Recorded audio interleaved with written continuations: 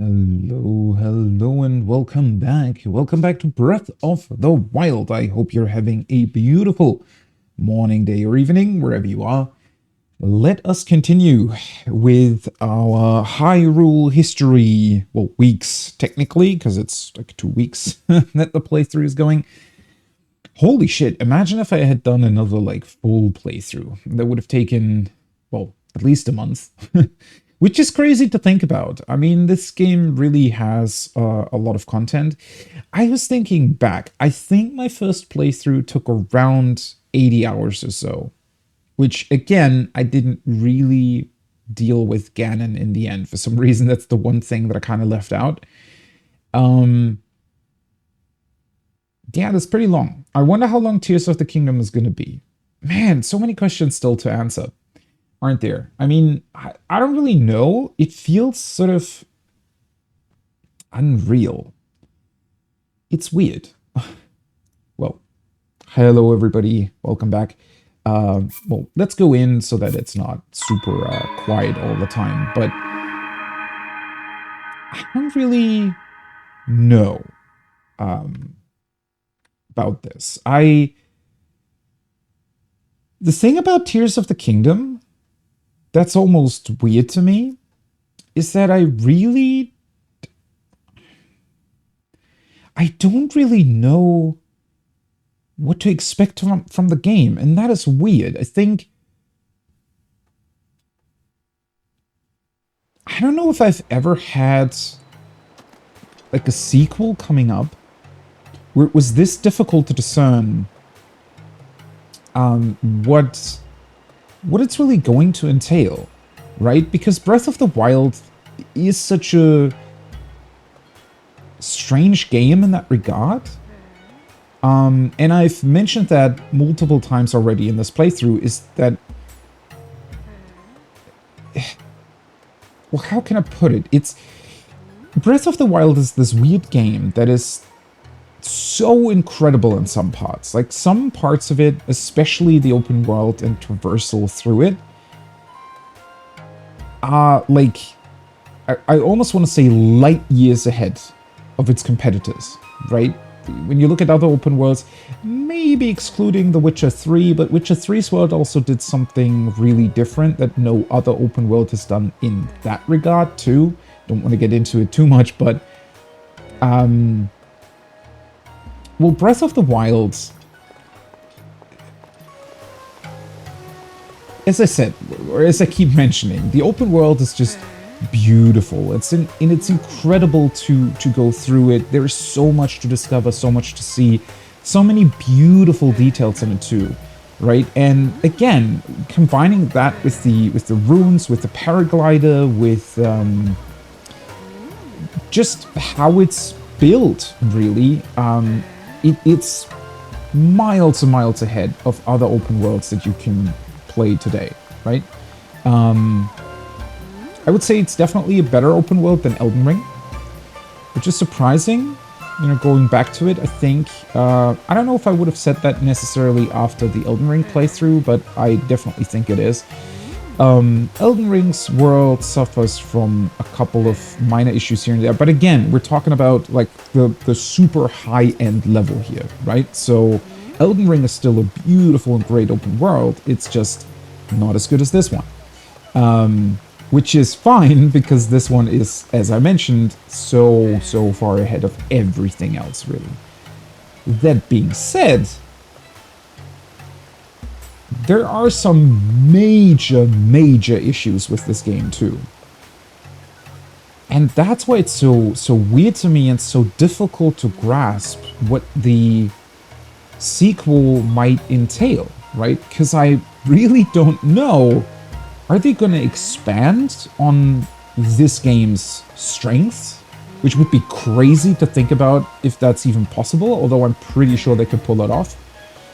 Or if they're more or less going to keep the worlds kind of the same, albeit obviously with some changes, regarding the structure, but not really, in terms of how you traverse it or what the gameplay really is.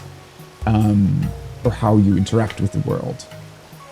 but address the issues that Breath of the Wild had.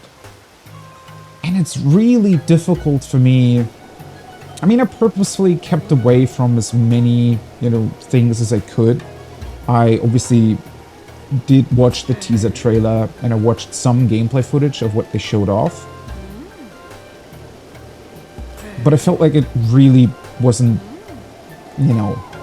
enough to answer that question, to know if what they're doing is going to change that much. It's so difficult for me to sort of in my head to try to think about, well, what could the sequel be? What is it? How does it work? What is it going to change, and how does it build upon this game? How does it address issues of this game? It's so weird to me. It's so difficult to answer, honestly. Well, either way, let's get back into our playthrough. So yesterday we did a bunch. I started yesterday's stream doing the Divine Beast Va Meadow, which is the bird. We got that done. And then I ventured into the desert. Which I didn't remember actually, is that you have to deal with the Yiga clan's secret hideout headquarters up in the mountain ranges there, which was pretty fun. I still think that's one of my favorite gameplay sections, albeit a short one, but I think it's like a short and sweet, and it has some really cool, unique interactions with being able to throw the bananas in their path and their reactions to that, and it also being a stealth section with a funny, quirky boss fight in the end, and a unique boss fight at that. So all of those things, I think, combine into a very, very just fun section. And as I said, I completely forgot that it was mandatory for getting into the Camel Divine Beast, which now resides on top of that mountain, shooting its laser at Ganon's castle. That being said, since we're now done with these two Divine Beasts, it's definitely time to venture forth into Zora's domain and handle the elephant. I think it's an elephant, right? As far as I remember, or as far as I can recall, you have to deal with a Lionel on top of a waterfall as like a test. I don't really remember if there is anything else going on. I also don't know which path to take. I'm pretty sure that I could just continue on from this shrine. It might be worth it to get my horse back. I don't know if that would be faster, probably. Question being, where the hell is the tower? Let's see, I'm gonna travel to the Great Plateaus Tower for a second here and see if I can mark off the location of the tower next to the Zora's domain. It should be somewhat in the beginning of it, right? I mean, that's the beauty of how they place the towers, is you never have to travel too much distance through unknown terrain or unknown map terrain to find the towers. That's another thing. I mean, that so beautifully illustrates why I can't really grasp what Tears of the Kingdom is going to be. What are the towers going to be like? Do we have to discover the map again? Are they just going to give us the map right from the get-go? Are the towers still there? Can we still fast travel to them? I mean, that would be weird, right? But on the other hand, it would make sense if we're really talking about a direct sequel here. That is so strange. Like, it really is. I really don't know how they're gonna, like, do that. I think it's that one. I'm pretty sure. Oh, yeah, it is. It is. This one's much further back than I thought. At least when you're taking this path. I mean, there's quite a big valley here with a river. In theory, I could start from Kakariko Village and just take this path. It might be worth returning to Kakariko real quick simply for upgrading some armor. I definitely also want to craft some food. Although I don't necessarily want to buy anything. Because as annoying as parts of the boss fight of the camel yesterday were, because of the frame rate, it was still really fun, and I think it's way more interesting if they're challenging. Sadly, the boss fights aren't really that challenging. I mean, they can really only do, or they can really only be challenging through dealing a lot of damage, right? And being threatening that way. Because otherwise, I mean, the attacks, they only have like 2 different attacks most of the time, which kind of sucks and is a bit unfortunate. It is what it is. It was still fairly enjoyable for what it was, but when you really think of it as being 4 major boss fights, the game is really, really lacking in this degree, which is funny. I wish, you know, I wish Elden Ring would have cut about half its bosses, right, and made the other half actually good, and put that energy into Breath of the Wild or something. I know that makes no sense, and obviously they were also developed at different times actually, but yeah, it's kind of funny how that turns out. But yeah, I could theoretically walk across this big plain here. I don't know if I would have to cross a river again if I did that, or if it would make more sense to take this bridge. That being said, well, it would be possible from the stable, right? Let's return to Kakariko real quick. Maybe I can get a sense of what those planes, like what they look like. I don't know. Thing is, I cannot get my horse there, right? I would have to find some other stable, which I think means that I'm probably going to go back to the one in Central Hyrule. Let's see. Also, we're very, very close to completing our second stamina wheel, which is nice. I should probably, at least for now, change back into my regular clothes. Yeah.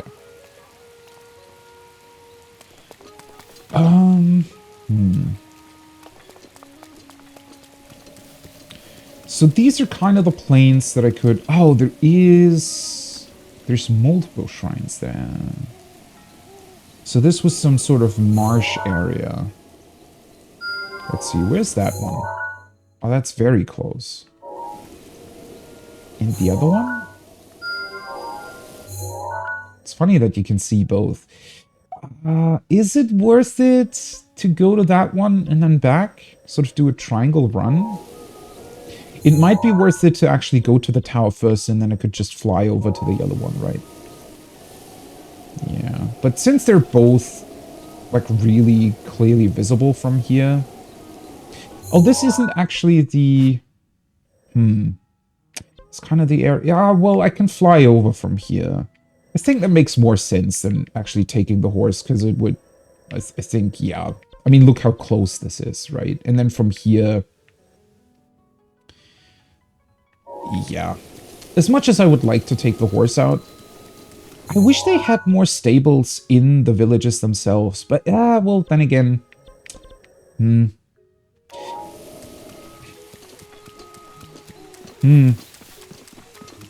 That's a difficult question to answer. I think... When it comes to the horse...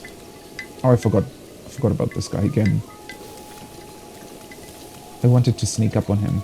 Well, when it comes to the horse, part of me wishes that it would work exactly like it does in Witcher, where you can pretty much just call your horse at any given point and it's just gonna spawn in behind you. Also, let's grab a couple fairies again. I think I sadly lost all of my fairies during the boss fight, I'm pretty sure.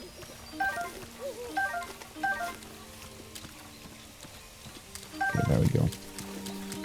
Also, I definitely want to grab the... Not the carrots. These things. The princesses. Oh, there's another one. Nice. 4 fairies? That really comes in handy with the limited amount of hearts that I have. Well, I do still... Thing is, I need to do at least some shrines, right? Because I do want to grab the Master Sword. At least for the last boss fight. What am I missing? Oh, shit. Yeah. Man, I already said how annoying these things can be. Thing is, I've seen Farosh twice now. That's the only dragon that I've seen, and I've seen twice. But while he's just up in the air, you cannot really, you know, get stuff from him. And I don't really remember where he spawns. I think he's the one that spawns next to the Great Bridge. Let's just upgrade this stuff for now. Second one. Shy Link.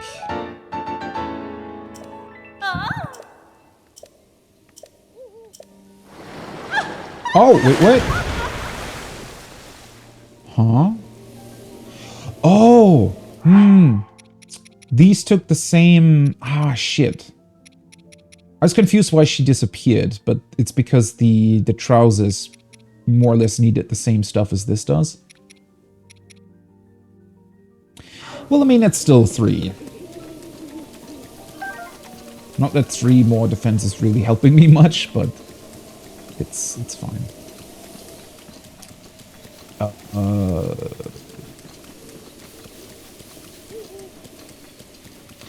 Well, if I want to cook something, I need to get down into the village again, right?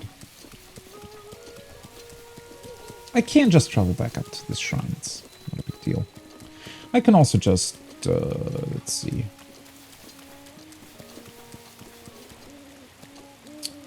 It should be fine if I just take off from there. Let's see, where is the... did it turn off? No, wait, this is just the... Where's the cooking pot? Wasn't there a cooking pot here? Oh, is it up there? The hell are you doing?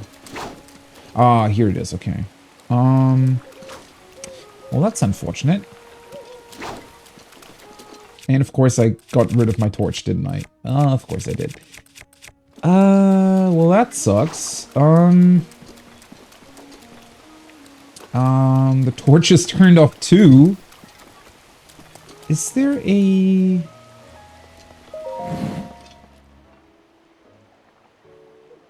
Why are you guys... Why is he sleeping behind the counter?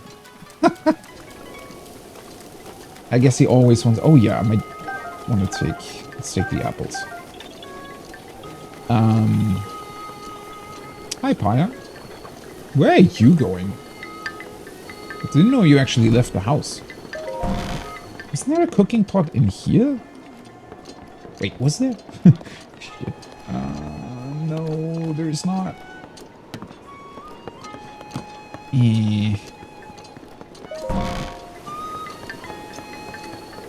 Oh. Wait, what? It stops raining and the fire just starts up again? Sure. I think that's how fire works. Oh, is the cooking pot on as well? Yeah. Well, that is certainly strange, but I'll take it. Right. So I might want to stack up on some more food. I was kind of, you know, yeah, well, not really imposing a challenge for myself, but I was never really crafting more food than I have slots in like one area here. I know that you can pretty much craft unlimited stuff, right? So it's... I don't know if that really makes sense to keep it like that. Boost stamina beyond its limit. Okay, so I have 3 stamina dishes. 4, technically. I really need some normal restoration stuff. Zora's Domain... I need some heat-resisting stuff, again, once I go on to the Gorons. But for now, that's fine. So, let's do one stamina thing with these 2. there anything else I want to put in there? The electricity. Ooh, the ancient cores. It might be worth it to do a very, very quick, visit to Hateno, right? Let's just put some salt in there too. Yeah. Go to Hateno, upgrade the stasis rune, and then come back here to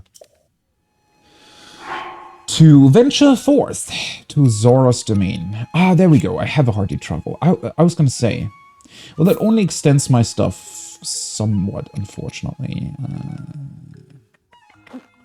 Let's just add that mushroom.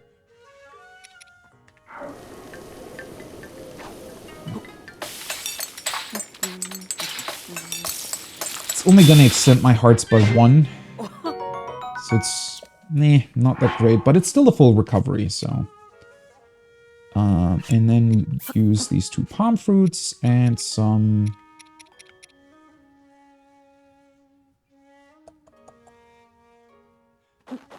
berries and palm fruits? Sure. Shouldn't be too bad, I think. There we go. Summit fruit. And that's exactly the amount of hearts that I have, so that's fine. Yeah. Well, let's do one more normal recovery dish. I mean, in theory, you know, if I don't need the cold resistance anymore, I can just use these as normal heart recovery items, right? So that's fine. I could use the mighty bananas. I do still have this one. What does this do? Hydromelon provides a cooling effect. Increase your heat resistance. Do I want to do that? That would give me a 3rd one, right? For the Gorons. That's actually maybe not the worst idea. Some melons. Can I put something else in there? Medicinal shops. But attack power. I have a lot of stuff for attack power, honestly. Stealth. Increase the number of hearts. Can I add herbs to this?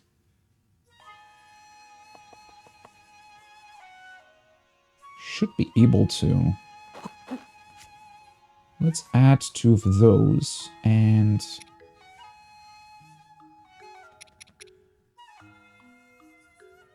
defense.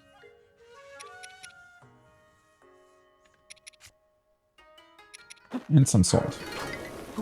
There we go. Apparently salting your melons is a thing.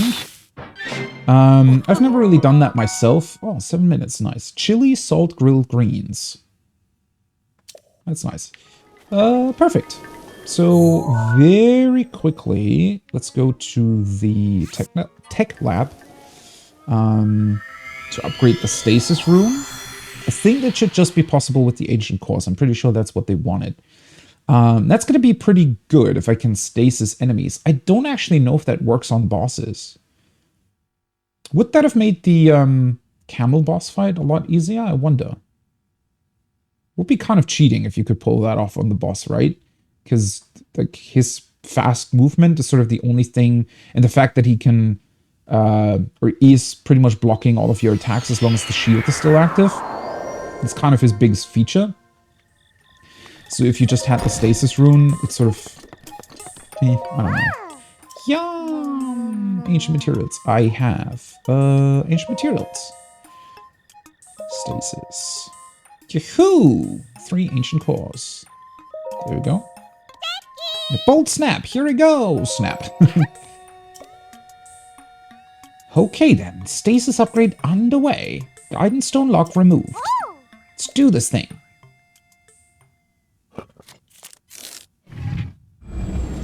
Honestly, that's another one of those things where I really wish they would have just not necessarily given you unlimited upgrades, but at least some more upgrades. Again, the game is lacking a lot when it comes to its end game progression, because there really is none beyond maybe some armor upgrades. It would have been really cool if you could have increased. So I know that at some point it does become sort of OP, right? Let's say just in theory, you could upgrade your ice pillars to 10 maximum, for example, right? Or your stasis to a 20-second duration, something like that.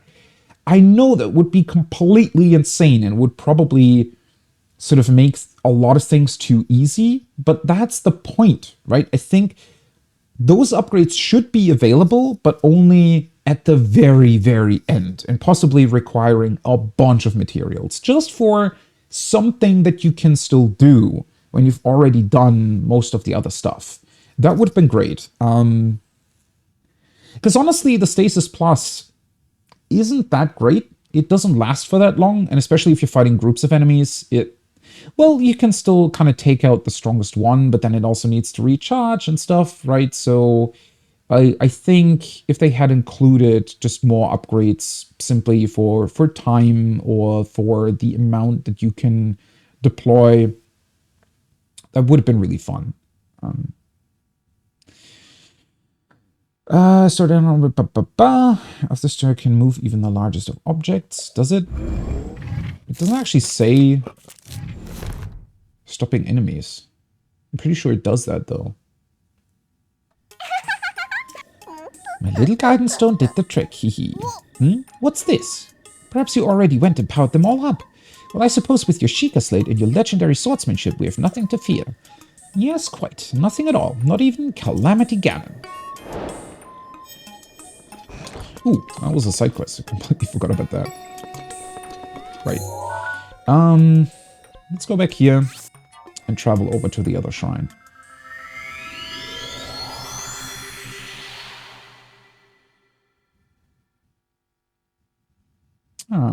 That's kind of why I fell off towards the very end of the game. Because I do distinctly remember that from those, good 80 hours that I played during my first playthrough, about 40 to 50 of them was pretty much perfect enjoyment, right? During that time, I think I would have been hard-pressed to find anything wrong with the game at all, because it was so fun moving through its environment. But I do distinctly remember that towards those last 30 hours of my first playthrough, you really felt like the game wasn't really prepared to be, I guess, I want to say, sort of searched through and played through that extensively, which again is sort of weird and funny to think about. But it really felt like that, right? It felt like there was still a world left that I could explore, but I was missing the gameplay to go along with it, right? So suddenly the game didn't really have any sort of additional weapons to give me. It didn't really have any additional upgrades to give me, and well, that's an awkward thing.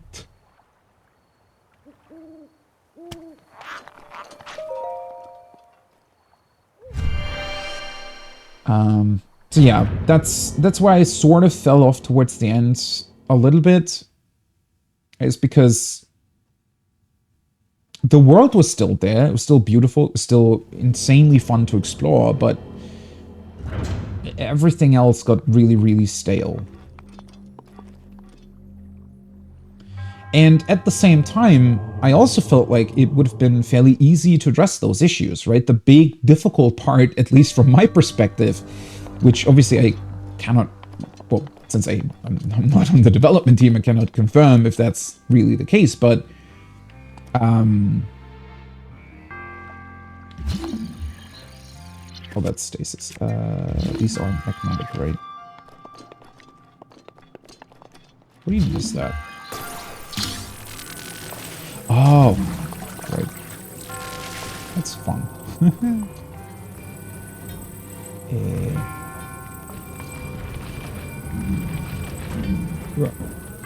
Come on. Oh, there we go.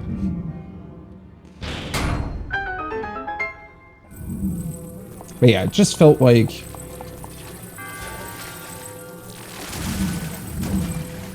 I was traveling through a very, very expansive, very well-designed open world, but kind of without purpose, right? Especially after, because there's still a ton of stuff to do, even beyond the, even beyond dealing with the 4 divine beasts. But if a lot of the gameplay elements are almost completely taken away from you, then it just becomes... It becomes this weird thing where you both want to enjoy the world, yet at the same time, you also...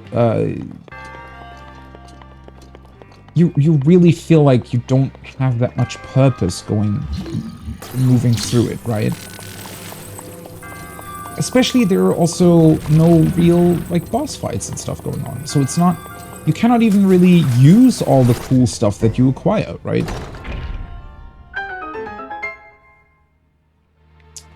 Oh, I had to open that up.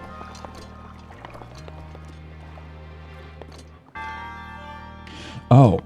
Wait a second. I have to put one of the things... Come on.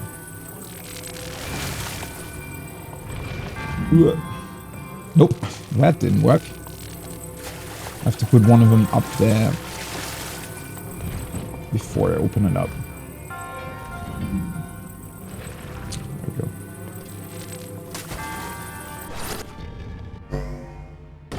Yeah, that should work.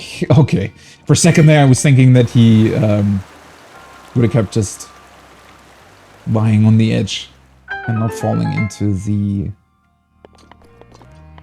mechanical thing. Contraption. Ball pit. There we go. Easy. Once again, I think this shrine should have started with the second puzzle. And then did at least 2 more that built on that. First one was kind of pointless because it was really obvious.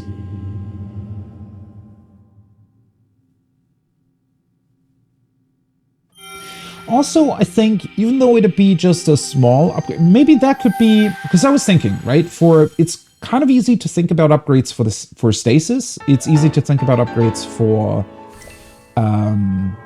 bombs, I think. I mean, you could just do... Either you would be able to just summon in more bombs at the same time, or they would just get stronger, right? Or do we have stasis... oh yeah, ice pillars, you just get more at the same time. For the magnetism rune, it's a bit more difficult to come up with a really cool, you know, idea as to what you could do. There we go. Fizzle spear? I never had that? Okay. I actually avoided his tail swipe. Didn't even know he was doing that. Oh, come on.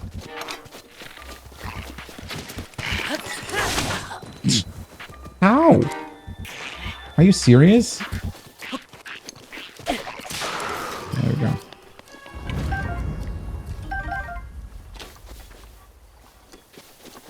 That worked. That was actually fun. Sometimes they're a bit annoying to fight because they move so erratically. Okay, so that's the shrine that I marked as well. What is he doing?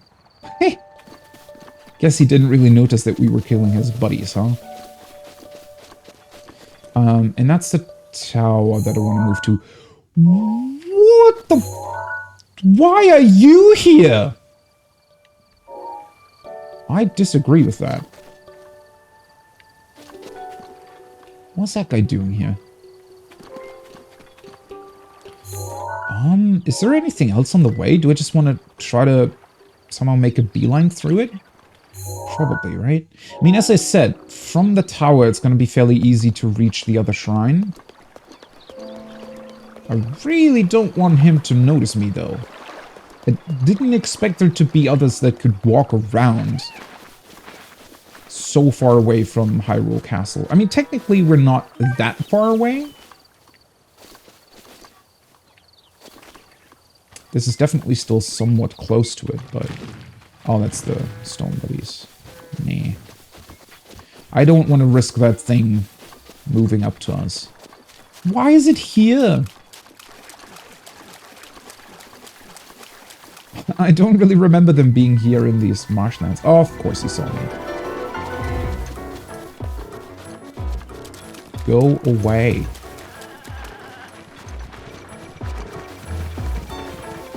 Oh boy. Oh! That was way too close for comfort. Holy shit, how quick is he? What the hell? What's going on here? Cool. Can I lose him? For a second I thought they... Of course he saw me. Oh, come on. At least I think the Guardian lost sight of me. Oh boy. Oh, it's one of these guys. Oh, that's going to be fun to fight. I just need to be sure he's still looking.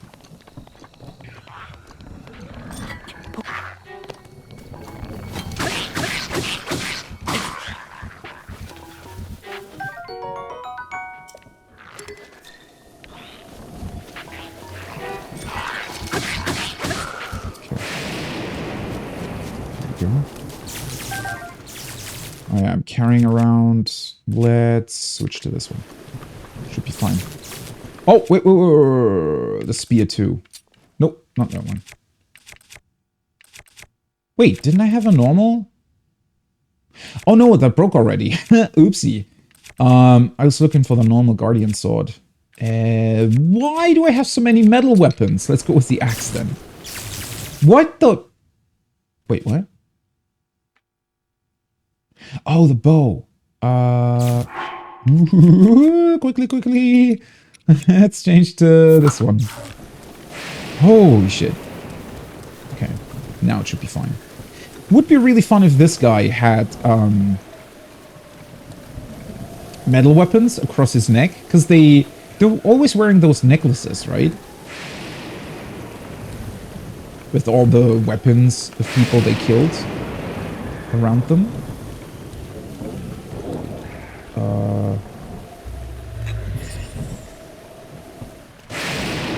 Let's see.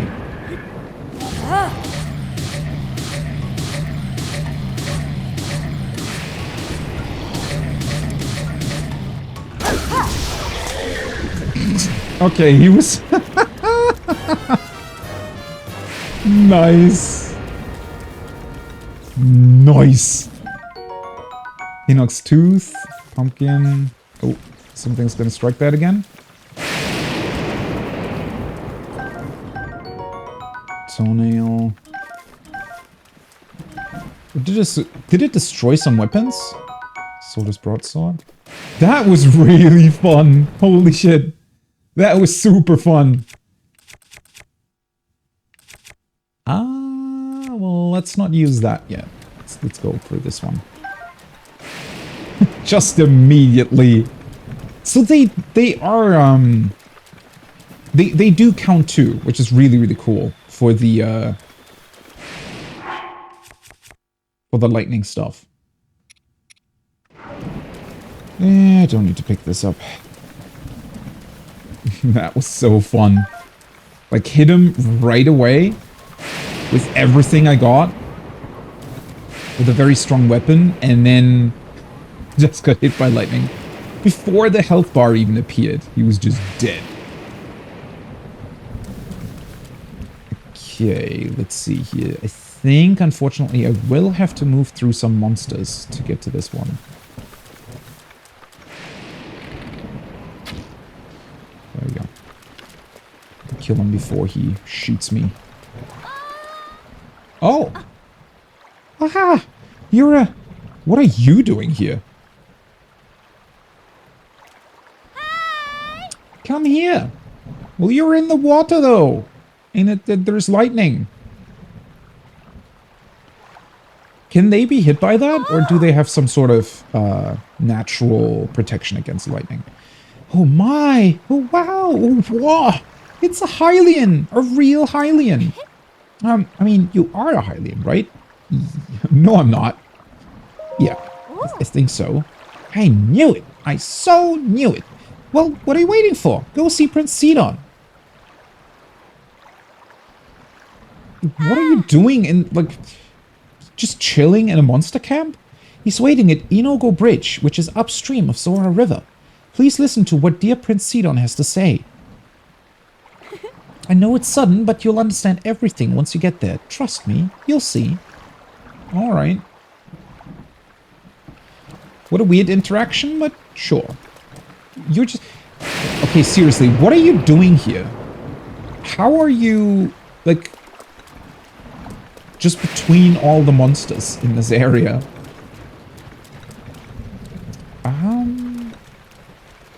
So I think taking the proper path would probably get me to the tower pretty much right away.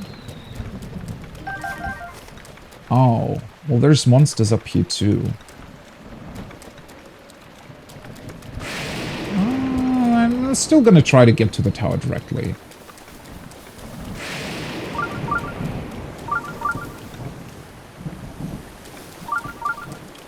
There's a shrine here too.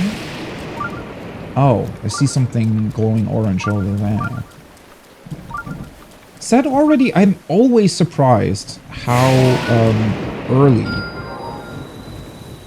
they are marked on your map. Okay, yeah, that one's really, really close. I still want to get to the tower first, though. Sorry for all the beeping on the way, but yeah, let's get to it. It would be nice if the rain and lightning stopped.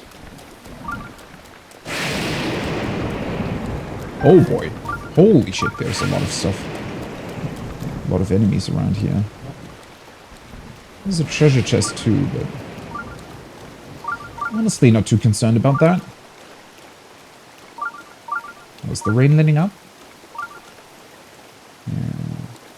Might be close to the marsh. Maybe the marshlands typically have rain. That might be it. That is the one thing I wish the game would have done slightly differently, is have actual rain clouds in the distance. I know there is that one rain cloud essentially. Okay, let's fight these guys. Stop it. Here.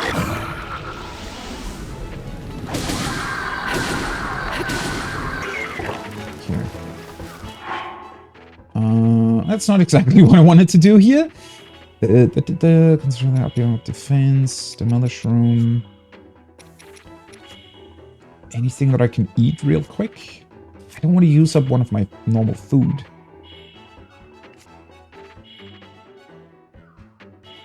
But then again, that probably makes more sense, all things considered.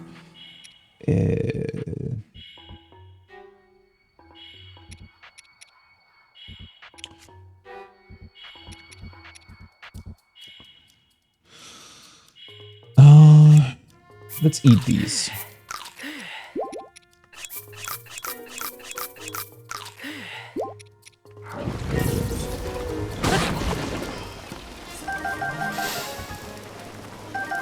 Oh, nice. It turned into the red stuff right away.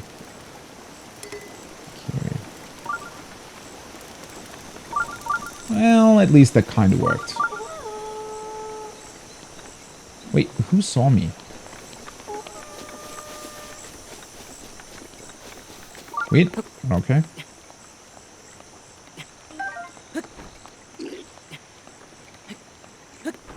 You heard me jumping? Oh, it's starting to rain again. Oh, Link, come on.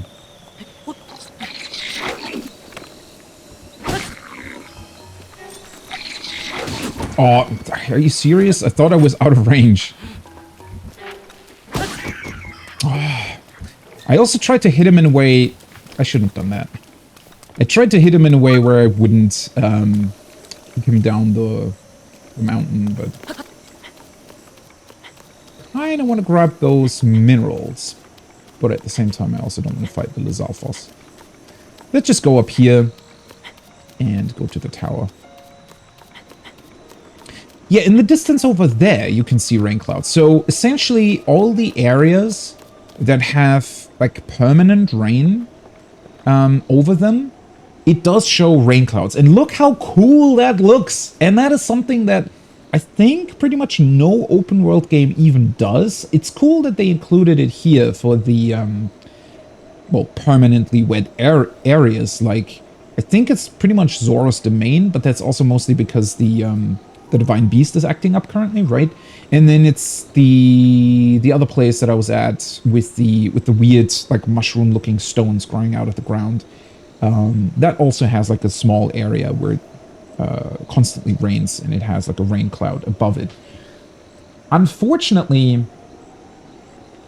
the normal rain, so the normal weather that changes, does not get displayed with actual clouds. And I get why, because it would have been really, really difficult to include that. And there's a reason why even other games that are definitely way more technically advanced still don't do that, because I think it's difficult enough to have, like would just happen, you know, clouds move in front of the sun and have large shadows like those in the distance be visible across vast stretches of land.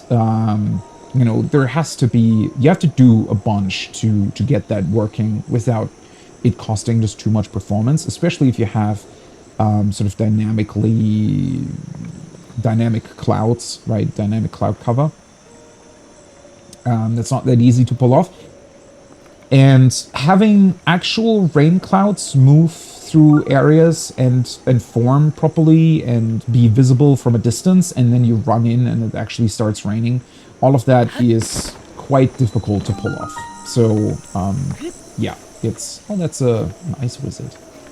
Let's just let him run around where he is. So yeah, it's... as cool as it would be, unfortunately, from a technical side, that's really not so easy to pull off. Although it would look really, really awesome. And that is one of those things where I just wish... Well, I've not played Horizon's sequel, so I don't know if they're maybe doing something with weather effects that I just haven't seen yet. I don't know, since I haven't played it. The first one definitely did not do that. Pretty sure sort of most open world games that I've played, or almost all of them, don't really do much with... Like, weather is always localized to the player. Oh, you can see the salamander walking across the volcano. That's so awesome, right? That must have been so difficult to pull that off with the technology at display here. That those things are actually moving in the distance. It's also moving at a proper frame rate, right? So even though the frame rate overall isn't that great, it's still moving with the same frame rate, which is actually quite impressive, honestly. That I think Breath of the Wild, well, it has some pop-in, right? But they don't lower the frame rate of far objects that are animated. Which, for example, some, Monster Hunter World does, even on PlayStation 4. Or did, rather. I mean, it's also getting a bit older at this point, but... Yeah, they limited far-moving animals to, I think, 15 frames, which is quite odd to see. That's... I'd much rather have pop-in, honestly, than distant objects being animated at half the frame rate. I think that's worse, honestly. And then again, maybe for Monster Hunter it's kind of required, because you maybe need to see or want to see those, you know, monsters, since they're kind of important for Monster Hunter, as the name suggests. That's where we need to go to, right? That's Zora's domain, I'm pretty sure. Hey, buddy, what's going on? So high up. I think he was trapped here, right? Honestly, when it comes to, you know, big shadows, like cloud shadows and stuff, or in general shadows from big mountains or big structures in the world, I think the first game that really impressed me with that in terms of technology was The Witcher 3. I think Witcher 3 honestly was one of the big, like the first big open world games that pretty much pulled off shadows everywhere. I don't know if they were all real shadows. I mean, there's definitely there's definitely a difference between shadows that are drawn like from your character or from nearby objects versus shadows that are drawn from clouds or big structures. But either way, they pulled it off. Like from visually speaking, it was hard to tell the difference. And they pulled it off on console too, right? I mean, I played Witcher 3 on PlayStation 4. And that was honestly really, really, really impressive from a technical standpoint.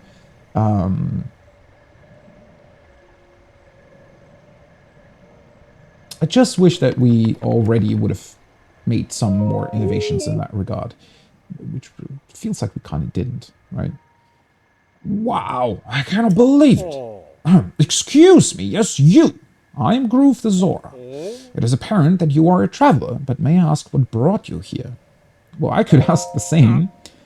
How very astute of you. An excellent query indeed. I, by order of Prince Sidon of Zora's domain, am searching for a Hylian. Or I was, but then I fell asleep. I awoke to a loud noise and awful quaking, and now here I am. So this is the second person that we've met that has been stuck on a tower, but for some reason isn't dead. So let's see. I mean, this guy's a Zora. Maybe they survive longer. But then again, they're water-based. You would assume that they need even more drinking water than normal people do. I don't know. But the blood boon is every 7 days, right? I want to say. I think it was something like that. And I think I've seen like 3 or 4 during my playthrough. Wait, was it only 4? Well, either way, it's definitely been almost a month in-game since Link started the towers. How does that work exactly? I'd like to get down and be on my way, but I'm simply too high up. I need to figure something out. Prince Sidon is down at the bridge below, but for some reason I cannot seem to catch his attention. But you are a Hylian, yes? Well then, my luck is improving. Prince Sidon, I found one! Wait, he's not gonna hear though, right? I found a Hylian! Prince Sidon doesn't seem to notice my struggle. Perhaps I should swallow my fear and jump to the river below. Then I could return to him. He must be worried sick. No, nope, can't do it. I'm too high up. I mean, honestly, yes, he's like a fish creature, but this is very high. I mean, I don't know the exact sort of distance at which water becomes dangerous, but there is, I'm pretty sure that as a human, you need to be, like, you need to know what you're doing if you're jumping into water from like about 20 meters height. Like at that distance, it's already really, really dangerous. If you don't know exactly, like if you don't have the proper sort of diving technique, which we can assume this guy has, right? But this thing, like we're at least 80 to 100 meters up, probably more even. That's like no chance. Splashing into water would be like hitting concrete at this height, I'm pretty sure. I likely meet the gods of the ever after before I ever see Prince Sidon again. Mr. Hylian, I must apologize. It's Link, by the way. It will be some time before I can get back to Prince Sidon. Please, you must leave me here and go on ahead. Where the hell is that guy, though?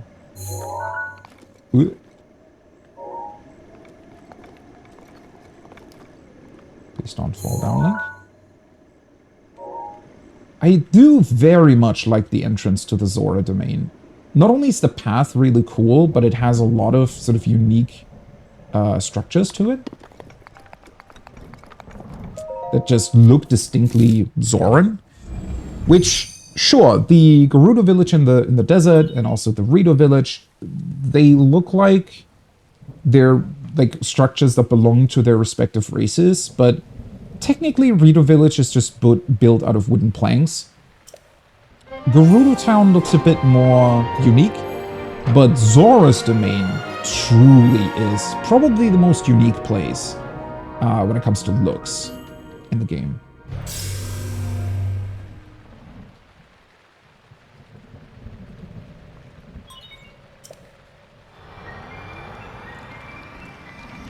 It is already raining quite a bit approaching this area.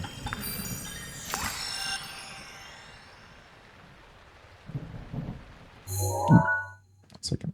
Give me... There we go. Okay. So we got the map. It's almost falling down. Yeah. I do remember. So this was the first Divine Beast that I did, right? When I played the game for the first time. And I was super impressed by this path, right? The way this path sort of winds through here with the bridges in between. It's such a cool journey to take to Zora's Domain. It's so awesome how it leads you into it, right? And has this really cool natural progression to it. It's just awesome. Also, I saw... So there is a shrine all the way back there, but I don't think I really want to grab that yet. I definitely want to grab that one. And that's the other one that I have marked. There is one more over there. But I'm not too sure if that's close to anything that I've already discovered. I want to say it's somewhat close to that tower, but...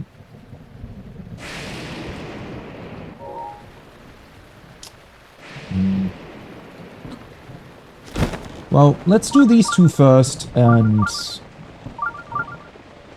If I still want to do it, I can go on. So I'm pretty sure I currently have 4 orbs, which would mean that's the full second stamina gauge.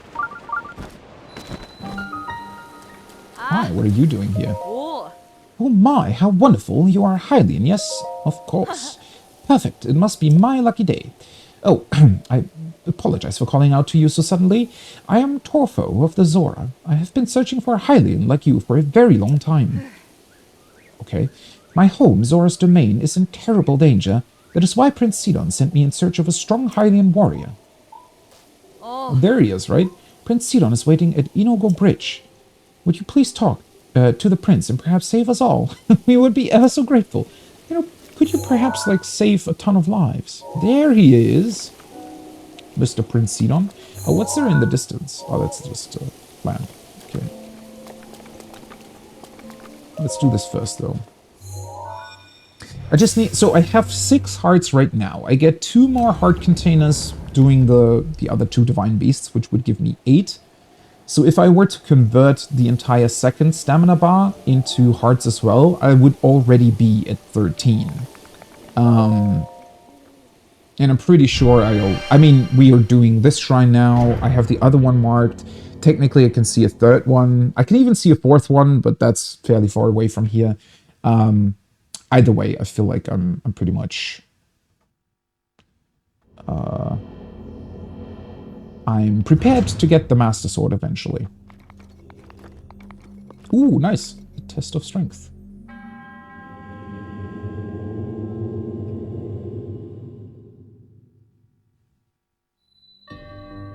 A minor one. Okay. Might as well start with the bad weapons first, right? So don't really need to keep them around as much. Because I'm gonna get rid of them anyways, picking up whatever this guy has.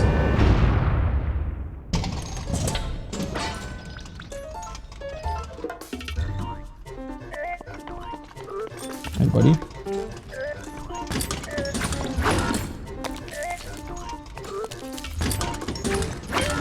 Nope. Come on. I want to get the Flurry Rush at least.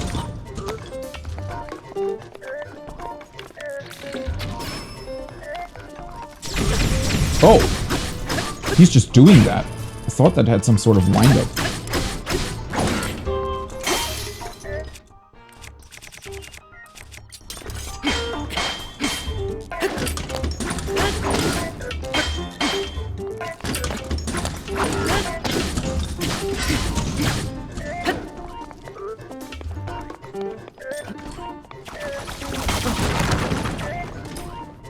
Why did I try to parry that?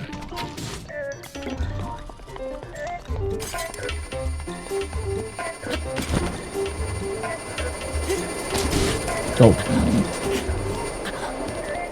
That's not really what I wanted to do. God, I hate the ragdoll on Link so much. Nope.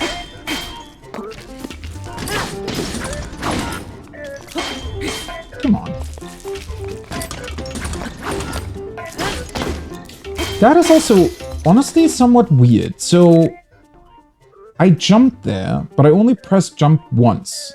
Link landed already, and then I did an attack, and that attack was still counted as a jumping attack for some reason. That's definitely curious that it works like that.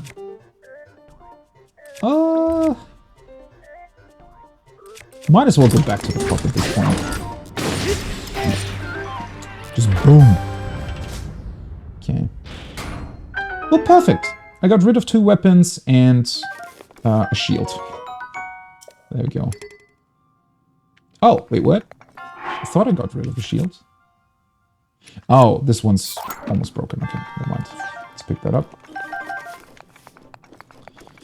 I can keep it equipped too. Switch over to the small weapon. Shield looks really cool on Link's back, doesn't it?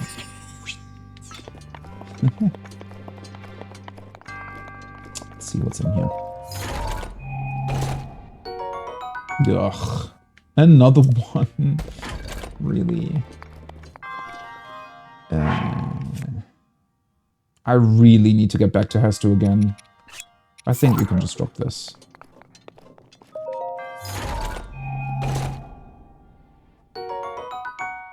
Thing is, though, I feel like I'm not even...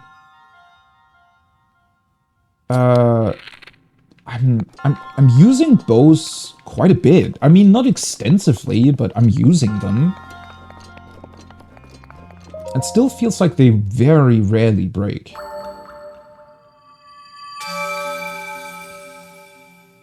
Well, most of them are also almost the same strength, so...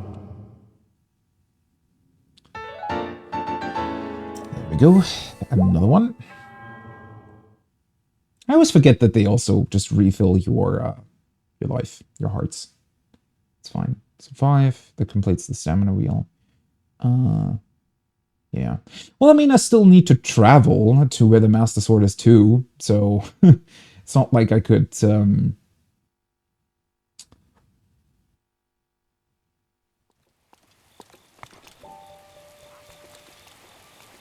I can just go there and pick it up. Thing is...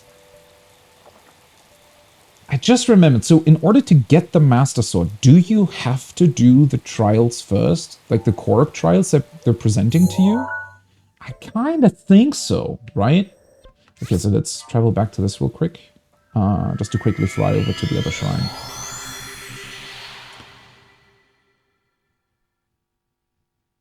Weren't there 3 additional shrines in Korok Forest 2? There might have been. I don't remember if you had to do those before being allowed to take the Master Sword.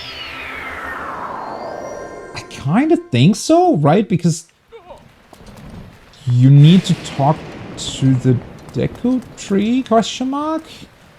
I don't know. We'll see once we get there.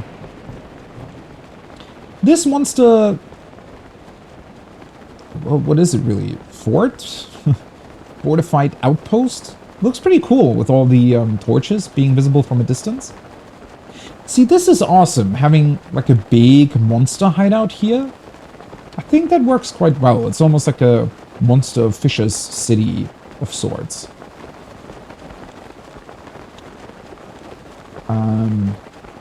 It's also more unique looking than most of the other monster places. I just wish that they would have mostly limited sort of monster presence to something like that, where they would have built more unique structures for the most part, and not included... Well, I mean, this is fine too, right? If it's just sort of a small campfire with monsters around them, that works too. What I don't like are the like random skulls and everything that are placed everywhere.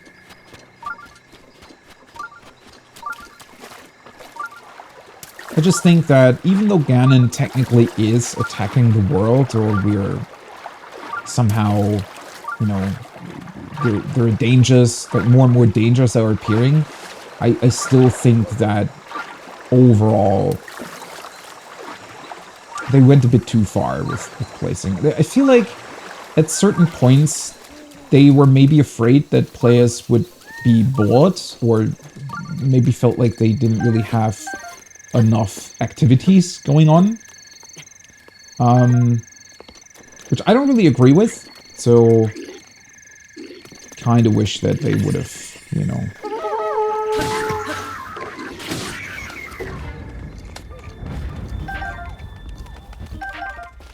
Maybe excluded those. Oh, hello.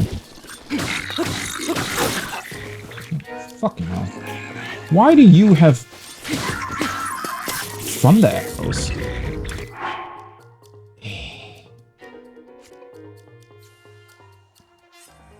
Yeah, that thunder stuff can be very annoying. Do I just want to heal? Do I have anything against them? Let's maybe go with this one. Where's the stuff that I dropped? Oh, there we go. Stop it! And I have my sword back. There we go.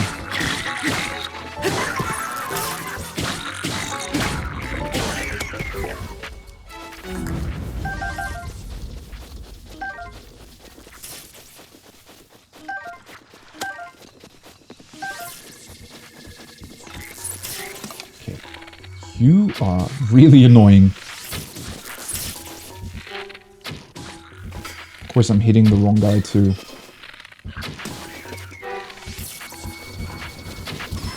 There we go. Probably just should have done that from the start. Hopefully this was even worth it.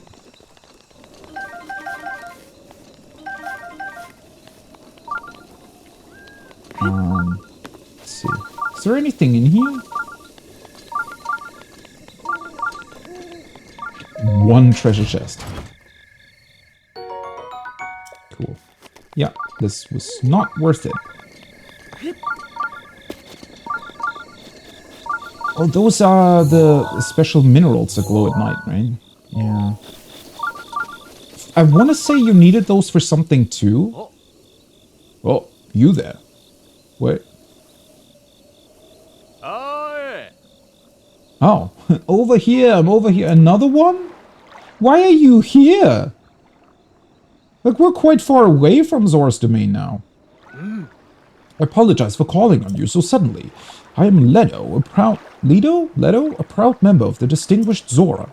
As you are a real Hylian, I had no choice but to call upon you. Wait, aren't there... I mean, I guess we're one of the only real warriors out there, but there should still be quite a few Hylian people out and about, right?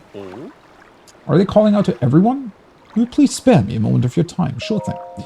Thank you so very much. Yeah, I know. There were like 3-4 people that have pointed to that already. Do you see that tower, the one atop that mountain yonder? I need you to go upstream of Zora River, which runs along the north side of that tower to Inogo Bridge. I know. I can see it in your eyes. You're asking yourself, why me? A reasonable question for a stranger accosted by a passing Zora in such a manner, but I must assure you this venture will be very profitable for you as well. You see, Prince Sidon of the Zora is in desperate search for a strong Hylian, and as this is a royal request from the prince himself, it's safe to assume a generous reward is in the cards. That is why I'm asking you to meet with Prince Sidon at Inogo Bridge, along the Zora River just upstream of here. They're getting kind of annoying after a while, I'm not gonna lie. Right? There's... I definitely didn't expect one to be over here. Oh. Poor goat! The goat, I think, just spawned in... Oh! And the Lizalfos is just eating the meat? I don't think I've ever seen that animation. Look at him snacking away. You know what would have been funny? if that gave him some sort of additional strength or something. There we go. Just hit a bow. Okay.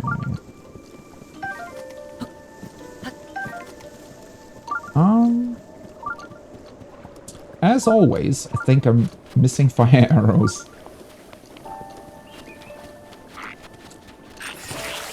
Oh,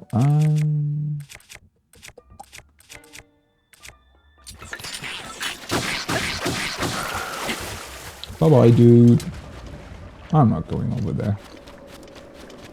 Technically, bomb arrows should do the trick too. I really should have kept the fire rod, huh?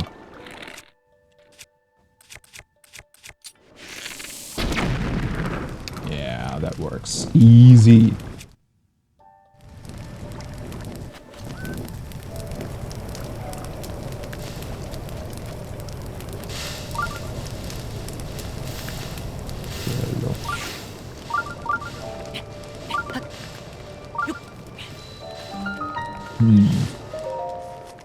You know, another thing that I was just sort of asking to myself here? If Tears of the Kingdom comes with something akin to shrines or something else that you need to collect, and also has a scanner that makes a sound whenever you get near one of those structures, I wonder if I'm going to keep it on. I know I had it on during my first playthrough of Breath of the Wild, so maybe I'm going to do that too in Tears of the Kingdom? So the thing is, to an extent, it probably would be more fun to discover the world and go through it without such a device. On the other hand... Okay, this is going to be difficult to describe, but I think... Like, for me personally, I do like to go with the sort of intended experience. I know that a lot of the time there isn't such a thing. Like, it's actually fairly rare, I want to say, that, you know, an intended experience really exists as such. So maybe intended experience isn't the right word. It's more like the best balanced experience is probably a better description of what I'm trying to say here. Okay, so I'm pretty sure this turns the laser.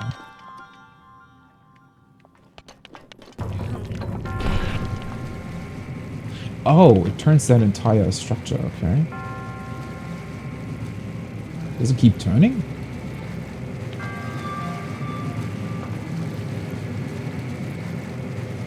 Seems so. Oh. It just does one full rotation? Strange, but alright. Wait, that's it? I don't even have to use ice. I can just swim over. But yeah, one thing... One of my sort of personal gripes with... Well, it's not really only with open world games, it's with a lot of games in general, is that it's always kind of difficult to figure out what the best balanced experience is going to be, right? So it's sometimes difficult to discern what the developers really went with in terms of that experience. Okay, I'm pretty sure I cannot place that on the Switch, right? This is going to float. Technically it's made out of metal, so shouldn't it be... Oh god. Yeah, it's definitely floating. How is that floating? I guess it's empty inside?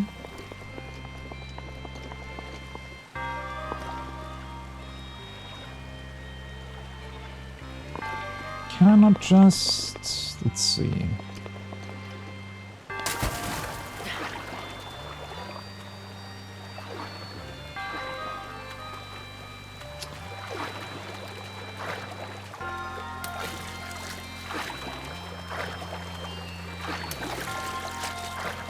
Oh, I just need to place it on top of the top of the switch, right? Let's see. Let's make sure that it's really on top of it. Is it? Link, stop standing in the way. Pretty sure it is. This should be fine in theory. So if I turn the laser again, I should be able to use the ice pillar to still get to the end, even though the water level is lowered, right? Is there an optional chest here somewhere? Feels weird that there isn't. Oh, wait. Well, it's definitely not a metallic one if so. Oh, there we go. There it is. Let's turn this again.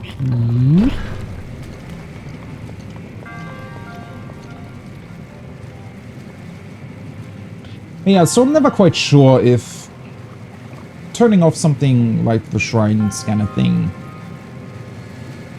it's maybe going to prevent you from seeing certain things. I don't know. It's sometimes really difficult to say. Unfortunately, I feel like sometimes the developers themselves don't always know what a kind of intended experience is supposed to be.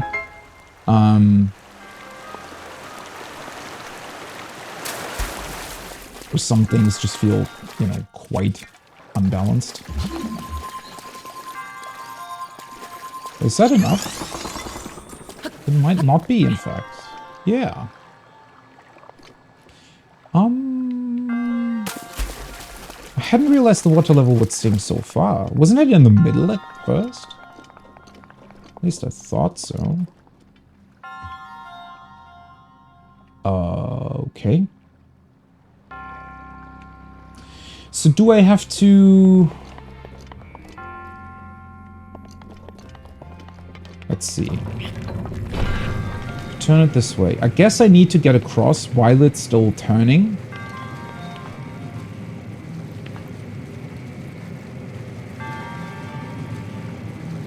Yeah, should be fine.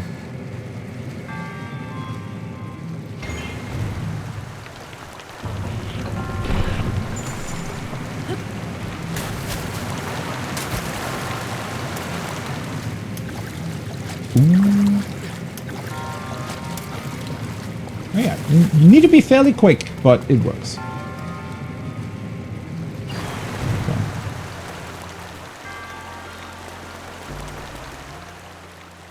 Yeah, I know. I've seen this already. Why is it stopping time again? Oh, there we go. Did it! Now we can return to Prince Sidon.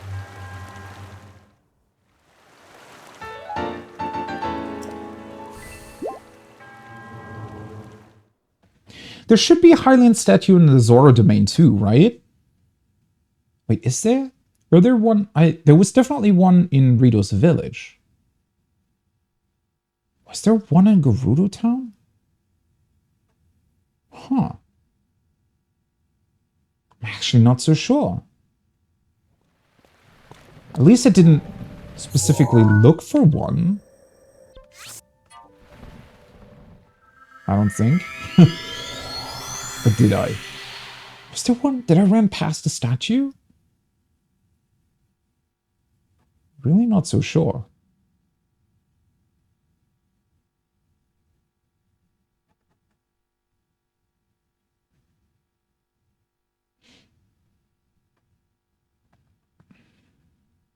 I don't know what would make more sense in terms of timing for getting the Master Sword. Maybe after I'm done with all the Divine Beasts, right? Oh, a big hardy radish. Nice. Mostly because at that point I don't need to convert too much stamina into hearts, I don't think. And I'll have the additional heart containers from the Guardians. Also, in theory, it would make it more difficult, I guess. Up top, above you. I don't know. Why is this voice acted? Hey, buddy. Oh, they all are, right? The introductions to the... Yeah, they all are. Pardon the entrance, but you're a Hylian, aren't you? I was hoping perhaps you'd have a moment to talk. I still think that their description of just looking for a Hylian is very, very broad. a Hylian warrior. It's just a kind of a weird description, honestly. That being said, how long have they been looking? Couldn't be that long, right? I mean, in theory, they should have started looking once the towers rose, right? Because that's when the divine beasts went crazy again. Aha, Hylian. Yes, I knew it. Oh, pardon me. I am Sidon, the Sora Prince. With the... maybe a little bit of a concerning smile, I'm going to say. And what is your name? Go on, please tell me. Link. Hylian warrior at your service.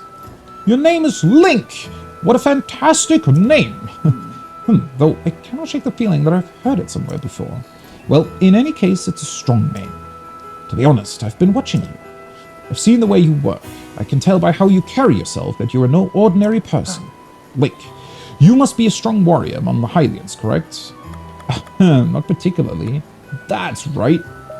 At least I think so. Aha! Just as I suspected. I am a Zora Prince, after all. I have an eye for talent that is unparalleled. Yes, exquisite. I've been searching for someone like you for a long time. A man like you, Link, who carries himself with power. Right now, Zora's domain is in grave danger because of the massive rainfall coming from Divine Beast Varuta. Please promise you will help us. We need your strength, warrior. Won't you please come to Zora's domain with me? Sure thing. Wow! Really? Thank you, Link. You are indeed the man I thought you were. Now, Zora's domain will be safe for certain. No time to waste. Hurry up and head over. Because of the rain, the cliffs are too wet to climb. To reach the domain, you will need to go straight along this path.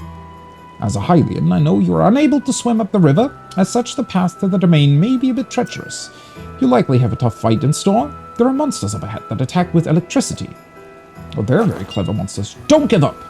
I believe in you. Oh, that's right. I have something that I would like to give to you. This is just a small trinket to show that I have faith in you.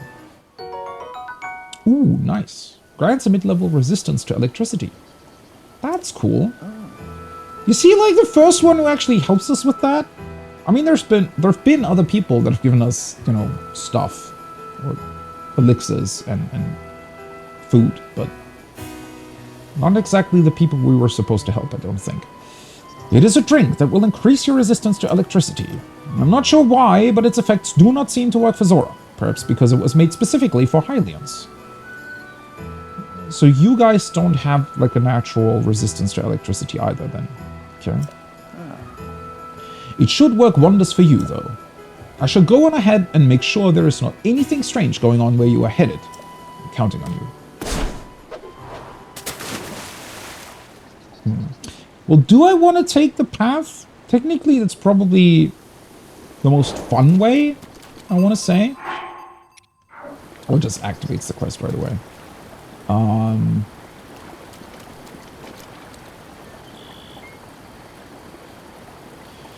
I'm pretty sure that I have enough stamina. I kind of know the climbing technique to still climb up some ledges, but we might as well take the river, right? That being said, I am going to take a very quick break and get rid of my morning coffee. Dapper, hi, thanks for the follow. Yeah, I'm gonna be right back in like a minute.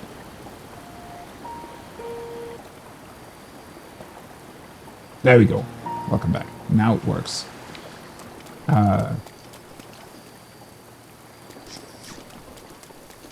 With an unmuted mic. Okay, let's do this. Mentally prepared for the journey on ahead. I don't remember there being that many of these guys here. Also, I'm already running somewhat low on arrows again, even though I got a couple from the last interaction with the Lizalfos, I thought.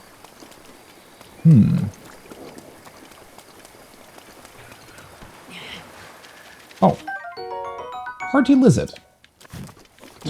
Stone almost fell on me. That was a weird sound.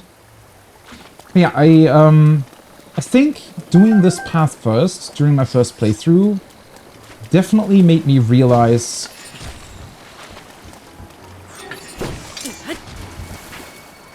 Come on. There we go. gonna say, he actually has to hit me, right? Hey, buddies! What's going on? Oh. Do you still have... There we go. An apple. And arrows, finally.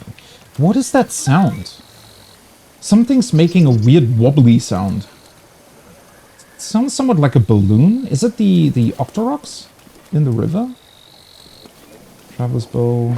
Or is it something else? Nice. Some arrows. Pick that up too.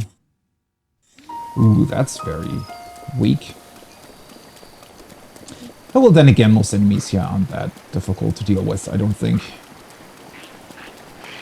I like that they put up signs too. Zora's domain ahead. You know, seeing signs like this always makes me wish that we'd kind of see these areas while they're not being attacked by monsters that much. You know, sort of in their natural form. But this works too. During my first playthrough, though, I think, well, you... or at least I, pretty much followed...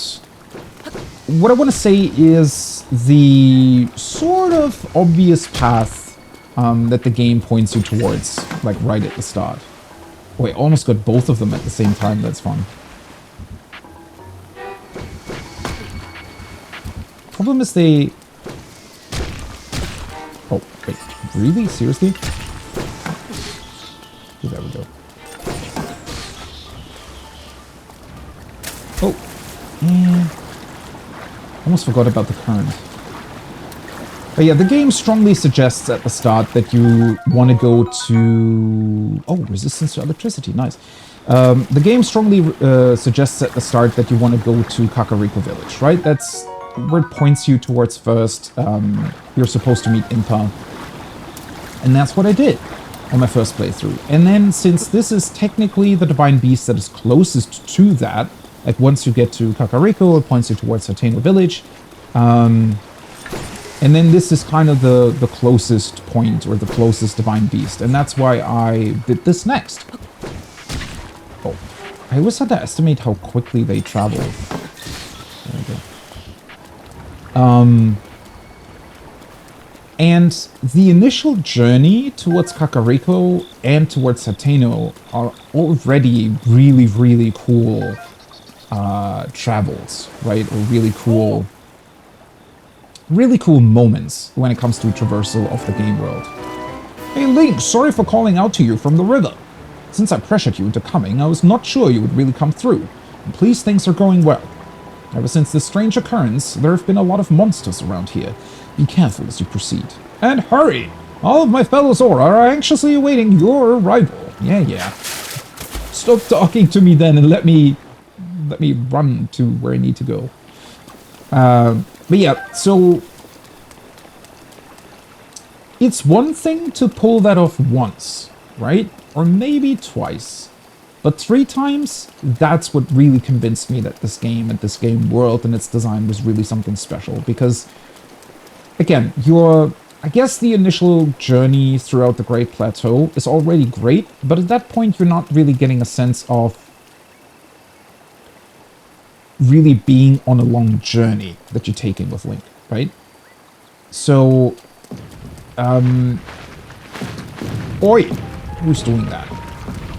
The Great Plateau, while being great and an awesome tutorial for the game, it does very much feel sort of like a tutorial, right? So the game is sort of showing off what it can do, it's showing off what you can do as the player, how things work, which is great, don't get me wrong, right? It's pretty awesome how that works. Oh. Didn't realize there would be thorns here too. Wait, what? Yeah, I still have the bomb. Do they not work in rain? Oh, well, that sucks. I like how you can just pick them up again.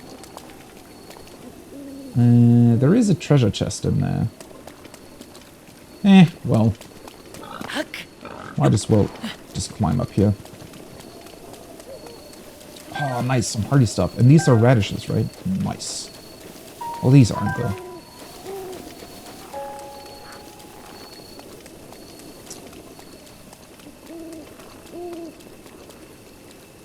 Might as well skip a small portion of the path here. You don't see me. I'm sneaky as hell. Well, actually, I'm not, but... Guess they're not really bothering me. Some of them, I think, they're kind of seeing me, but they're not quite sure. But then once you really start playing the game, right, and you get off of the Great Plateau and you start your proper journey towards Kakariko Village, at that point, it just becomes this... Well, an actual journey. I never quite know what else to call it, because it's very much that. It's an actual journey, but it's so different from how other games are doing it, or how other games feel in that regard. Whereas here, in Breath of the Wild, it does feel like this epic journey that you're going on. Hey, over here! And the way the pathways are designed, the way the world is designed, the way it takes you through the world to those villages, and it even accounts for that sort of being your first journey, right? All the characters that you meet on the way, the people that point you in the right direction, the signs that are posted up that point you in the right direction, right? There's so much stuff there that just feels like a proper world you are traversing. And seeing that progression from Kakariko to Hateno, and then taking this journey, taking this winding path through the mountains, over the river to Zora's domain, that was when I truly realized what a special world they had created here. And how well designed it is when it comes to traversing it. Sorry for calling us from so far away. The domain is still a ways off, but you're making good progress. I shall be along soon myself. I won't be much longer. In the meantime, I'll be cheering you on from here in the river, so hang in there. You can do it. Stay strong. How about you know, help out and maybe get rid of a couple of monsters for me? Just a small suggestion, you know? Oh, wait a second. I think there was... yeah. Small mineral outpost. There we go. Give me the money. It's especially cool considering that you also see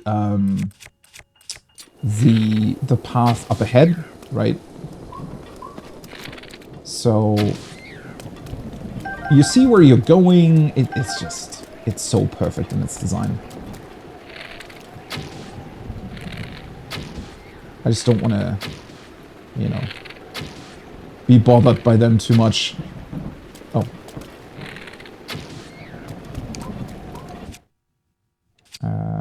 Oh yeah, I have the hammer equipped still.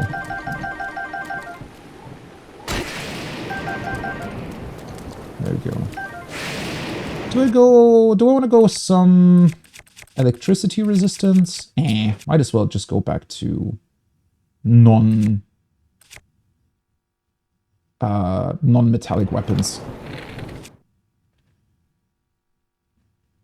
Wait, this one's not made out of metal? I thought it was. Interesting. It also just looks so awesome, right? With the glowing crystals in the distance. I guess we can just skip that part. Just fly over here. Hey, Mr. Lizalfos.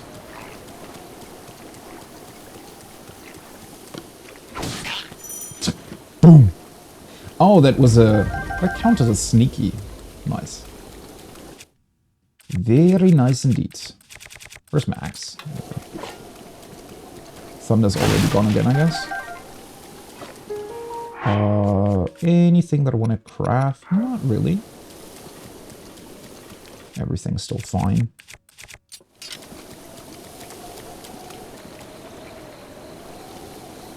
What kind of frog are you? Am I still going the right way? Yeah, I am. Maximum stamina. Nice. I don't know what it was specifically about this path, though. now that I'm looking back at it, I mean, the way to Kakariko and Hateno are both already great in terms of traversal, but I don't know, this is something else entirely. This feels like such a cool journey. I know I'm repeating myself here. Oi! Stop it!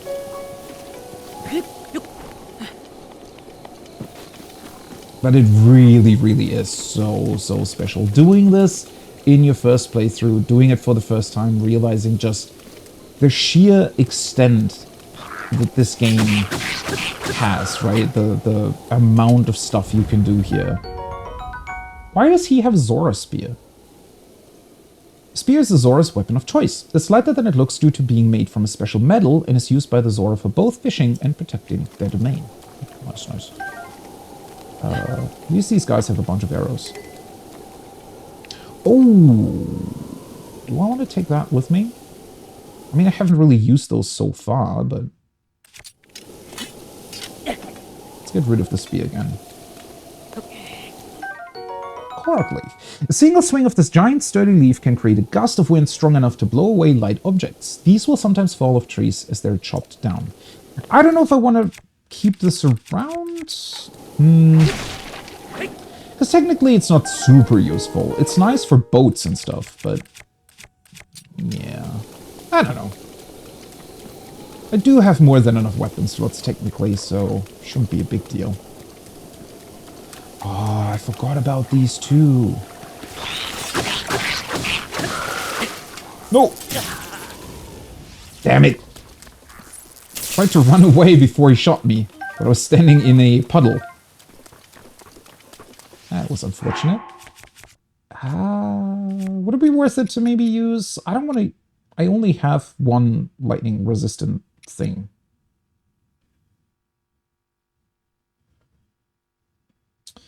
Anything else that would be beneficial here? Increased stamina I don't really need. Additional heart I probably want to... yeah, let's just eat this. It's fine. Oh, small boomerang. Yeah. I don't know if I want to keep this around, if I'm honest. I have so many weapons, though.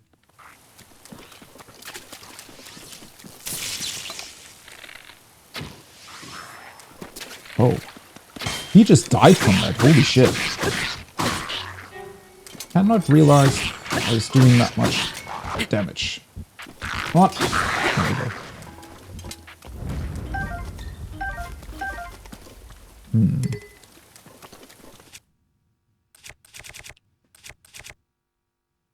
I like halberds a lot. How's that not destroying it? Like, seriously. Oh, there we go. It can. It just takes a very long time.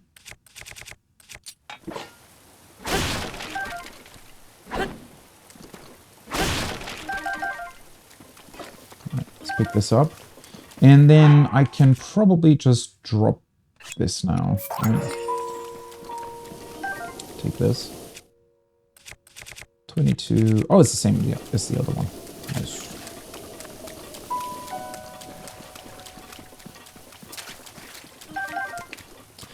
It's such a cool example of good level design. This path, I mean. Because it's taking full advantage of the world around it, right? I mean, this would be good level design regardless of whether or not it's an open world or not. I think it's just more impressive if you pull it off within an open world. Because technically the player would be allowed to go anywhere they want, right? But, well, of course they're also introducing the rain to limit your movement somewhat and kind of push you towards, you know, the intended path.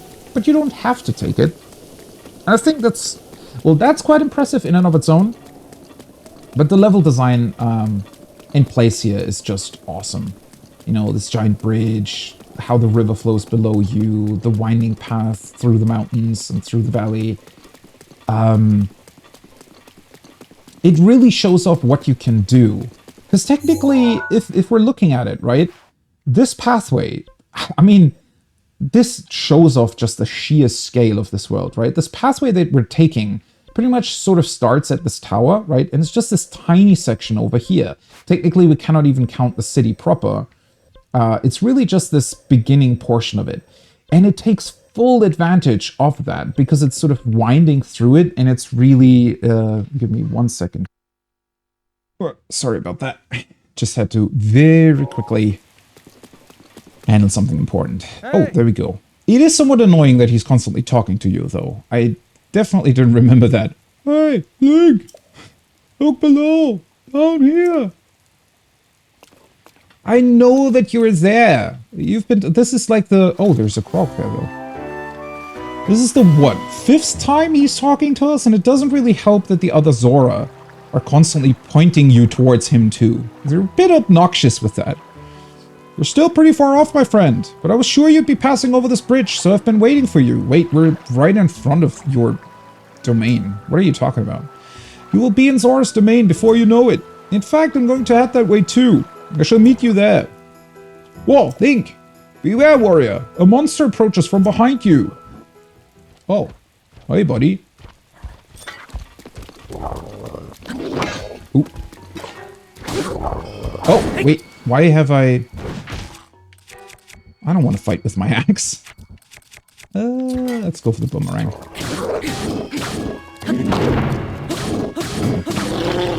Really thought that would have counted for a flurry rush. 9? A crudely fashioned club favored by moblins. It's carved from a sturdy tree, but is sloppily made so it breaks easy. Yeah, I don't need that. Oh wait, where did it put us? This way. Put us towards the end of the bridge for some reason. Or maybe I was just already standing here.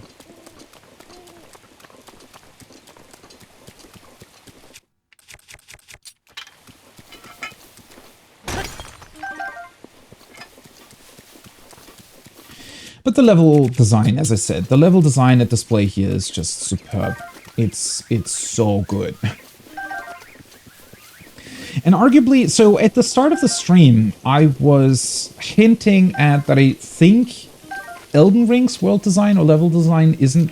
Well, okay, so you have to differentiate somewhat between, I guess, more microscopic level design. So, sort of places like this winding path, right, or like this river, sort of contained areas within an open world, and then the world itself.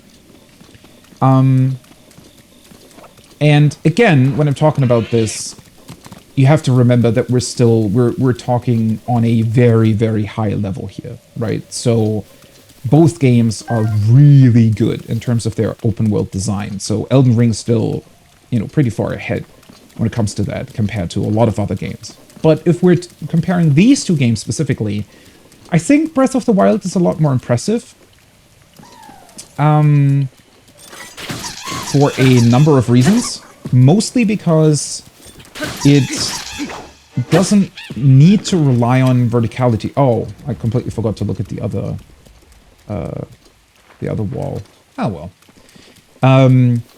Well, okay, so a mighty carp. Temporarily increase attack power. And what is this? A forked little spear. You know what? Let's just drop this again. I'm not gonna use it.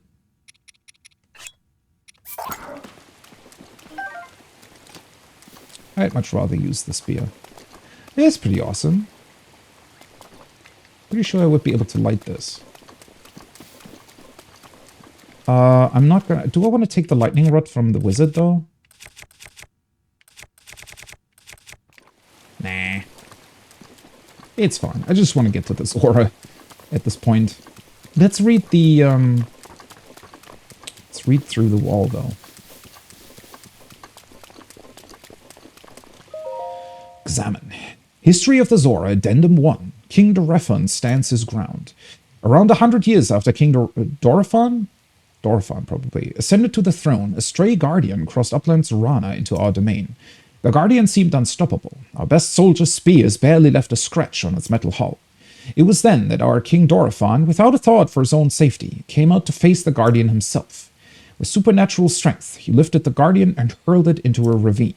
The impact of the fall left the Guardian in pieces, and it was never to trouble another Zora ever again. The citizens celebrated the king's valor. From then on, their trust and respect for him grew beyond compare. You can still see the scar he earned that day on his forehead, a token of his triumph.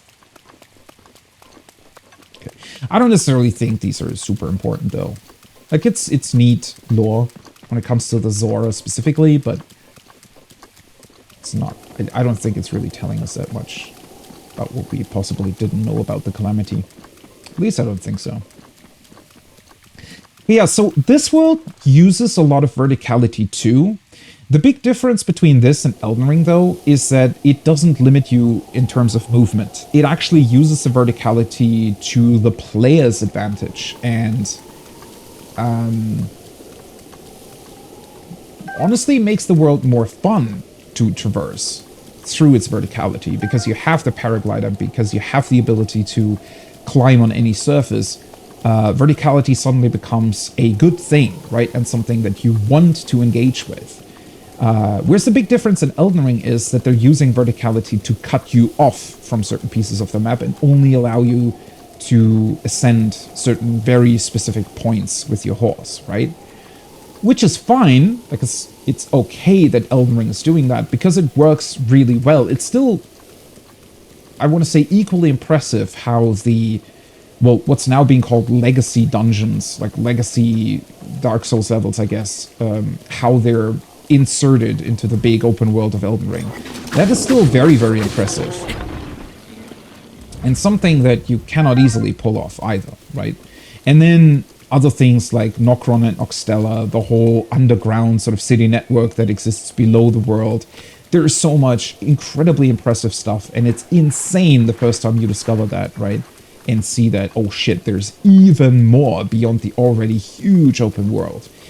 But still, Breath of the Wild does it better, right? I mean, first of all, giving the player the ability to climb everywhere, and also having the paraglider to glide off any, you know, high up ground to lower ground is just insanely fun. And as I mentioned, right, it just opens up an insane level of freedom. A level of freedom that Elden Ring in comparison just doesn't really offer. It also doesn't need to, right? I mean, FromSoft's level design in and of itself, when you look at the, what's it called? Well, the Fort Stormwind Castle? Was it Stormwind Castle? Something like that. Just as an example, right? It's just insane how well that's placed inside of the world, and how effortlessly they pull that off. It's still definitely second place after Breath of the Wild when it comes to open world design, I want to say. But Breath of the Wild is more open. Breath of the Wild is able to have... well, okay, so Breath of the Wild is a little bit different in that it doesn't really have combat that is as tight as FromSoft's, obviously. Like, in terms of combat, FromSoft is still far ahead of what Breath of the Wild is able to pull off. And if you really compare something like the level design of Stormwind Castle to anything that's in Breath of the Wild, technically the castle would still come out ahead. So in that regard, it's better.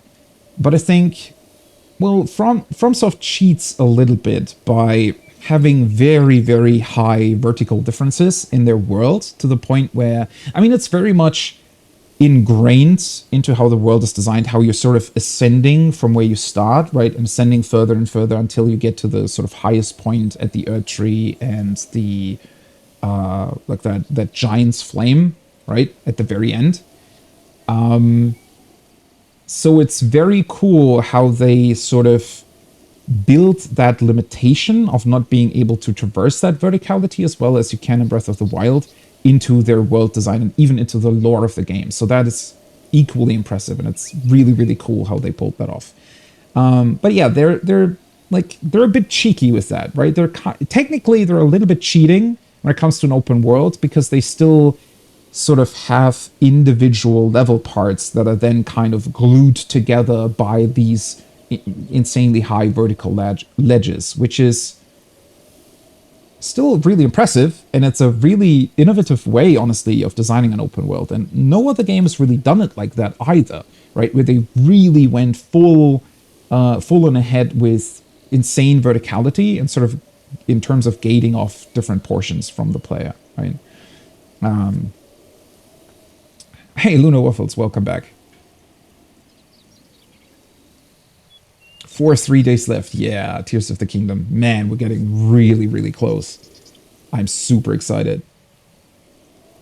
Yeah, I guess as always, New Zealand / Australia, probably the regions that are gonna be able to play it first.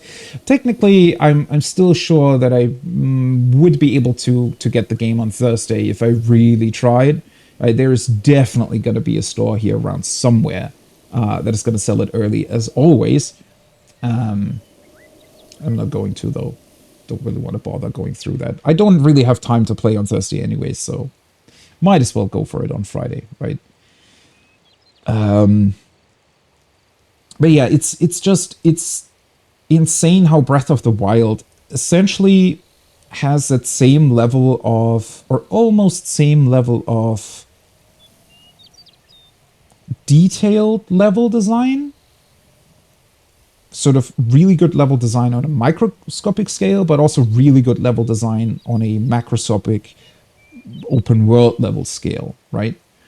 And I would say that Elden Ring succeeds more in its microscopic level design, although it's technically not really microscopic because places like Stormwind Castle are still pretty large when it comes to, well, technical levels in a game. But it's, yeah, Elden Ring succeeds more in those sort of more microscopic contained levels, whereas Breath of the Wild succeeds more in combining all the smaller bits and pieces into a world that feels really natural. But again, Elden Ring also plays on that and purposefully makes its world unnatural, right? To the point where it feels like it's being held together by some sort of ancient force or some ancient magic. And even includes that in its lore and sort of background history, which is equally impressive. It's a different spin on the same idea of an open world. I just personally, I guess, enjoy the more sort of naturalistic look of a world more here in Breath of the Wild, which is why I'm so impressed with these pathways, like the winding path here through the rivers valley to Zora's domain. How effortlessly they were able to place that inside of a larger open world. To the point where it really, really feels just like a natural path that has been here for potentially, thousands of years and has just been carved out by the river and later on was, received actual structures by the Zora, right? It's just super, super cool. History of the Zora Part 7. The hero who defeated the Lionel? As told by King Dorephan.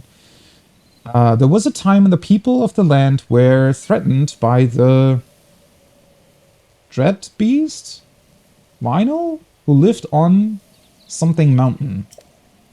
But one Hylian drove the beast back and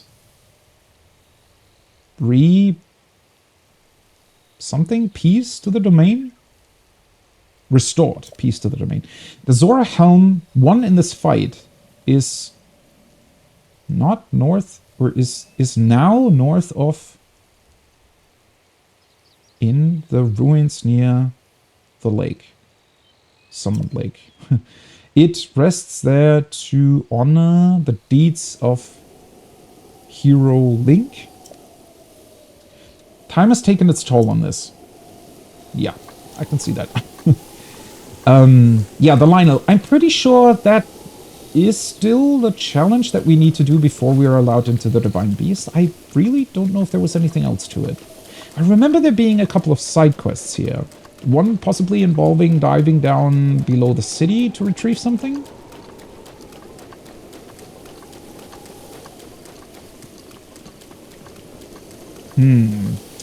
Right, because I'm pretty sure we need that helm in order to Because I'm pretty sure the Divine Beast, like the elephant, has sort of waterfalls flowing through it as well, and we need those in order to enter it, right?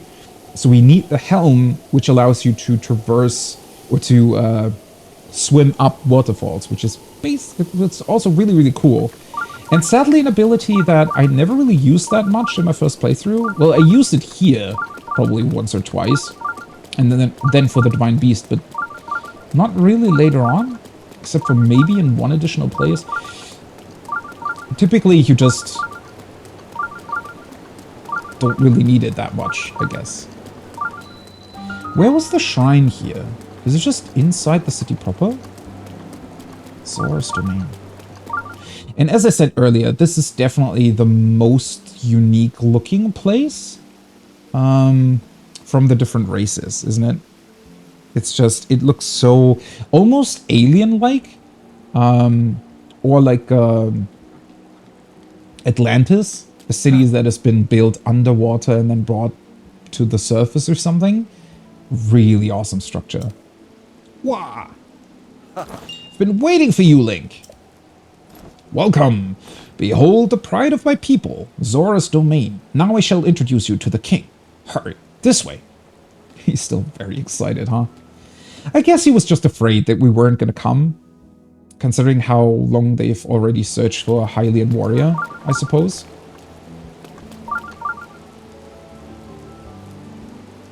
Huh? Huh? What is it? Master Link! Is it truly you? The Hylian champion? How do you know about me? You don't look that old. It's me, Riven. We used to swim together when I was but a child, remember? Oh. Wait, do the Zora... do they live longer than normal people? Well, that being said, I guess a lot of normal people live fairly long too. You know, considering Impa and a couple others. Sounds familiar. Well, it has been 100 years since then, and now I'm over 130 years old. Oh, you look very young for that. What? I must say, you've aged well for a Hylian. Unbelievably well. Yeah, a bit too well. Huh? Now that I think about it, shouldn't you be dead? Sorry, that may be too personal a question. Yeah, I don't know. I mean, is the a question about whether or not you're dead really that personal? Father, we are on guard duty right now. Oh, right, sorry.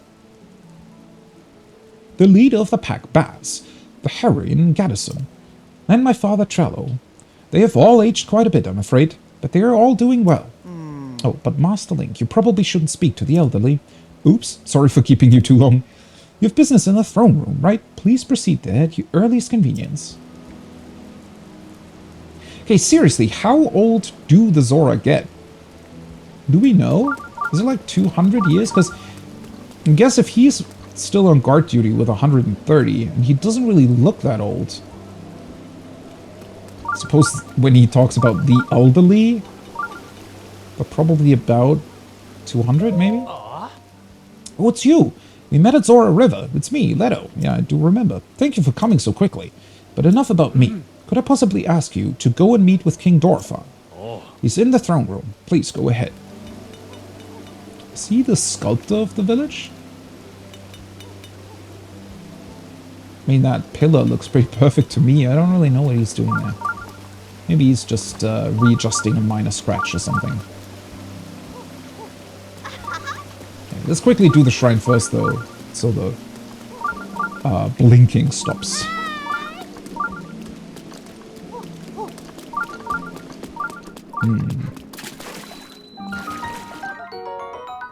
Fleet Lotus. Movement speed. Bright-eyed crab. Stamina when cooked. Nice. Ooh, what the hell is that? Silver longsword.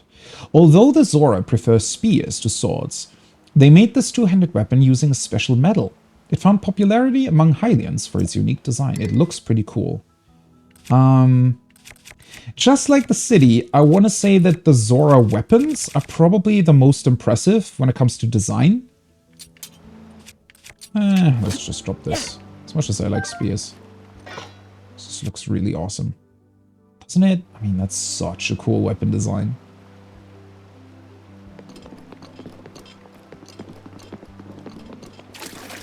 Also the calming music.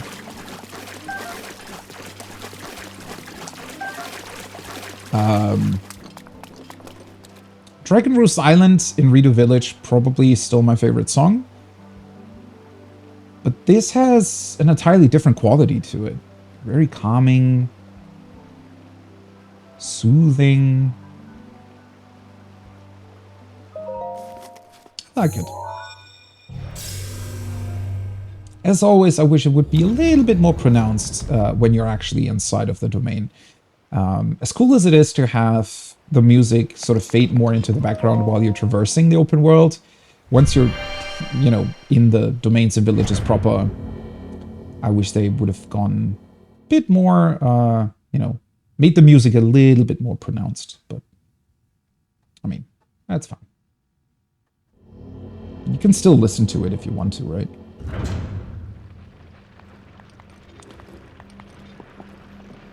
Oh, this looks fun. I think... So we need to grab the big ball from up there. And we shouldn't be hit by any other ones. Oh wait, this only requires a small one, no?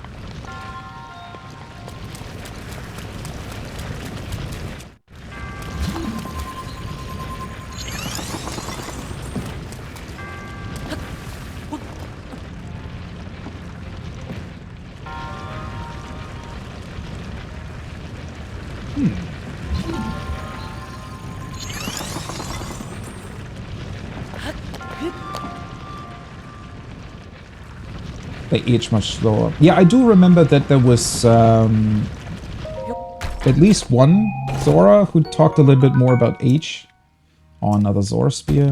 Nah, not gonna pick that up.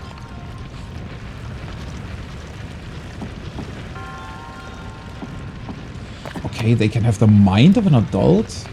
That is fairly interesting, though. So I guess they're overall pretty mature when it comes to that?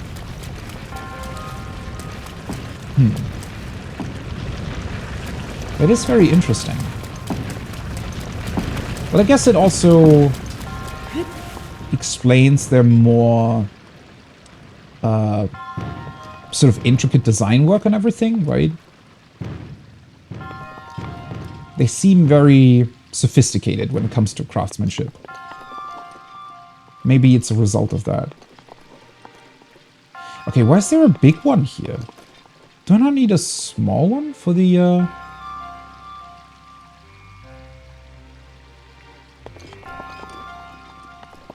For the ball pit down there? Or was it a big one?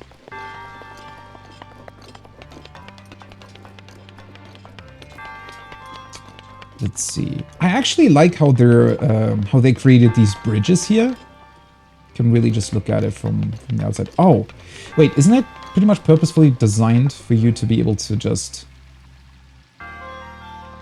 Yeah, because he can go on there. He would fall down here. Make it pass this way. Can I get it on top of there, though? Or is that what where I need to try to keep it? Wait, let me just double check.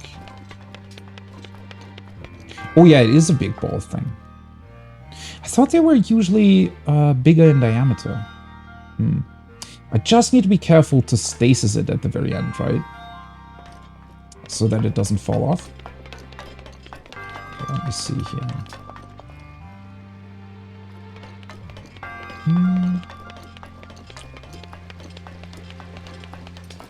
Can I make it so that it falls onto this thing instead of into the water? Or is that difficult to do?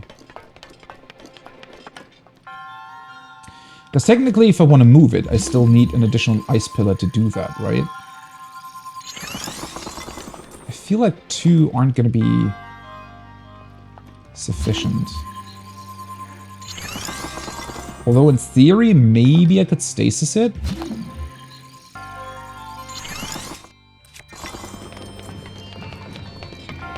Yeah, that works.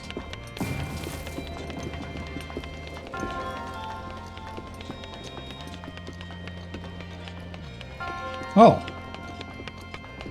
Well. Oh. Well, that's not gonna work. Mifa looks 13 by human standards. She was older than... Yeah, well, she's also 100, right? Like, an additional 100 years old, in theory. Which is... Yeah. I mean...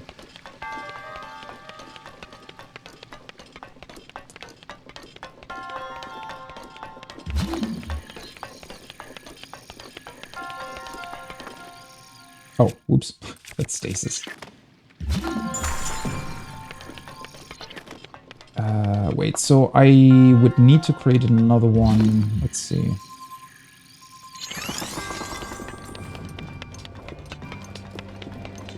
Although then again, I don't even really need to, right? I can just... Oh. Can I not just do this?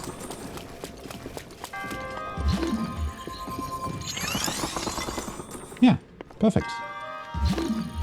Let's get rid of it, swap the stasis. And maybe not use this one. Ooh.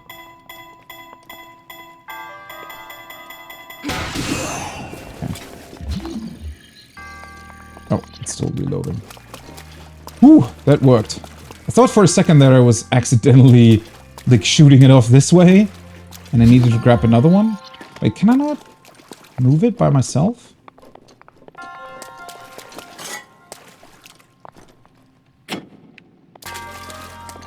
Okay, that works. Perfect.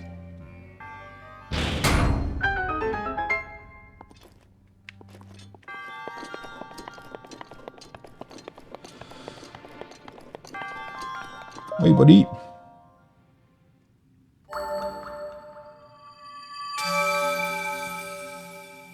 Yeah, I think it didn't really count for movement, because Link wasn't doing the animation right, because I wasn't... Well, in theory, I was level with it, but I was on a different surface, or technically still on the water slope, so it didn't really count.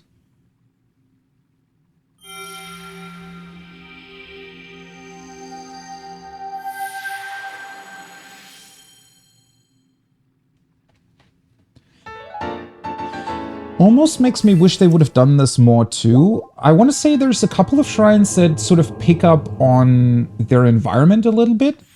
Well, there's also the two, for example, on the... What are they called? Dueling Peaks? The big two mountains with the large cut in the middle. There's like two shrines that sort of depend on each other, right? So where you, like, one tells you the solution of the other and vice versa. Which is also pretty cool. This one's nice because it picks up on the water theme, obviously. Not all the shrines are doing it, though. And I guess not all of them have to. I just wish that maybe they would do it a bit more often. Because that would be another way to maybe make the puzzles inside of the shrines a little bit more complicated if the environment around them already told you about some basic, I guess, puzzle knowledge when it comes to the shrine itself, right? And so then maybe that way they could have included a bit more complicated stuff. Okay, let's cook another just heart replenishing dish. Let's see, if I hold these two...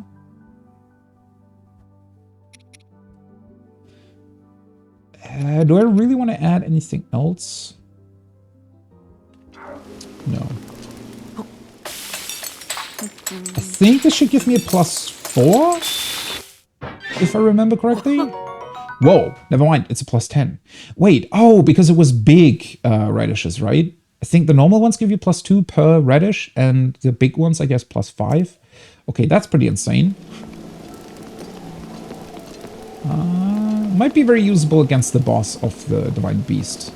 Not so much against the Lionel, because typically they do a lot of damage anyways, so the additional hearts usually don't really mean that much or amount to that much. Hello, welcome to the Seabed Inn. Here we... Could it be Linny? It is, it's Linny. What do you mean, Linny? What kind of nickname is that? Yes, I'm sure of it, you're Linny. Wow, it's been such a long time. It is pretty funny, though. But I guess, are the Gorons fairly old, too? Because I was going to say, these are sort of the only ones that still actually know Link. Wait, but I thought you and Mipha fell to Calamity Ganon. And if you've been alive all this time, where have you been? What have you been doing? Please tell me. I'm so sorry. I'm an adult, and yet here I am making a ruckus. Has it really been 100 years? In a way, it feels like yesterday. Does it really, though? I mean, even for you guys, 100 years should still be a fairly long time. Oh. We've both been through a lot, I'm sure. If you don't mind, I'd love to catch up sometime soon. Also, is this like a bookcase? Are those... I guess they're not really books. In this case, they would be stone tablets, right? I feel like books, at least books made out of paper, would not be exactly usable by a fish-based race. So that's probably why they're using stone tablets or something similar for that. Hi. Yeah. Good day. Welcome to Merit Mart. This is where you'll find our general store, the Coral Reef. That's a really cool shop name, honestly. Our workshop, the Hammerhead, is also here. Ooh. Or do you need something else? The workshop? What is that, actually? The old man in the workshop, his name is Dento. He's my grandpa. He's the one who fixed Mipha's weapon, the light-scale trident.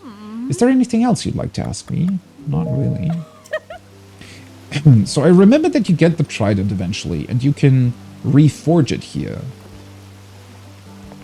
I do not remember, however, if you can get it sort of right away. Oh, we picked up a bunch of arrows. Actually, this is kind of the first time where I don't need to buy additional ones. Do I want to have more ice arrows for anything? Is it going to be beneficial in the Divine Beast? I don't really think so. Some rock salt may be worth it.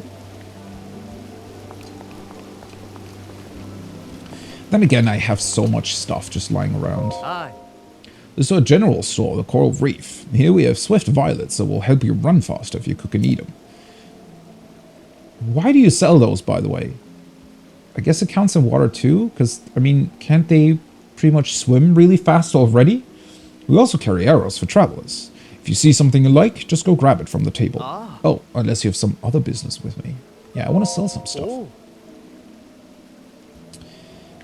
Let's see. What do I want to sell? I might just want to get rid of a bunch of these, right? 260. Holy shit.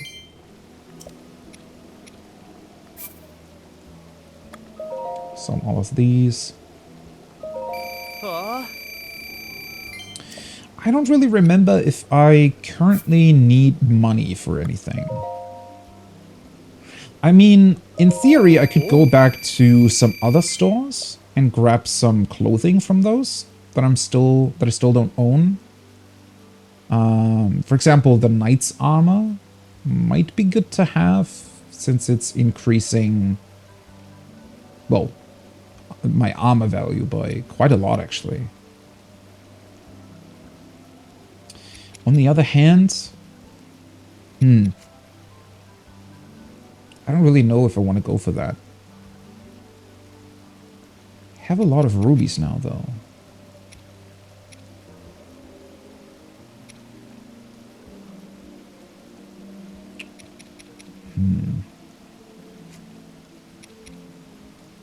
I mean, most of the other stuff is just pretty much monster parts and things to cook stuff with.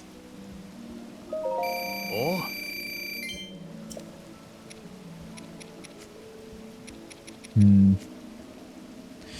Honestly, considering how many things I currently have in my inventory, it might be worth it to kind of open up a second page of food. Oh, this is so cool. I love the detail that they put into these places.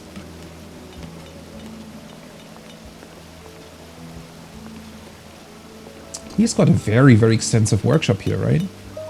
What you doing? So, the Hylian who stole Lady Mipha away thinks he can just come wandering in here like nothing happened. Whoa! What you mean, stole away? I guess, I mean... To be fair, it's one of those instances, so most of them were already alive when Link was here last time, right? And to them... I guess it depends on how long Link was here last time and what we did, or if we really helped them. I want to say that most of them, in theory, should be pretty opposed to him being here. Although it is interesting to see that sort of the older people, I guess at least this older gentleman here, seems to sort of be, well, not that happy to see Link again, right? Because, I mean, if you really think about it, Link came in here, right? We did something, went off with Mipha on some big quest, and she died, right? So I feel like for a lot of people here, Link would maybe be sort of a symbol of loss and a very hurtful reminder of losing Mipha. That being said, most of them at the same time also thought that Link perished too. So, I do wish, though, that these sort of more emotional connections would come out in the dialogue a little bit more with a lot of them. Would have been a cool angle if maybe, you know, it wouldn't only be about the challenge. Like, that is definitely something that Zelda, well, I want to say has rarely done in the past, especially when it comes to dialogue writing, but also dialogue choices, because there haven't really ever really been dialogue choices in these games, but kind of makes me wish there were, right? Because what if instead of having a purely combat-based challenge here, they would have also added an element of, well, sort of emotional, I don't know, sadness, depression going on here, right? Since Mipha left and everything's sort of, you know, the Divine Beast is acting up, it's constantly raining, and maybe your mission would be to more or less convince them that what you're planning on doing is in Mipha's favor, even though most of the people here would be kind of opposed to you really doing anything again, because they would probably think that it would result in the loss of more life, maybe. Either way, would have been a cool angle to take, I think. They're kind of, you know, they're definitely addressing that topic here to a degree, but just not as in-depth as I guess I would have liked it to be. That being said, if Tears of the Kingdom really is going to be a little bit darker in its storytelling, you know, maybe akin to sort of Majora's Mask level of darker compared to Ocarina of Time. Not that Ocarina of Time wasn't dark. I mean, it definitely had some pretty... But it was more, I think... Ocarina of Time was darker in terms of some... like maybe enemies or like environmental themes, right? Considering that there's like a graveyard and ghosts and zombies and all that stuff. Not necessarily so much from a storytelling perspective. Majora's Mask definitely takes that to another level, I want to say. So I'm kind of hoping maybe that Tears of the Kingdom is going to do the same with its storytelling compared to Breath of the Wild. I don't actually remember if there was a limit to how many pages of food you're allowed to have, honestly. Because I think, isn't your normal inventory pretty much infinite? So, I don't know if there was a limit to the food. Maybe it was 3 pages. Either way, if there is a limit, it's pretty high up. Like, you can carry around a lot of stuff. Which is, by the way... Well, it's sort of a minor complaint of mine when it comes to combat. I really wish there would have been a pouch of sorts that would have very limited slots, and in any given encounter, you were only allowed to use sort of those quick slots and nothing else, right? Because now it's, in theory, if you're just picking up everything you find, eventually you're just going to end up with an inventory that's overflowing with materials and overflowing with elixirs and food to restore your health, right? And it makes the game too easy. If you can pretty much heal almost to an unlimited degree whenever you want during combat. And I think it would be more fun if you were limited and had to make choices before you get into any given encounter. They could have still made the inventory unlimited, that's fine, but just once you're in an encounter, you're not allowed to switch those items in the pouch, essentially, right? And you have to make do with a limited amount of stuff. Or alternatively, make it so that healing requires time, but then again, I don't know how you would pull that off with the sheer amount of items that are available in the game, right? Because it's not something like the Estus Flask in Dark Souls that is just one healing item that has a very specific timing to it, and also one specific button that is attached to it. Would be a lot more difficult with the variety of stuff that we have here, but yeah. I'm pretty sure there's a solution to that too. Although I don't think that's actually going to be something that Tears of the Kingdom is going to address, because I don't really think that the developers would view it as an issue as such. I don't know. So, a Hylian who stole it. Oh, wait, I already read that. What business do you have here after all these years? What's going on here? The weapons workshop. Oh, he really doesn't want to talk to us. And what are you doing? Trident maintenance. Trident? The light scale trident and the ceremonial trident. They've been making a racket since you walked in here. There's no point in coming here if you do not possess the light scale trident. Leave. Now. Alright. Well, he's allowed in here to... What are you even doing here? Isn't it sort of... Aren't the Gorons fairly, well, not weak, but they don't like water that much, do they? Hey, you're a Hylian, aren't you? It's rare to see your kind around here. As for me, I was roaming nearby during my travels when Prince Sidon recruited me and brought me here. Wait, I thought he was looking for Hylians. That's cause I can touch shock arrows. Oh. Wait, they're resistant, well, I guess because they're kind of stone people, right? But I also weigh, well, a lot. There's no way I'll be able to carry you on my back. That's what Princess Sidon said to me. That was kind of rude of him, wasn't it? Well, I mean, it's also true. Nothing against you, buddy, but I guess he doesn't really have to mention it directly to his face. Okay, right, the throne room is up there.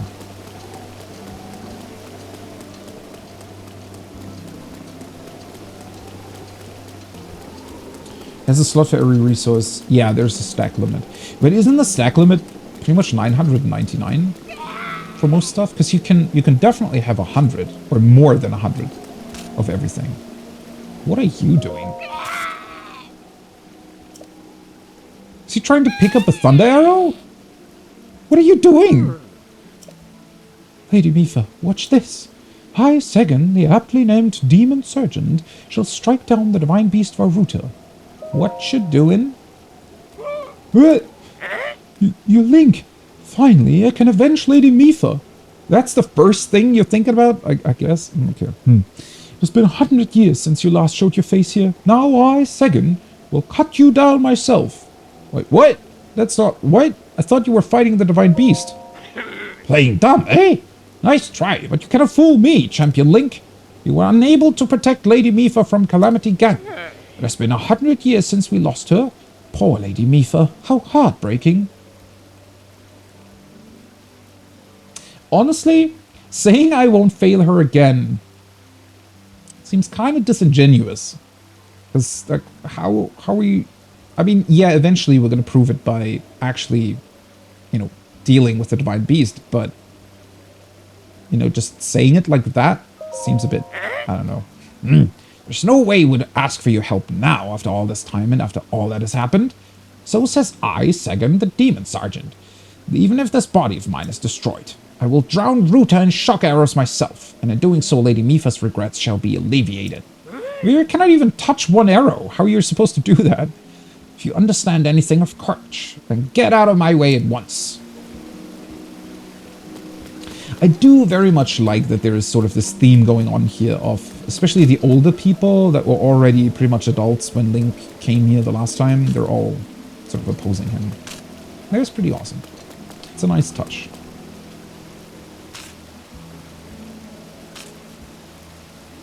Pick a number of digits and make the max all nines, yeah. It's actually somewhat interesting that they're doing that. I mean, I guess, you know, considering the items that you can get in Breath of the Wild, having 999 of each is pretty much equivalent to having an unlimited inventory, right? I mean, at that point, what are you doing? You have more than you'll ever need playing through the game. Oh, true, I can take it. You know, he was kind of rude to me. He can try picking that up. Hey. Hello and welcome. Zora's Domain is currently searching for a Hylian like you. That's it, this Hylian. I get the feeling I've seen it before, perhaps a long time ago.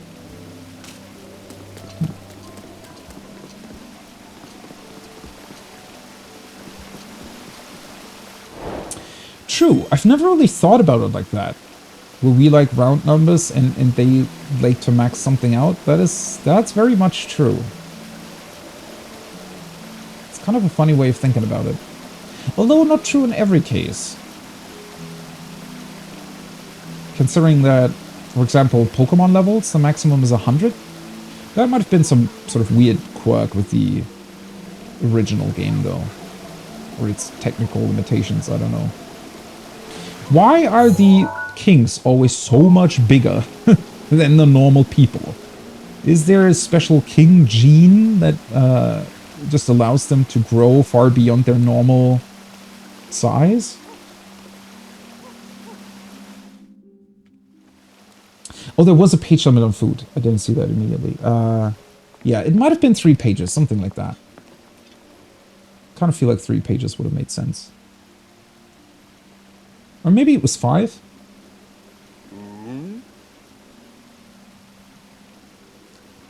Yeah, but I mean, Pokemon became very popular in the West, right? It wasn't...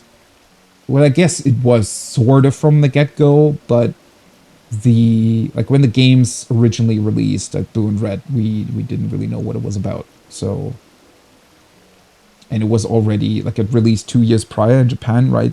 Already had the 100 level cap thing going on. So it's not always true, but for the most part it is. Although I want to say that being able to carry around like 99 or 999 of any given item, to me, makes more sense than having some weird arbitrary limit.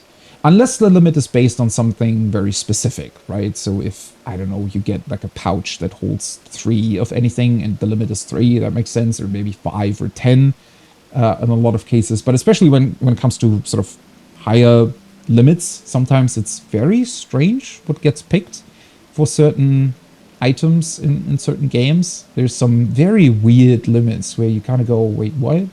Why was that chosen?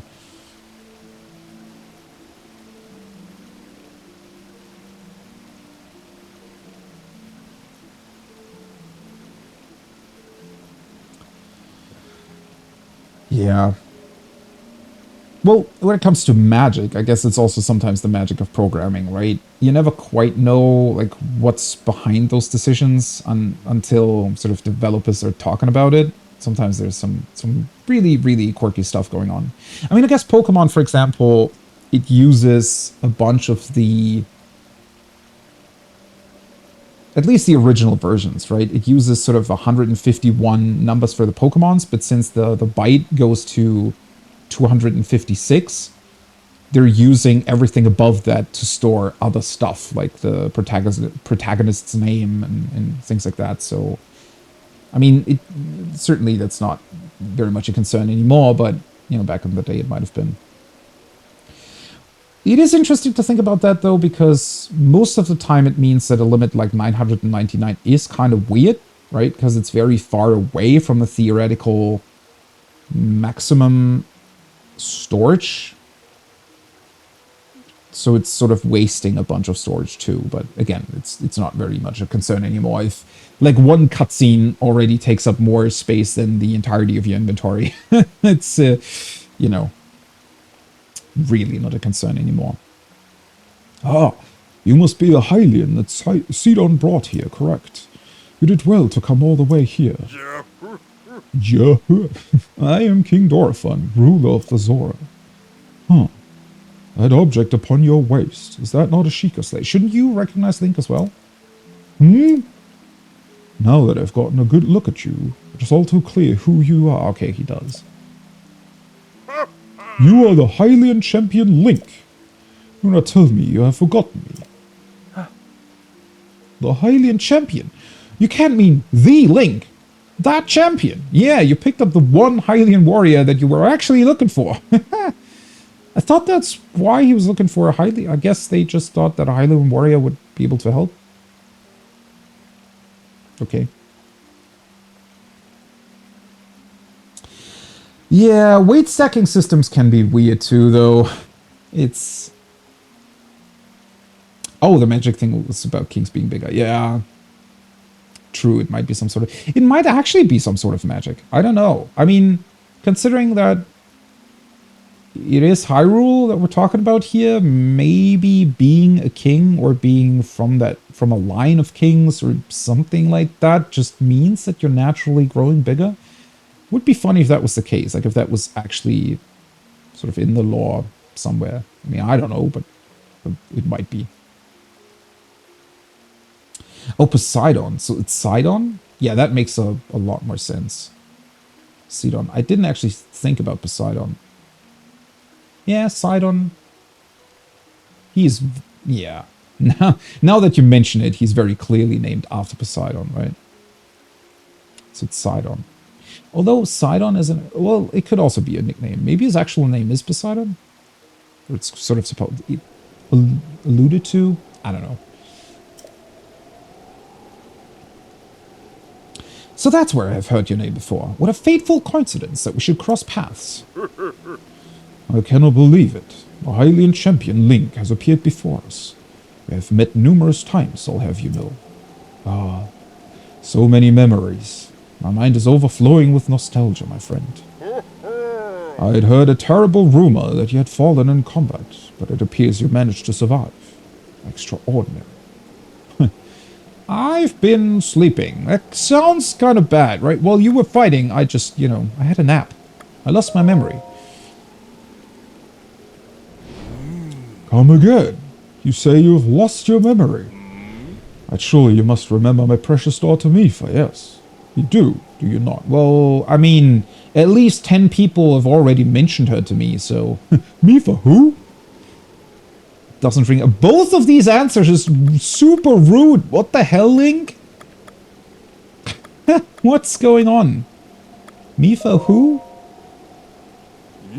I cannot believe it. Have you truly forgotten my dear Mipha as well? You and Mipha were so close, but you do not remember her. Young hero, please look upon the beauty of Zora's domain. Do you see that statue? Does gazing upon Mipha's immortalized form still not jog your memory? Oh wait, did they build that after she fell? I guess so. In her memory? Well, perhaps your memory will return in time. I dearly hope so. Father, I do not believe discussing my sister is helping matters at the moment. Link seems confused. Wait, is he actually technically the same age as Mipha too? Or, well, roughly? Or is he much younger than her?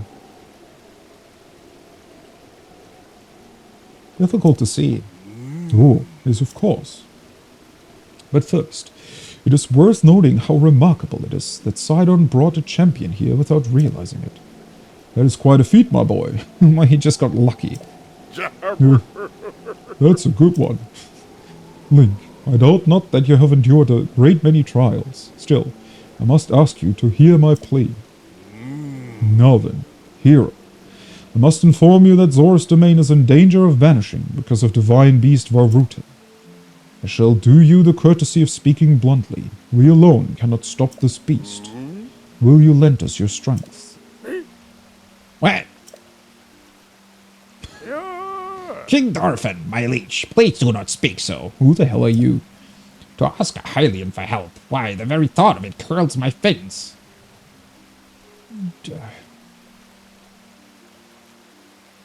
Yes, we meet another person that is not very delighted at Link's presence.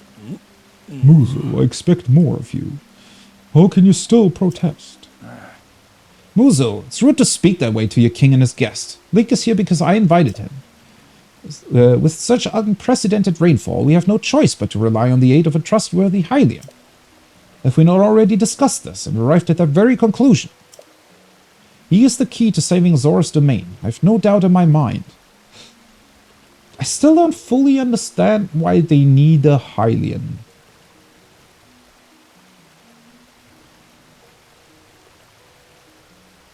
I mean, clearly Link can help because we have the Sheikah Slate and stuff, but that's not originally who he was looking for, right? He was just looking for a Hylian. Why did they think that it would help? Indeed, Link is a champion through and through. As things now stand, Zora's domain, nay, perhaps all of Hyrule, is doomed to be swallowed by the sea. This is bigger than all of us, my friend. Zora and Hylians alike must put aside our differences and band together. Okay, where exactly is the Divine Beast getting all the water from? So somehow I doubt that it's creating it through magic, but maybe it is. If you forgot already, my king, I cannot trust these lowly Hylians. 100 years ago, they abused the power of an ancient civilization and turned Hyrule into what it is today. That is not the least of it. I mean, you do realize if we hadn't used that technology, then... Well...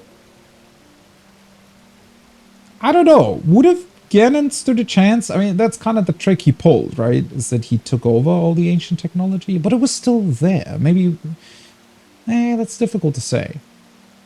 He did definitely trick us, but at the same time, I want to say that Ganon probably would have found another way to maybe just activate the ancient technology either way, even without us having a hand in it.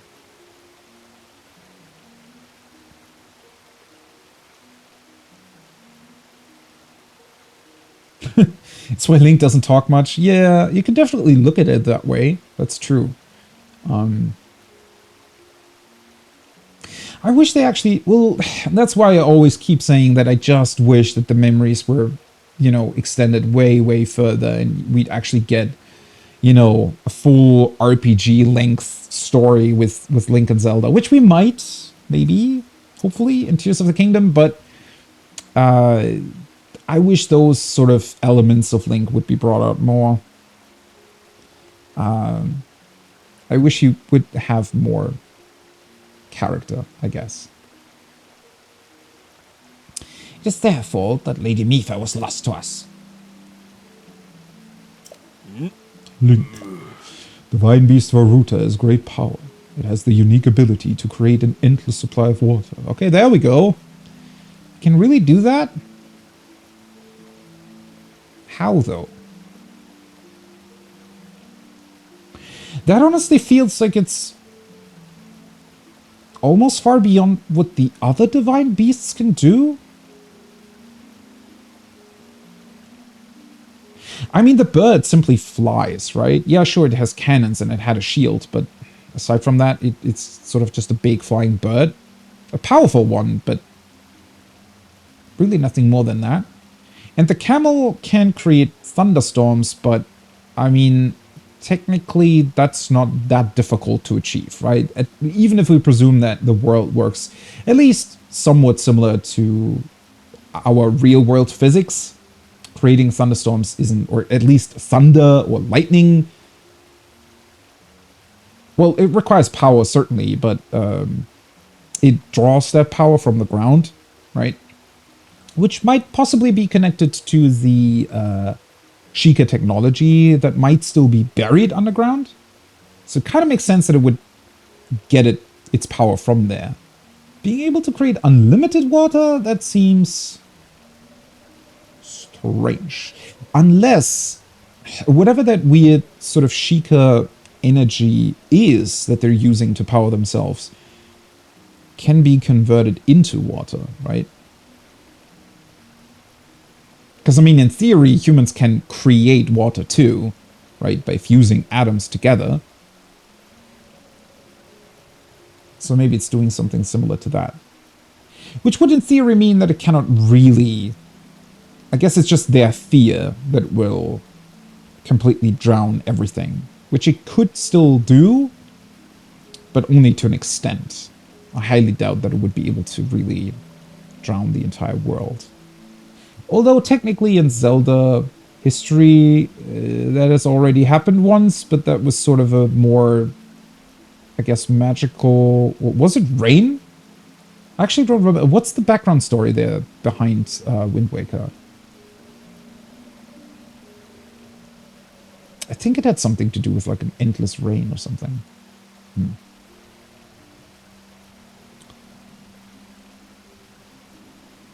Spin-off RPG game where you follow Zelda. That would have also been... He acts like a hot scientist lady. I can see that. Go on dates with Mifa. Well, honestly, I think... Well... Yeah, I can see it as a spin-off RPG. I honestly wish... Well, we're back to the point of Breath of the Wild already being this hugely expansive open world, so it always feels weird to talk about what potentially is missing from the game. To an extent, part of me really, really wishes that this game would not have taken place 100 years after that had happened, but during the actual first encounter with Ganon, right? So actually meeting, like properly meeting the four champions and Zelda, and you know, going through that story of slowly discovering that these guardians exist, I feel like that would have been super impressive too, right? Instead of them sort of lying around in the landscape, actually discovering that they exist, discovering what power they hold, going through that entire process of slowly learning that Zelda struggles to control them, struggles to really, I guess, get in touch with the power she holds from her Triforce piece, seeing and engaging with the other champions, understanding how the divine beasts work, and then that twist of Ganon suddenly taking over, right? So the entire game, you're kind of under the impression, okay, we're building up this army to fight Ganondorf, and at the very end, he just flips the switch and says, "Got you now," and then just wrecks the entire landscape. And the game would have ended on that. Would have been a very dark ending, but very fitting too. And considering that at least I felt like they had already planned Tears of the Kingdom to some degree, even before Breath of the Wild released, considering that at least the first teaser trailer came out quite early after. Well, not that early, but still somewhat close to Breath of the Wild. They could have then addressed sort of the follow-up in that game. But I also realized how much more of a challenge that would have been, right? Thinking about how, like, going through that entire journey within the game world, it would have been vastly more complex to include that as a story and have like a bunch of cutscenes and interactions, and as cool as it would have been, but I think that was kind of outside of the, well, maybe not the monetary budget that Nintendo has, but maybe the time and sort of technical budget that they had.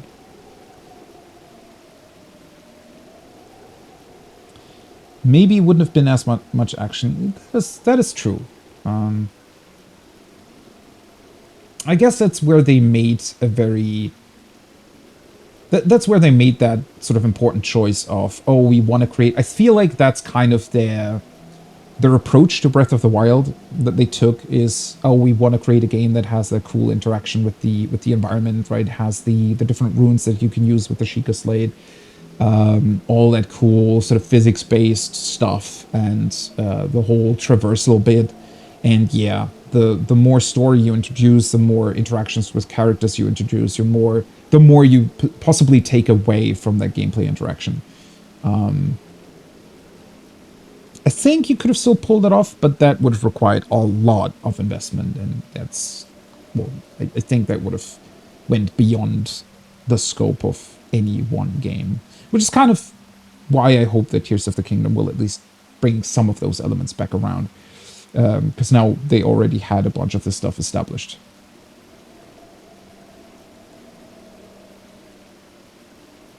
They could have ended with him being put in the shrine, yeah. I think it would have been a very, very strong ending story-wise. Especially if you have that entirety, like the entire game going through it, really getting to know, the 4 champions in Zelda, and then at the very end suddenly realizing, oh shit, everything is fucked, and we're, like, Ganon really, really tricked us, and we don't stand a single bit of chance against him and his guardian army at that point. I think that could have been a very, very powerful ending.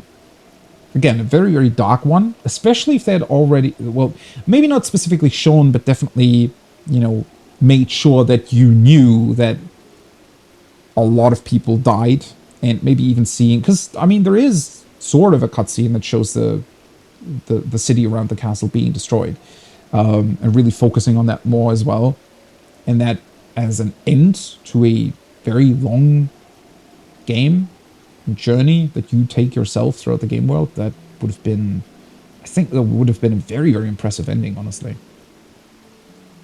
That could have worked really, really well.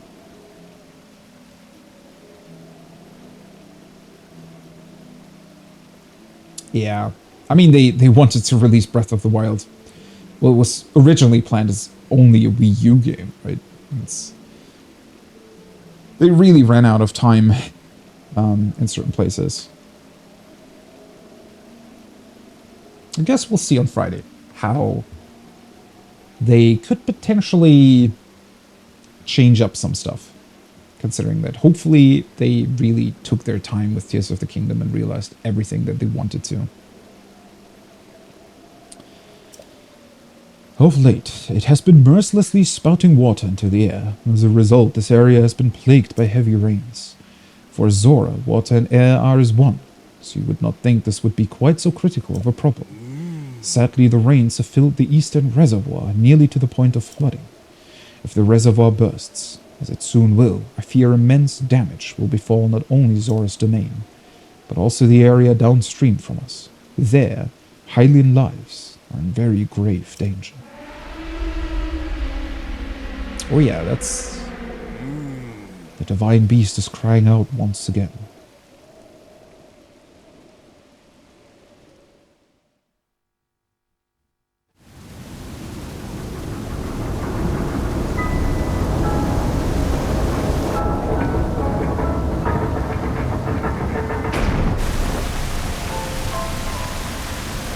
I actually don't fully remember what kind of movement options this thing had. So the camel had the rotating belly barrel, and the flying beast had the move to the side bits. Don't really remember what this thing could do. Did it have something to do with water? I don't know. The divine beast Varuta, your princess Zelda, often studied the divine beasts, that is, in the time before the Great Calamity. According to her research, the orbs located on Ruta's shoulders are mechanisms that can control the water it generates. However, they require electricity to work. These orbs are clearly out of control now because there is no electricity coursing through to stop them. Second, it was quite shock resistant for Zora. It hit one with a shock arrow. Sure enough, it slowed the water a bit. Unfortunately, as an aquatic race, we Zora are terribly vulnerable to the power of electricity. Right, that's why he wanted to have a Hylian. Makes more sense now. And the Goro didn't work because, as he mentioned, he was a bit too heavy to be carried you know, on their backs to the divine beast. Perhaps we could not safely strike it with enough electricity at once. The water soon returned to its full force. That is why I went in search of a Hylian who could help us. His special grin.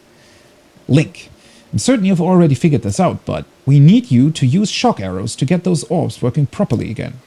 I will aid you in any way I can, of course. Please, hero, I beg of you, help me stop Ruta's rampage of destruction. What's that answer? What?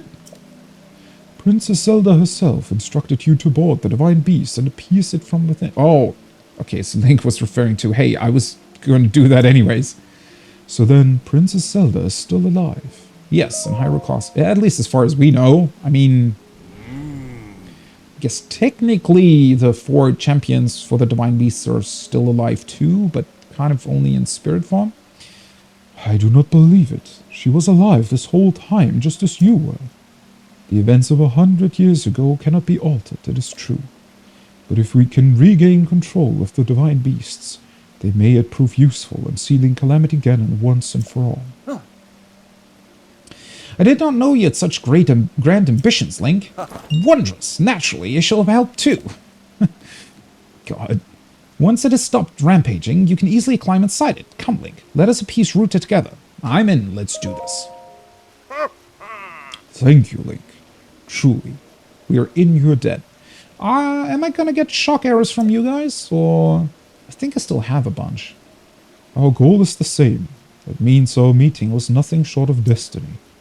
Now then, allow me to offer you this gift as a show of faith. Oh, nice. Zora armor. Swim speed up. Custom armor painstakingly crafted by each generation's Zora princess for a future husband. Wearing it will give you the ability to swim a waterfall. Wait, did the Zora princess create this for... So long as you wear this, you can ascend waterfalls just like a Zora. Please, take good care of it. King Dorephan, surely you do not really intend to give this outside of the Zora armor. Well, he already did. Countless generations of Zora princesses have gifted that armor to the one they have sworn to marry. Princess Mipha made that one there with her own hands. It's far too important to entrust to a shady Hylian. I get the feeling that Mipha wouldn't care that much.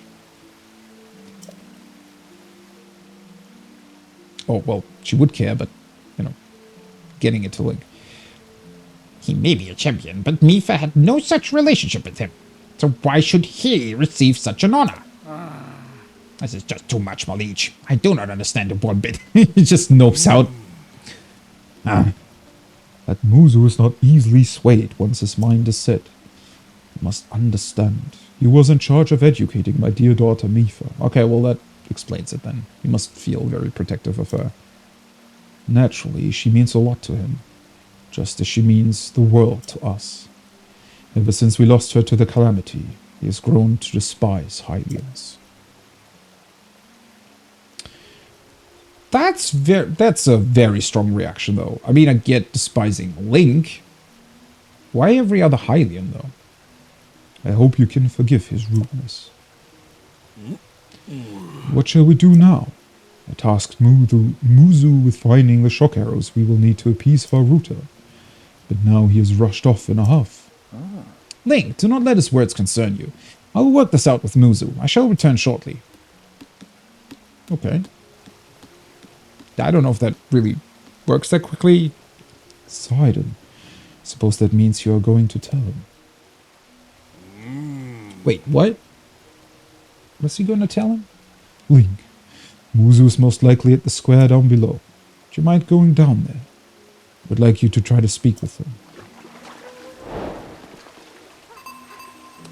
Actually, they do take you a little bit of an emotional, onto an emotional journey with them being, you know, still very heartbroken that Mipha died.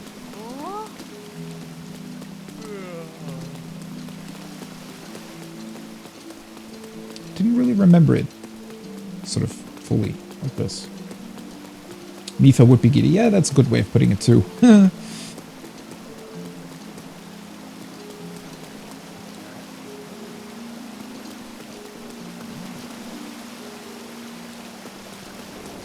Well, I guess, I mean, they made them champions though because they were, you know, capable of handling that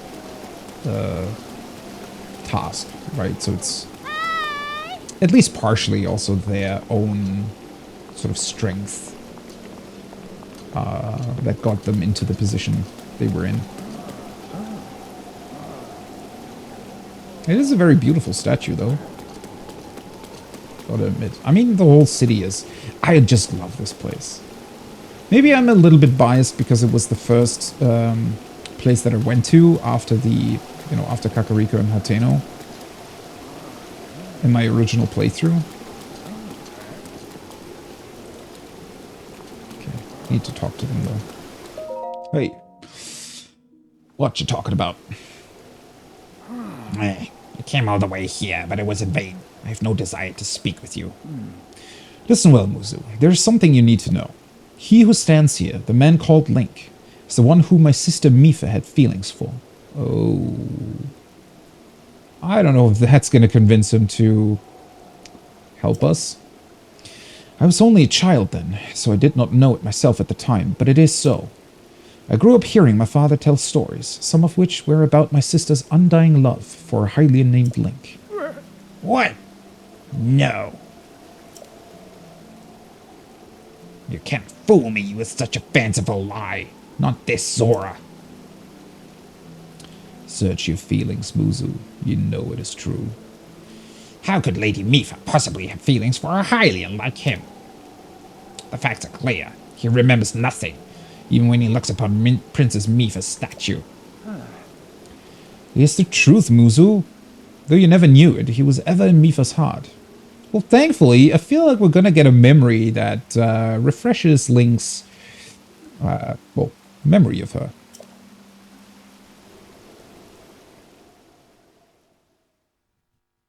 It is the best looking city, yeah, I do agree. I mean, they all have a very cool, unique look to them, but this one's just the most stylish by far. They clearly put the most effort into, you know, decorating it. It's also, it is very sort of alien unique looking, whereas the others are definitely still based on, I guess, more human, you know, craftsmanship. I was thinking. This reminds me of the time we first met. You were just a reckless child. Always getting yourself hurt at every turn. Every time, I would heal you, just as I'm doing right now. I thought it was funny how, being a Hylian, you looked grown up so much faster than I did.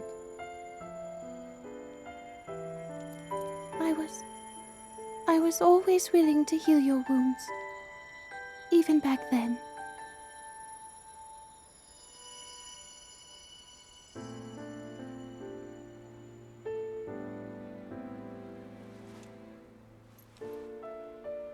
So if this Calamity Ganon does in fact return, what can we really do?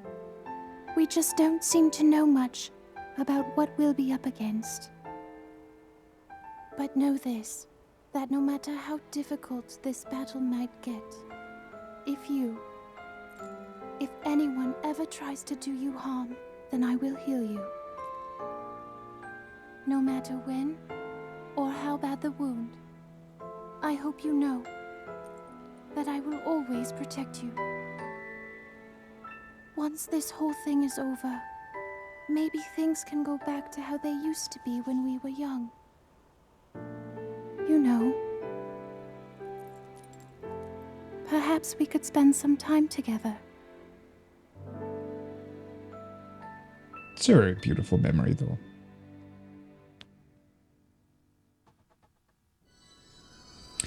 Honestly, they could have even made, like, when we go back to the possible RPG they could have made, I think it would have been really, really cool to explore sort of a,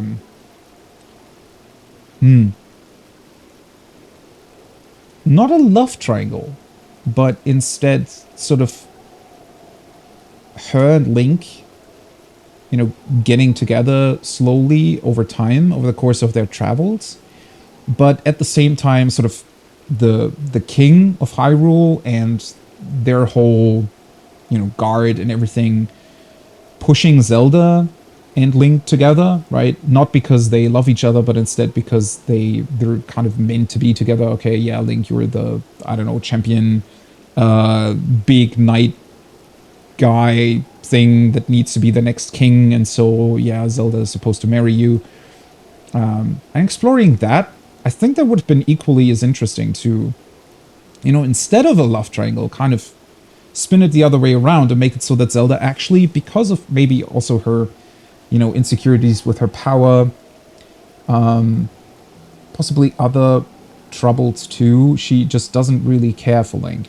And I think they're alluding to that a little bit with the memories, because she doesn't really like his presence that much, at least to a certain degree, mostly because he kind of represents the things that oppress her, right? That she needs to be protected constantly because she's so important. She doesn't really like that. She'd rather be free and just sort of on her own, researching the old Sheikah technology, and it feels like she doesn't really like to be watched and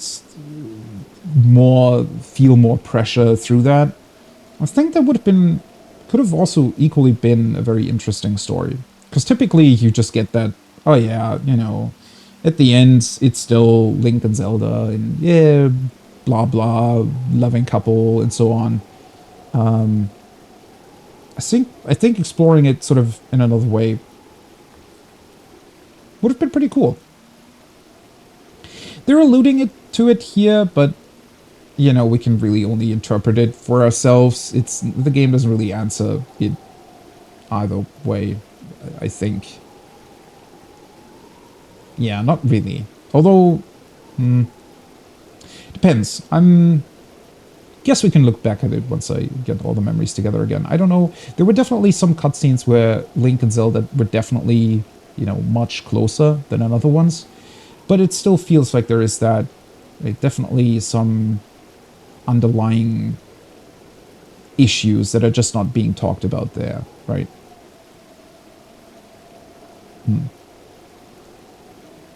Time management triangle.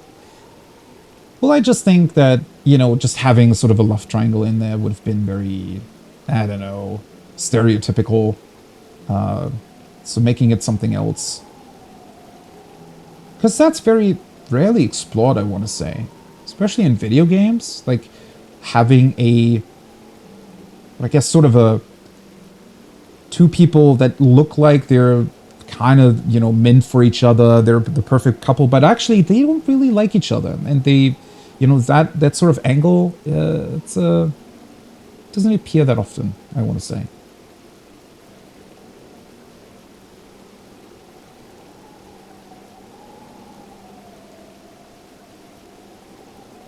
Link wasn't looking at the statue until it was pointed out. Well, that was kind of me too, not looking at it.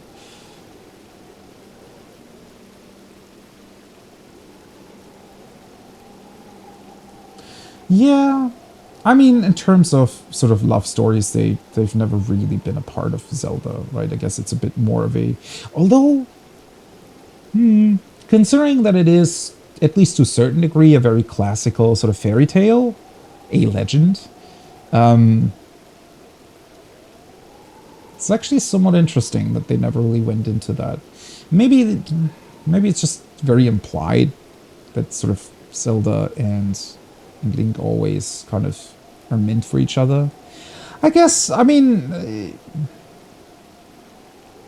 at least in Wind Waker, Tetra being the pirate princess sort of, she's definitely very, very flirty towards Link. But other than that, yeah. What is the matter, Link? Are you unwell? You're quivering like a hatchling. Whatever is the matter? I also like imagine this from their perspective, right? So these two guys are just standing here. Link is sort of absent-mindedly staring at the statue for like 3 minutes, and then Oh yeah, Mitha, I remember, of course, that was her, right? The big, like, love of my life, and here and there, and yeah, I know she's dead. Sorry, guys. This. I don't know. Wouldn't really convince me if I was Muzu at this point. What? Do not mistake me for a fool, Hylian. Well, okay, he isn't really convinced. There's no way you remember her just now when it is most convenient. Yeah, it's very convenient, isn't it? In any case, without any solid proof, I cannot possibly take you at your word. If you have any such proof, now's the time to show it. Do so, and I shall tell you how to get those shock arrows. Yes, as well as anything else you wish to know. Well, perfect. How do we do that? Wait, actually, how do we do it? You have the Zora armor that Mipha made for you. Maybe it will be proof enough. Really? Do we need to put on the armor? Is it proof because it fits us perfectly, or what? I guess so. Well, I mean, I guess, yeah, it would kind of prove his point, right? Put on your engagement ring / armor. Yeah. Should prove the point, huh? Muzu, look closely at the clothes Link is wearing. I really think changing your clothes is going to make me... He knew about the armor beforehand, though, right? I mean, he was literally standing right next to the king when he gave it to us. I guess you wouldn't immediately recognize that it perfectly fits Link. But it was definitely not made for Zora either, right? You really think changing your clothes is gonna make me... What in the... That's the Zora armor from before. I guess you really couldn't tell. Well, okay. Lady Mipha made that by hand, and yet it fits you perfectly. What is the meaning of this? Now you understand, do you not? Now you know who her heart belonged to and who she made the special armor for. The fact that this armor fits Link perfectly should be proof enough that Mipha made it for him and him alone. You've always disliked Hylians, even before the Great Calamity. Aha! Truth comes out. That is why Mipha never told you. Now that you know, you must promise to help him save us all, Muzu. Please, tell us where we can find the shock arrows we need. Knowing you, I bet you have already figured it out. Should I have mentioned to them that I'm carrying around like 20 shock arrows? I feel like, I feel like I should have said something at some point. I never would have imagined she would make that special armor for one such as he.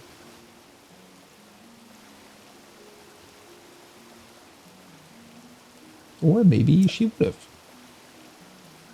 I do not approve of asking for help from a Hylian, but I suppose it is our only option at this point. I am a proud Zora. That means I must take responsibility for my unwarranted behavior towards you. As promised, I shall tell you where you can collect as many shock arrows as you will need. All the way up there.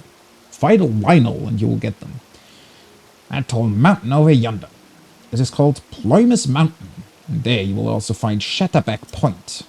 A terrifying creature has made its home up there. This awful beast shoots volley after volley of shock arrows. Even a single one could be fatal to a Zora. Oh great, a Lionel shooting shock arrows. Well, that's not going to be annoying at all. Aha!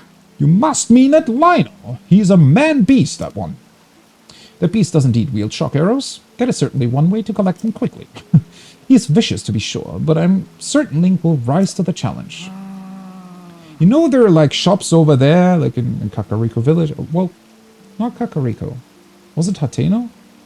Isn't somebody in Hateno selling shock arrows? Pretty sure. In order to appease the divine beast, I estimate that you will need at least 20 shock arrows. That's a very specific number. How did you conclude that?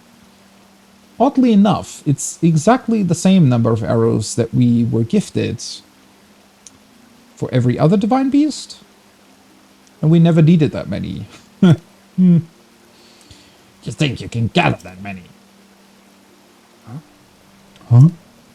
Well, what have we here? Oh, they actually mentioned that. Well, guess I spoke too soon. It seems you already have some shock arrows. still, if you need any more, you can always go to Plymouth Mountain to restock. Okay, great. That was a very, very awesome conversation. So, oh yeah, there's this really, you know, we need shock arrows. We need, where do we get shock arrows? Like, only topic for the last 10 minutes. And then, oh yeah, there's this really, really strong beast. I don't know if you can deal with him, but he's the one where you can get shock arrows. Oh, Link, you already seem to have some shock arrows. But if you want to deal with the beast, you know, just, he's still there. I think I'm still going to deal with the Lionel, though. He's just fun to fight. Link, I'll be waiting for you at East Reservoir Lake, right by the Divine Beast. When you're ready, come join me there. I'm on it. Wonderful. Together we shall stop that Divine Beast's onslaught. Wait, so is this the only Divine Beast where you don't actually need to do anything if you already come with shock arrows prepared?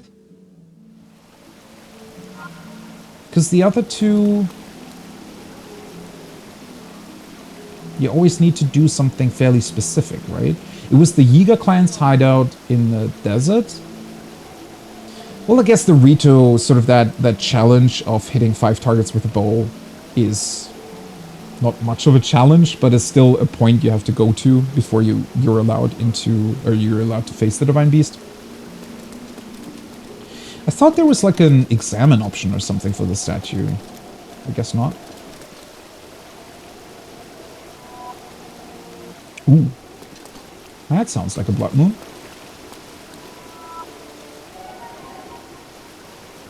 Cannot really see it.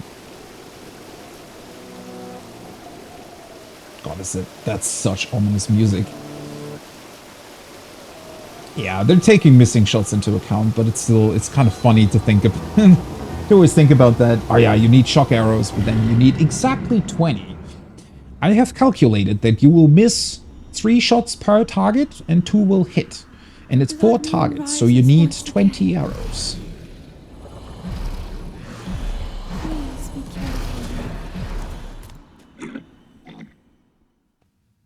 Well, dealing with the Lionel will also mean that I can actually use the Zora armor to swim up the waterfall, which is just super fun to do.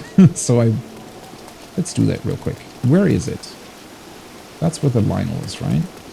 How many shock arrows do I even have? I guess more than 20? Oh, what's 20 exactly? Nice.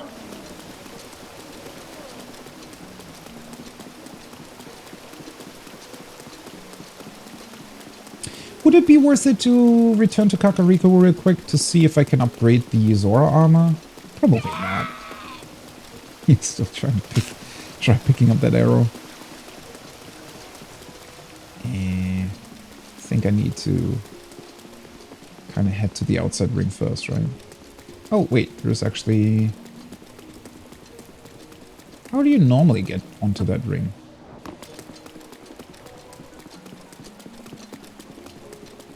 I mean, I can just change armors again before facing the Lionel.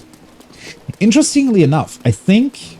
Isn't this Lionel sort of a specific one that doesn't get upgraded? Because it's, I guess, kind of meant as the first one you meet, or the first one you're supposed to fight.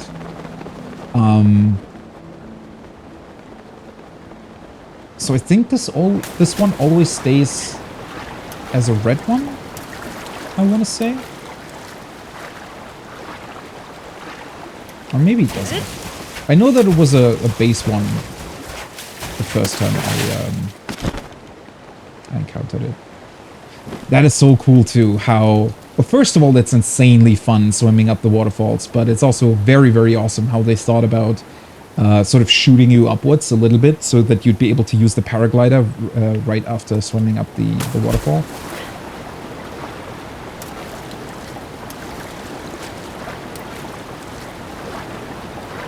Oh, that's a very strong current though.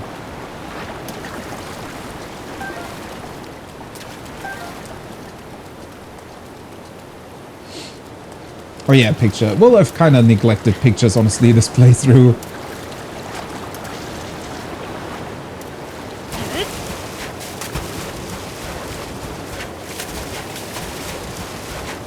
I think I I want to say that I completed the Sheikah Slate album on my first playthrough. Or if I didn't, I was very, very close, I think. I think I was sort of on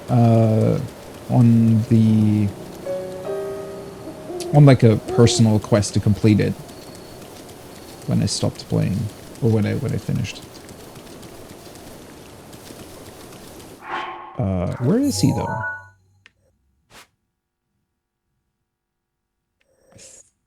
Is this the place? I think he's here, right? Oh no, never mind. He's over here. Polymus Mountain. Yeah. Oh, it's actually a bit further away than I thought. Also, didn't I want to craft some additional food? I guess I'm going to do that after fighting the Lionel. Perfect opportunity to, you know, take stock of my resources, I guess. Yeah, he should be over there. Oh. And I probably shouldn't be running into that.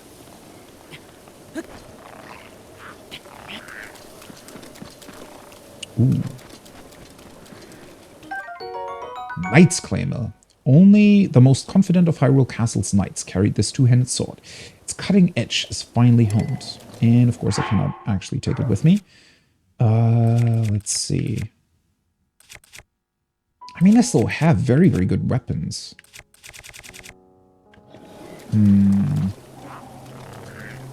There's a bunch of pretty cool stuff up here. You don't see me. You saw nothing. Well, depending on how many weapons break, I guess it can just come back here and pick it up.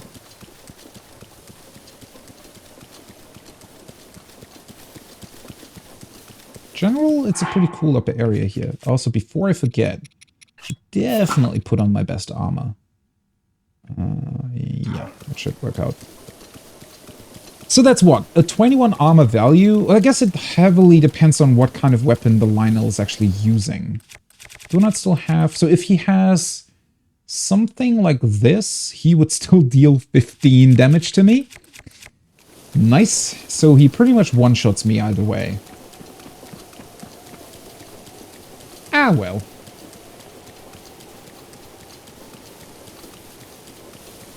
Oh, for different reasons, right. Now that you mention it. Wasn't there a quest with this? Or was it to prove that I killed him? Something like that? Yeah.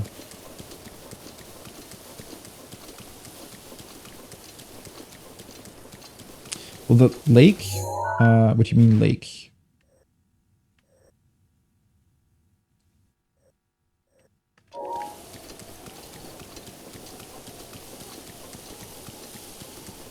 I could have bought the knight's armor. Technically, that's where I could have spent my my rubies on now, right? Oh well, I already dealt with one Lionel. I don't think this is going to give me too much trouble. The only annoying bit would be if I'm hit by his arrows and lose my gear constantly. Because then it's very annoying to get that back. Yeah, he's a basic one. Let's see. Zoom in. Does that count? Should count, right? Yay!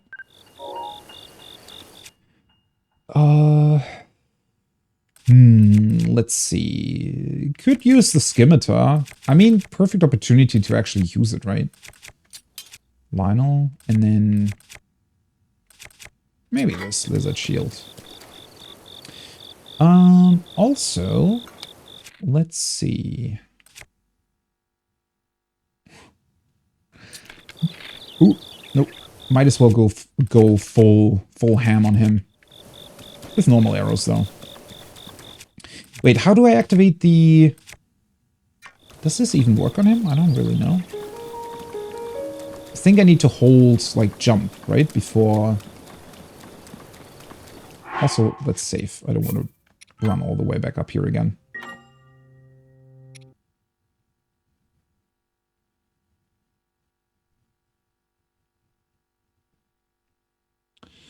Oh, right. Yeah, all those smaller side stories are definitely sort of coming back to me now.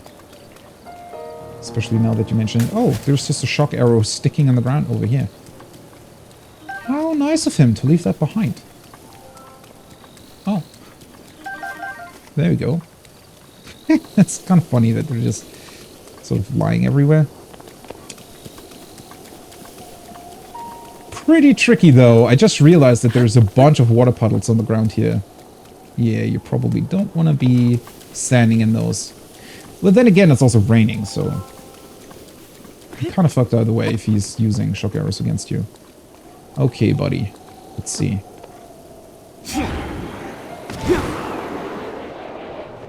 Oh, that's actually really high.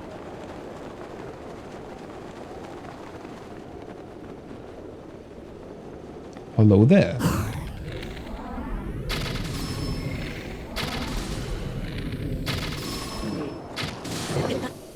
Oh, that wasn't the best idea. Maybe I should have left over some stamina. Oh well. Might as well... Oh yeah, it's perfect. Might as well eat that. He has a bit more HP though than the last one that I fought. Nope.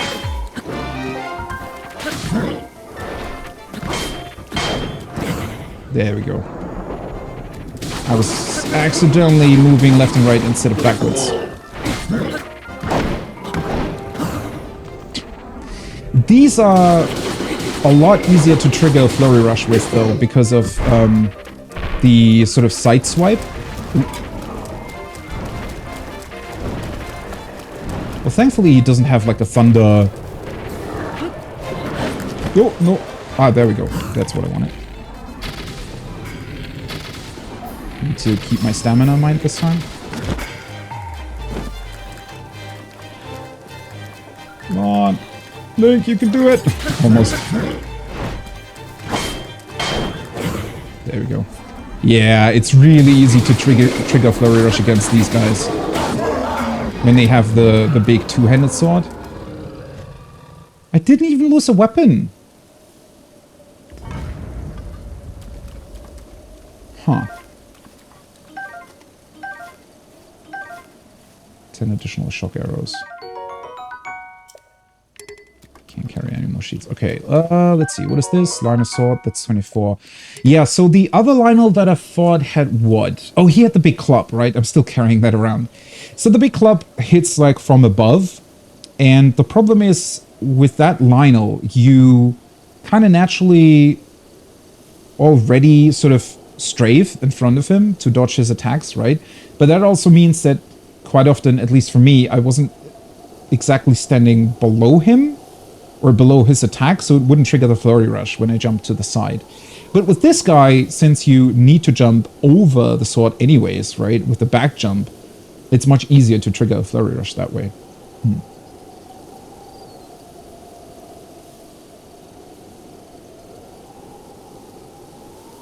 Oh yeah, I do know that you can drop bombs while gliding. That's only your...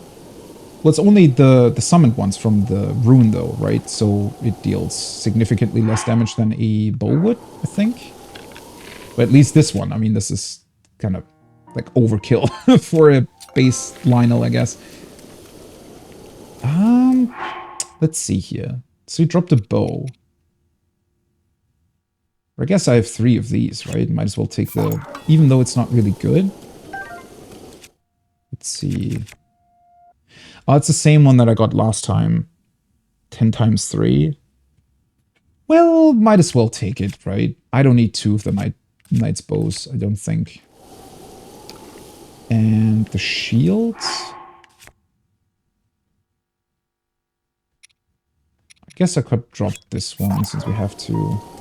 Although I'm pretty sure that this isn't really that great either. Oh no, it's 30. Well, that's good. Sturdy shield favored by Lionels for its defensive and offensive capabilities.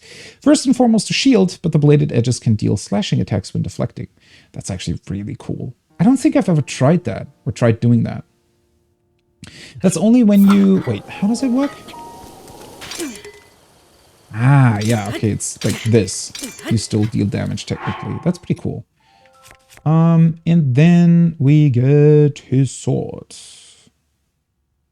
Do I want to drop anything for that? Okay, so these are both used. Might as well, huh? 24. Equal strength, but more fancy, I think, because it comes from a Lionel, in theory. Now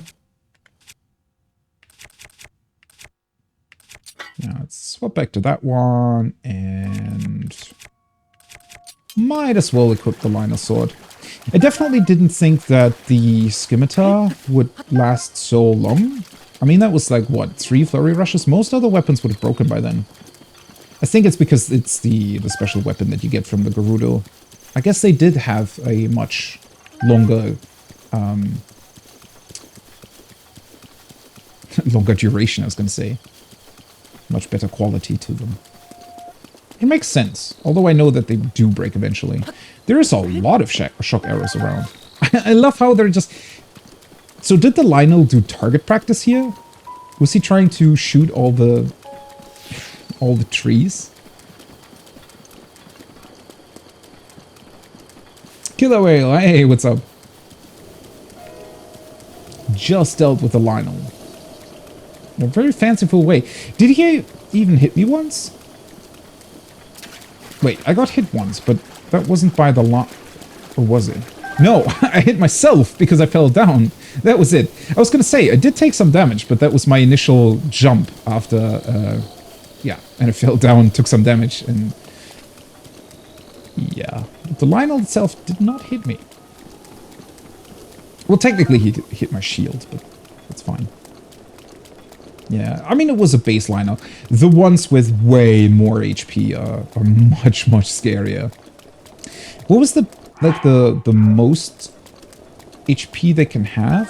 Because this was a red one, right? And then next one would be the, I guess, blue, and then silver and gold. So the strongest of them would have something like 6,000 HP or something?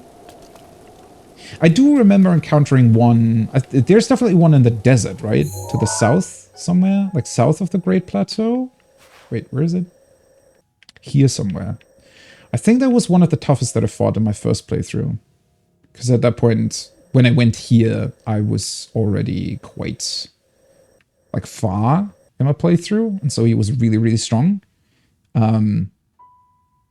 I just remember going through a lot of weapons before I was able to finish him off. Wouldn't I technically be able to just land on the Divine Beast from here? I guess it shoots some sort of shock things at me, if I tried. Also, there's another... do I want to mark that? Where is that? Well, that'd be really annoying to get back to, though, right?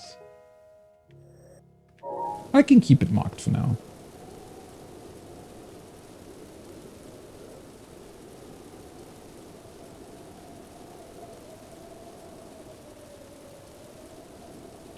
There are a lot of different versions. The cool thing is about the Lionels that they always... They have a pretty good weapon variety too, right? Like, in terms of bows and weapons. They can have, like, clubs. They can, I think, they can have two-handed swords as well, right? I think there's like a version of those. And then they come in like different strengths. Pretty sure the best one I ever got was either, was it 72 or 84? Something like that. A really, really strong sword. And then obviously the bows that have like, that shoot 3 arrows and have a strength of 40 or something. Which is pretty funny because with those items you can also annihilate Lionels as well, if you have them already, right? Jump at your own risk. Seriously though, can Zora really survive a jump from here? Because it feels like it would still hurt like a truck to hit the water surface. I guess they're so perfectly, I don't know, have such a perfect body form that they can deal with the impact or something. Well, either way, we definitely have more than enough arrows. I think as Link you can do that as well though, right? I don't think the game accounts for like fall height when it comes to water surfaces.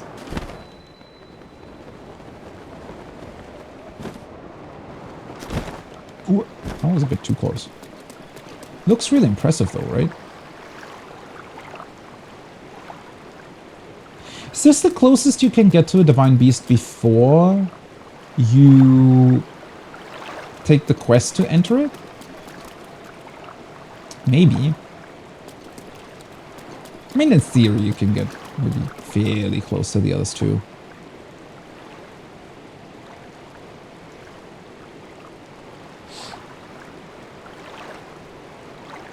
Oh yeah, spears. Right. Lionel's spears must be really good, right? I mean, spears in general because of their range.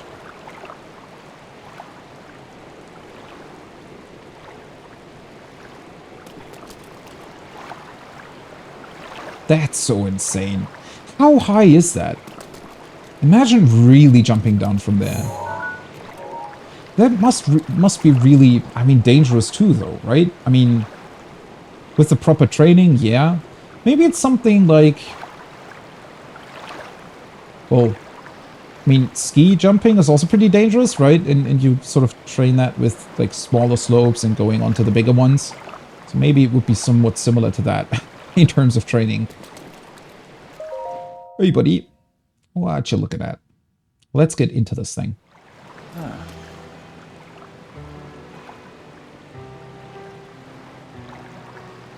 Yeah, definitely a reason behind them learning about it. That being said, I mean, I maybe would have built like a big fence or have a guard stationed there because that feels very enticing for kids of a race that can, you know, swim really, really well and are really familiar with water.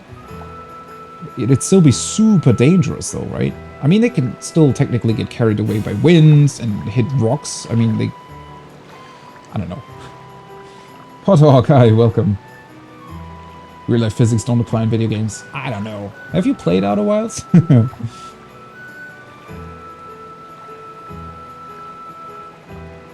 Well, true. I guess as long as the Lionel was there, he pretty much acted like a god. Maybe we should tell them that we got rid of it. Right? Glad you see you're ready to go, Link. He somehow reminds me of Hildebrand from 14, every time he does it with his teeth. Are you ready for this? Do you have your Zora armor and enough shock arrows? Yes. Wonderful. You never cease to amaze, Link. Now then, let us go in a piece that Divine Beast has won. Here we go. Wait a second. Now that I look closer, I see that you're not wearing your Zora... Oh, do we need that? Unless you have enough shock arrows and your Zora armor, we cannot possibly hope to appease the Divine Beast. I like how the music just drops out. Oh, you don't have your armor? Go change real quick and then we can go. Please hurry and gather what you need. Yeah, yeah. Don't worry about it. It's right here. There we go. At least it goes right into it. Okay. Glad to see you're ready to go, Link. Teeth blinking again. I'm ready. Yeah, I know. You just said that. Here we go. Show off. Gaze now upon the Divine Beast's back. So we need to hit, what was it? 4 points probably? Yeah, those weird, whatever they are, alarm-looking things. Do you see those glowing pink orbs? You will need to shoot each of them with a shock arrow. Thankfully, the thing's kind of, you know, halfway in the water. So, in that regard, it actually makes it easier to hit those. With your Zora armor, you now have the ability to ascend waterfalls. So I shall take you right up to the side of the Divine Beast, and from there you can swim up and take aim. Oh, wait, that's what we were doing. Totally forgot about that. That's actually really cool. I know you can do it. I believe in you. Now hurry up and get on my back. I'm ready. Good answer. Let's get going. He is really enthusiastic about it. Although maybe a bit too much, considering that it's fairly dangerous what we're about to do. Ruta is responding to our presence. I'll move away and wait for an opening before we approach. I'll keep going at full speed. It's up to you to ward off Ruta's attacks. Are you ready? Divine Beast Varuta will undoubtedly use its ancient and mysterious powers against us. That includes hurling giant ice blocks that we will need to watch out for. I shall leave those to you. Break that ice. Oh, wait. You need to break that? Oh, I can... Okay. There we go. Shock Nice. arrows ready?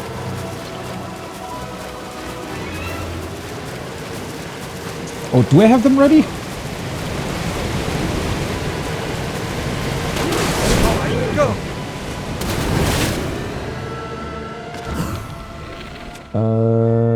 Bow. Wait, let's go to that one and shock arrows.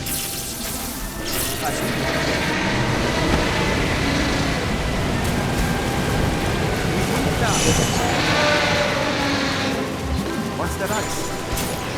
I do have to say, these stages are pretty fun.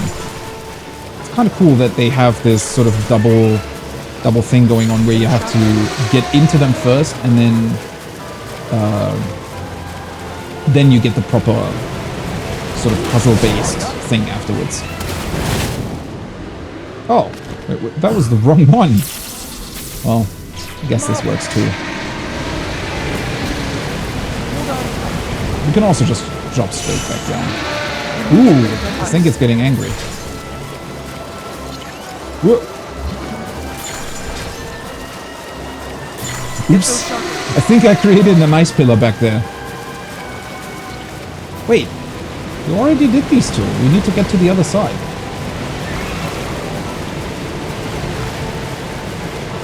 I guess not.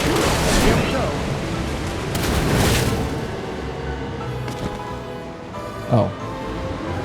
Well, that works too, I suppose. Can I not just hit both? Does that work? No. Okay. Makes you fall down right away, I think. Oh, you were quick. Oh, he's getting really angry now.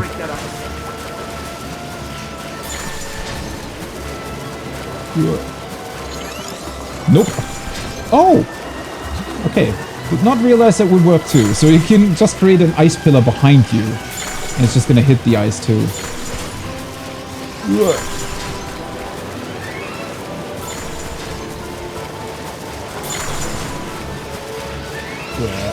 Somewhat finicky to aim at, but it still works.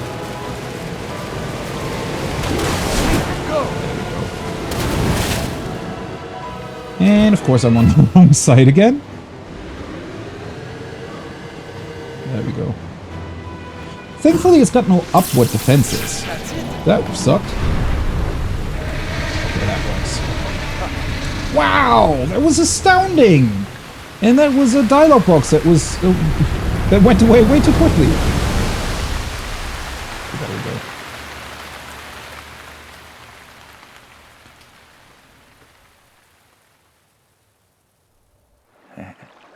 His head is a bit of a flower wheel? That's a good way of putting it. The water spouting from Ruta has slowed down. Ruta is floating higher now. You wanted to venture inside, right? I mean, he's just younger as well, right? Although, not anymore. Because he was also already alive 100 years ago.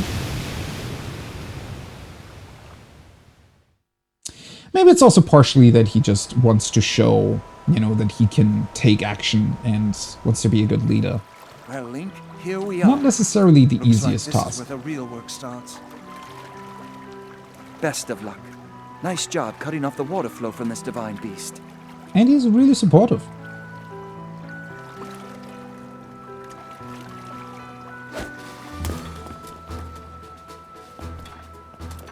Yeah, I tried opening my parachute again in between shots, but it wouldn't let me right away. But that might have just been... I probably should have hit the button a couple more times. It might have just been that the game... There's like a brief moment after I think you start falling. It's the same when you climb up on cliffs or mountainsides, right? And you like press B to jump off. And there's like a brief, I don't know, half a second or something where you cannot open up the paraglider right away. So it might have been that. If I had been just, you know, mashing the button, it might have worked. Either way, it's not really too difficult. And also a lot more fun when you actually get to do all the ice pieces where he hurls that much ice at you. Nice work, thanks.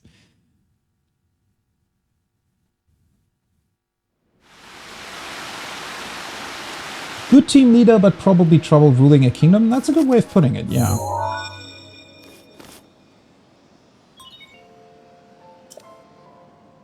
He is in a somewhat tough position, though, considering that his sister's gone. Here.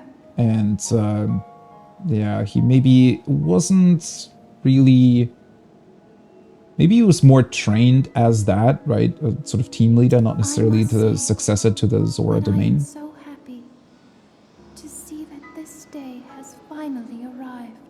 Although, I mean, he had 100 years to adjust, right? So, Now, Ruta can be freed of Ganon's control. You'll need a map to prevent you from getting lost. Thanks for the tutorial for the third time.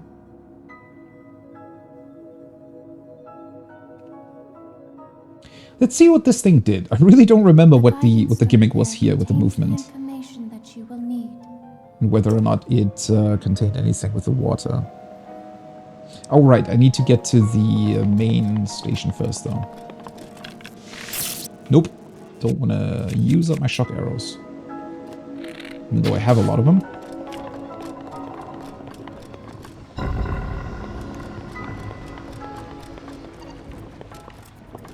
Oh, hey. I actually get to fight some enemies in here.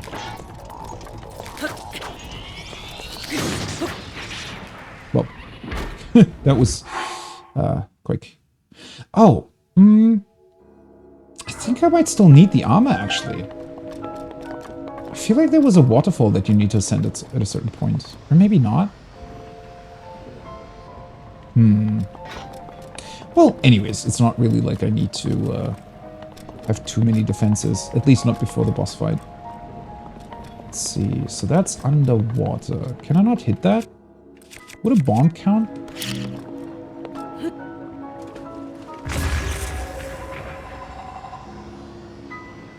Oh yeah, it does. I actually didn't expect that to work, but fair enough. Okay, I can turn that. But where is the... Where's the map place? That's not it. That's the file. This is the boss room here. Final bit that I need to get to. Or is it just that? Guess it might be.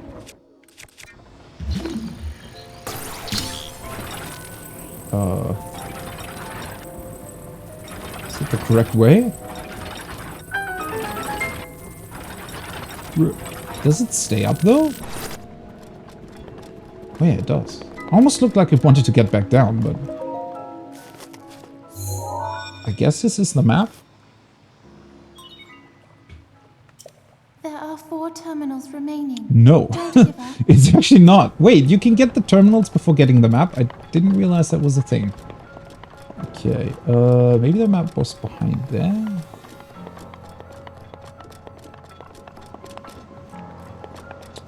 That leads quite a ways up. Let me just go... Oh, wait. Thought I might be able to swim below it. But I could just do this. Yep. Oh, there we go. This is the map. Weird that the one terminal is so easily accessible. I guess technically you can do that in the other Divine Beasts too. It's just not as readily apparent that there is a terminal right next to the entrance. Yeah, he's trying to fill a role, but it has been 100 years, right? Although we shouldn't be too hard on... I mean, not everybody is born like a natural leader, right? And you cannot always like grow into that. It's just something that not everybody is really able to do. Or change up their own personality that much. Good. You've obtained the map of the Divine Beast. You will see several glowing points on your map which represent the terminals that control Ruta. Take Ruta back by activating all of the terminals. Be careful. Okay. Right. So... Huh.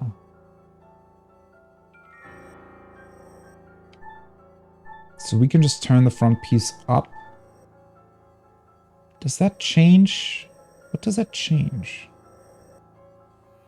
I think it... Isn't there like water that can spill down? That probably turns those two wheels, right?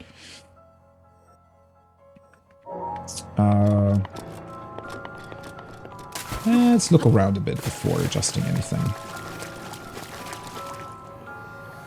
So I want to say that that room over there is not really that important until the boss fight. Ah, see. I was gonna say, usually they always have a metallic chest somewhere in the water. There you go. Meh. If they already have a chest with ancient parts, they could have really put those cores or more rare materials into it, honestly. Not that I really need them at this point, unless I do want to go for the armor. I don't know. Kind of depends on how much time will be left until Tears of the Kingdom releases. But do some additional stuff beyond just the, you know, sort of main quest. Okay. I actually really like the music here. With the,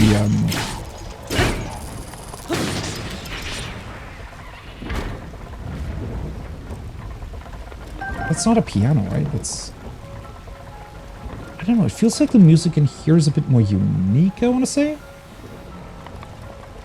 Compared to the other two Divine Beasts that I've done so far. Yeah, this actually isn't worth carrying with me, I don't think. Okay. Yeah, you can definitely activate some water flow here. That I could stasis too. Might as well already travel to that chest though. And I can check out the other side too.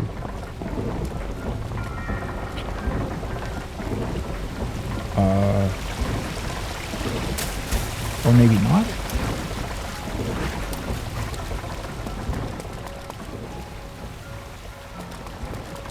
It doesn't feel like I can just jump over there, honestly.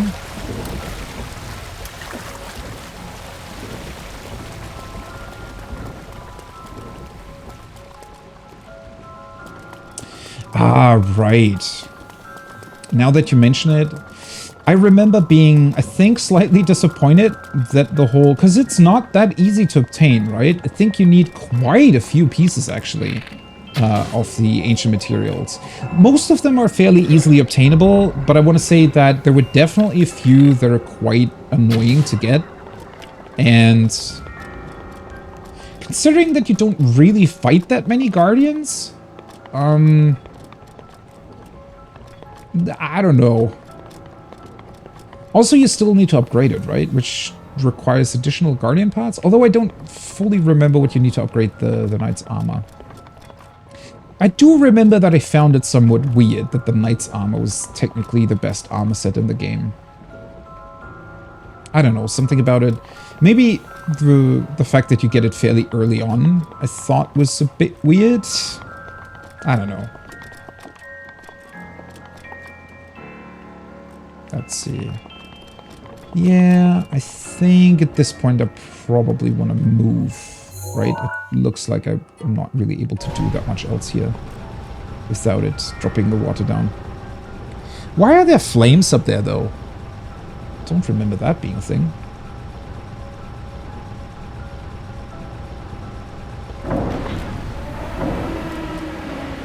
Okay. So this moves now. Okay, and that opens that one up. So I can probably stasis this thing to enter it. Yeah. Does that work though? Because he's gonna...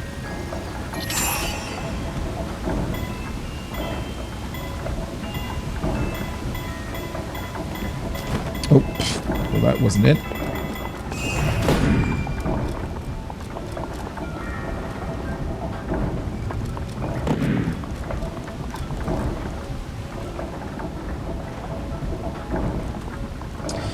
Let's wait for this one then. Can I be crushed by these if I'm not careful? When do they move? Ooh. Oh, come on. Why is this so finicky? What was that? Oh, there's an eye here too. I should probably shoot at that eventually. Okay, this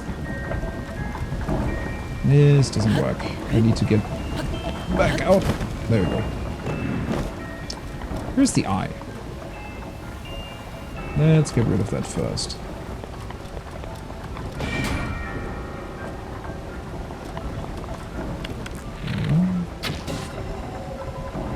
Oh, there's another chest there.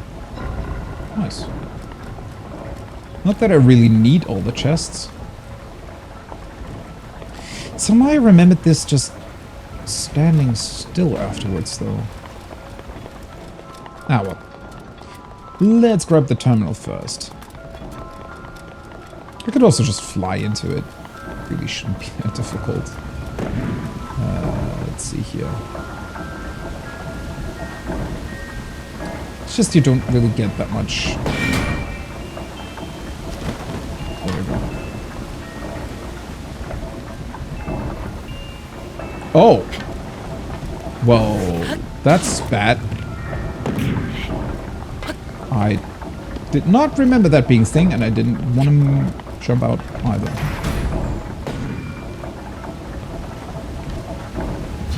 Also, you kind of have to do this with stasis then. Come on, Link. Oh, wait, that was the... Never mind. That was the wrong one. Okay, I'm already making this way more complicated for me than it needed to be.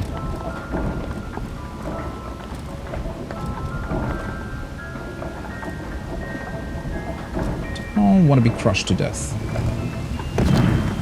Seriously? These fall way earlier than I thought they would. Wait, how were you supposed to do this then? Really, just with stasis? I guess so. Oh, I could also just stop the thing from rotating again.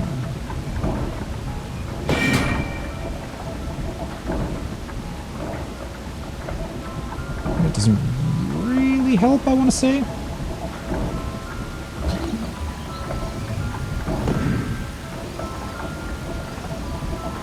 Was there another part that I could stasis that stops it from rotating, actually?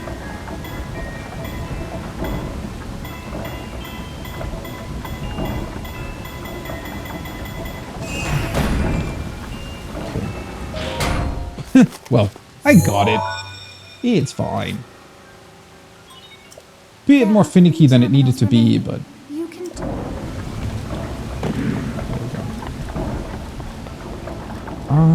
yeah, weren't there, like... I thought there might have been some cogwheels that I could... stasis? No, it's just the... Never mind. It's the cogwheels that I... did first. Well, might as well do one more attempt for the chest. Let's see, I just need to be careful to... So, which one is the chest on? That one needs to be... No. Wait, what? Oh, you need it when it's up. Never mind.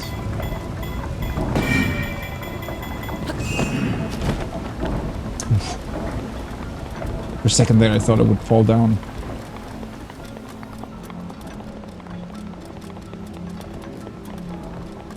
Well, that makes it way easier then. Why did I think it was this way? So pretty much want to stasis that one while it's still on the other side. It's turning very slowly though.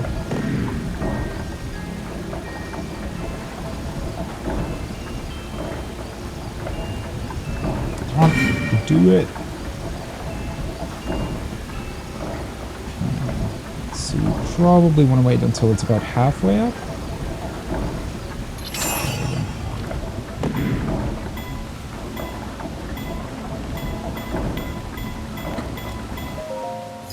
Please don't get crushed, Link. Can it actually crush you? Oh, hey, there we go. Finally, an actual valuable piece. Right. Okay. First thing done. Now we can just ride up. Wait, can we?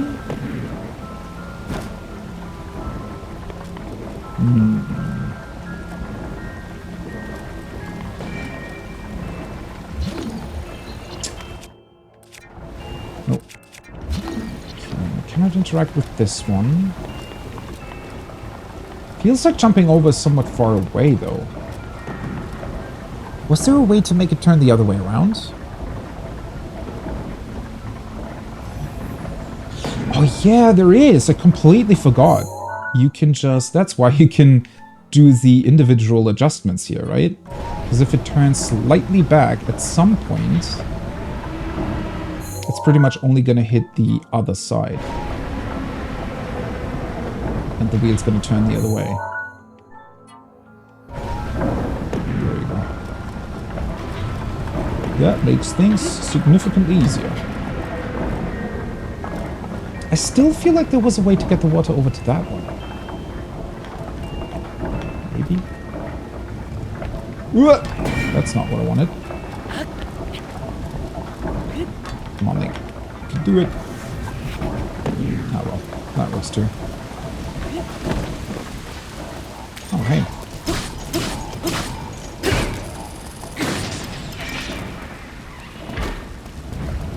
What are the odds of me forgetting to change my gear again before the final boss fight?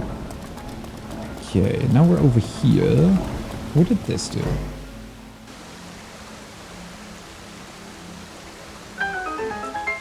Okay, that gives us quick access over here, right? This is staying on too. Okay, perfect.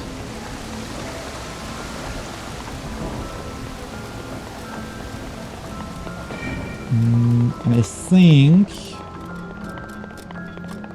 this way we should be able to get the one in the snout.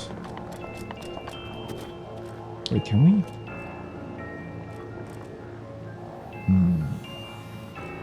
Well, now I'm on top of it. Let's see, if I turn it back down... Oh yeah, it's just in front of it? No, wait, that's just a chest.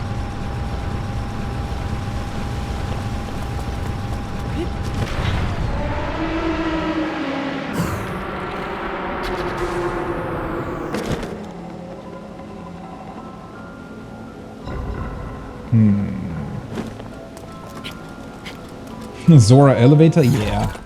Actually, you'd think that they would have a bunch of, you know, waterfalls in their city too that work like that.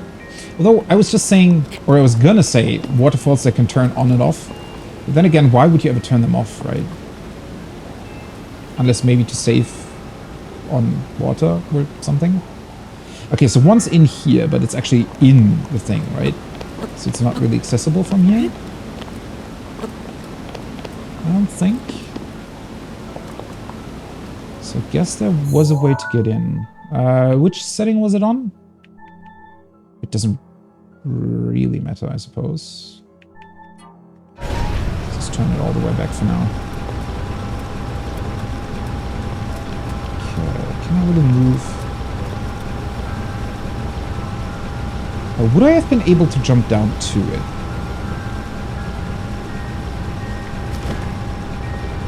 I don't really think so, but maybe? Ah, there was another thing here.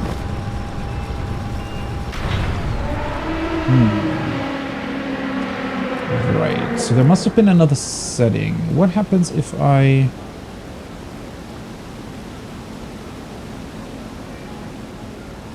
Oh, wait, there is a chest there? Why is there a chest there?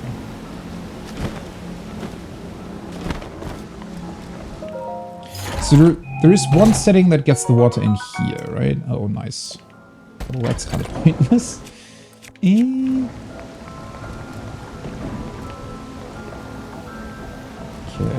it's already there. Which setting would that be? So this was to turn the wheel the other way around. Would it be... I could just try, right? I should be able to see when it comes down here. Maybe? Yeah, that's the opening. So that's not it.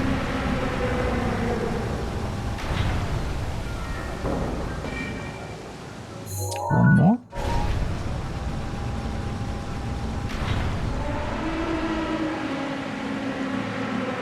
Really?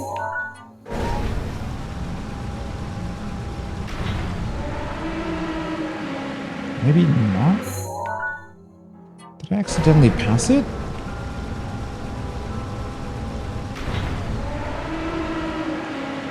Or was I supposed to get... Maybe I was just supposed to go through there. I thought maybe you'd have to redirect the flow of water to get through that hole.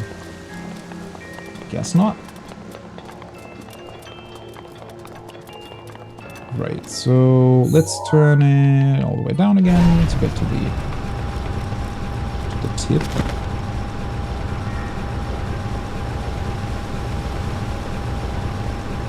It's still insanely cool though how these work, right? I don't know, something about the design of the Divine Beast is really awesome. Okay, let's see if I can...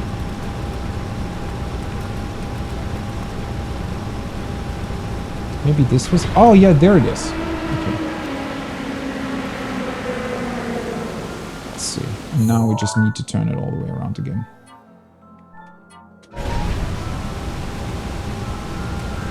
There's something really, really satisfying about, you know, turning a giant structure like this and then seeing it move in real time while you can still move around. It's really awesome. Because a lot of other... Ooh, that was a bit too far.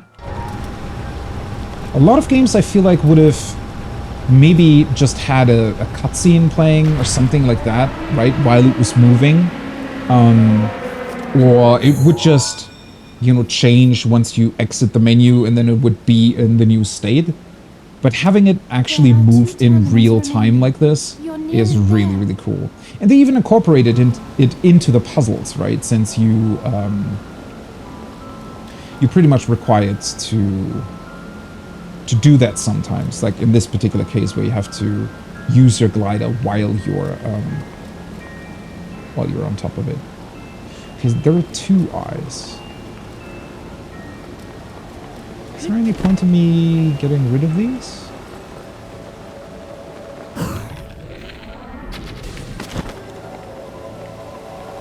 Did I hit it? Yeah. Oh. Just accounts for both sides, never mind.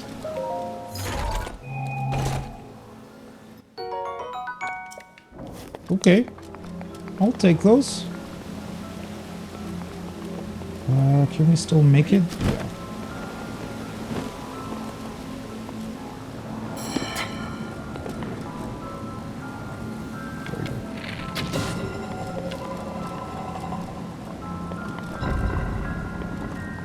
Okay. Why is there fire in here? Isn't that sort of counterproductive? Is this a means... Why was it here originally? Is this purpose-built to create steam for some reason? Or is there another, like, idea behind it?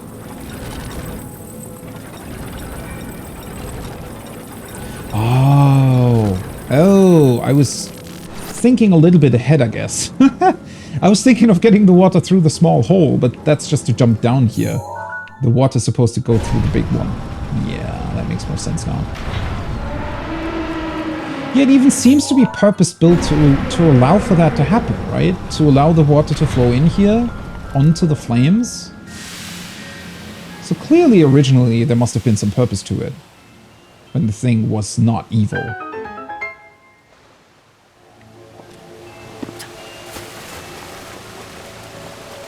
There we go. Perfect. Just One more to go. terminal remaining. I have faith in you. Okay. Wait, where is the last one?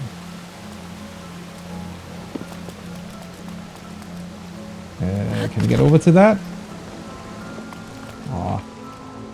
Just barely, but it worked.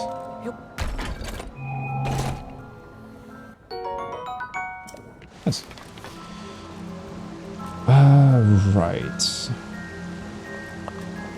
Okay, so I can turn these... I can turn this both ways.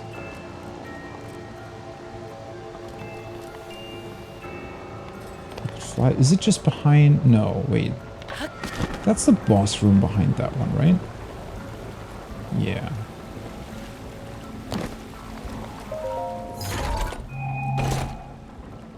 Oh, it's just in there. I just realized. It's turning back and forth in here. But... I don't think I'd be able to activate it, even if I stop the movement. I don't think. This is technically below water, right? Or can I just wait for it to come up? Does this work? No, it doesn't count.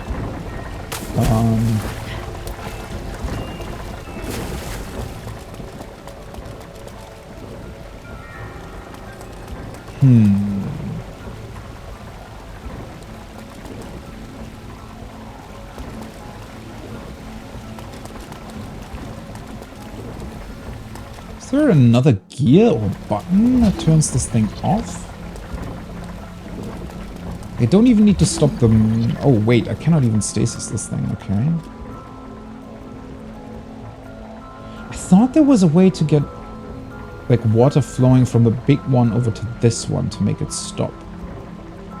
But I don't really need to stop it. I need to turn on the water flow, right?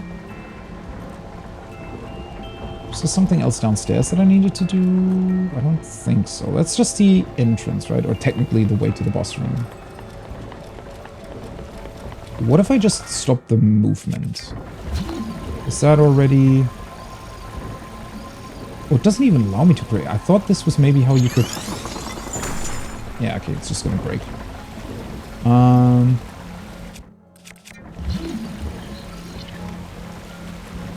Wait, what's that? Oh, it's just light coming in. I was gonna say, wait, is there something below the water surface? But that's just... Yeah, got light shining in. Okay. I mean, we can climb up using the ice pillar, I think.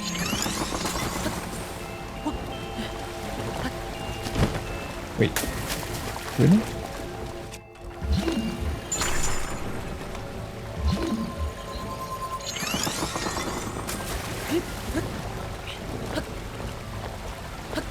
Come on. Ah, there we go. I was gonna say, you can do that, Link. Wait, seriously though, was there... Is there a switch for this thing?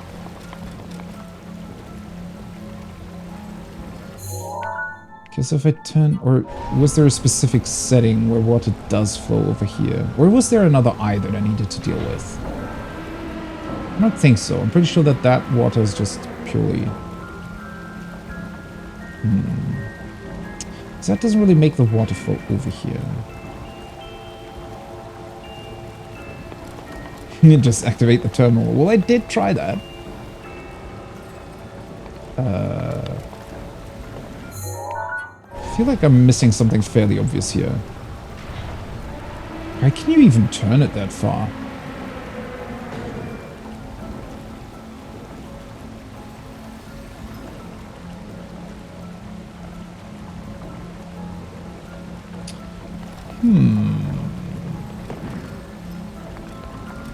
I do like how these puzzles actually make me think. I feel like I kind of underestimated them a little bit. Let's see, what other options do I have though? I mean, there's nothing to interact with here. No stasis to deal with.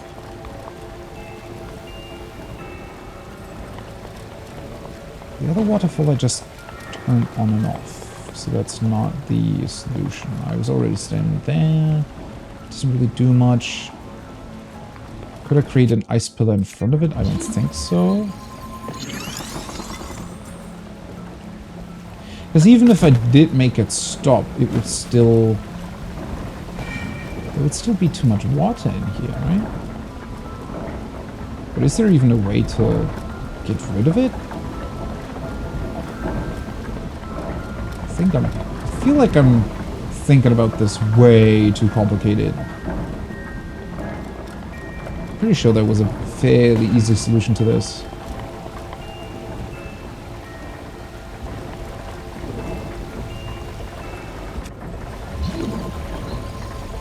So I'm pretty sure everything that I'm just creating in there is just gonna break eventually.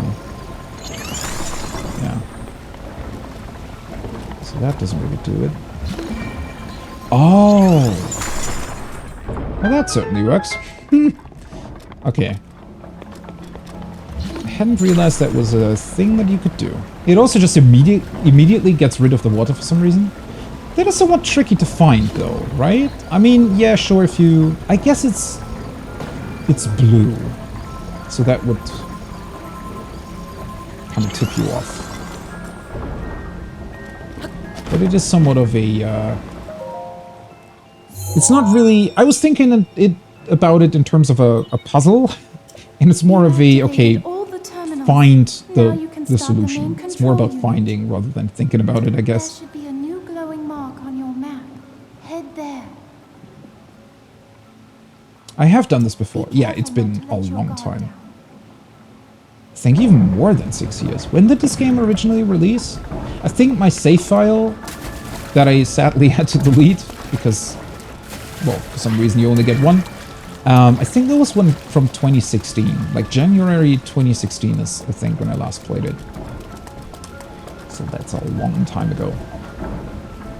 Admittedly, though, I did watch some streamers every now and again go back to it.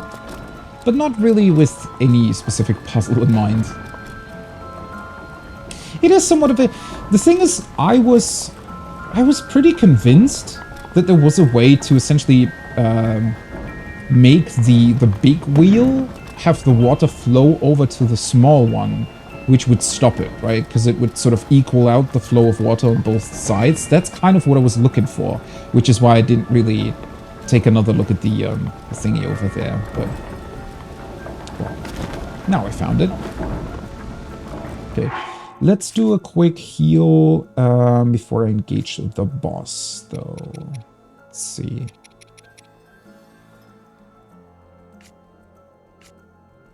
Might as well just eat 2 apples.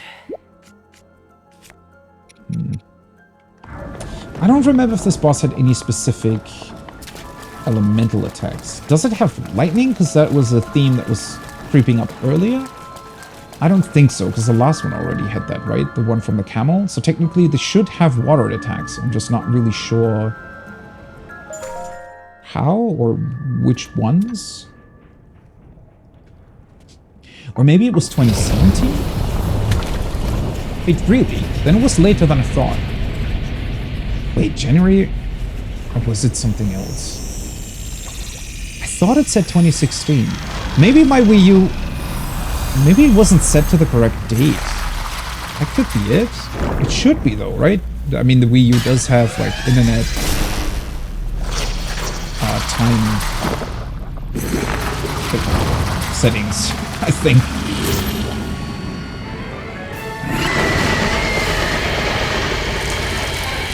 Yeah, also with the water level, I was looking for some outlet for the water, right? Because like with the button that you activate, there is a clear sort of cut or hole in the wall where the water then flows out of. But here it's just sort of, it just drops as if there is like a big plug that gets pulled. I believe that you are well prepared for this. I don't know, a bit weird, but I have faith in oh well. Oh yeah, we are fighting in water though, so that kind of means that he should do some water attacks. Careful, that spear has a long reach. Let's see, what can you do? Oh, okay, so he kind of has some sort of water-based thing. Whoa.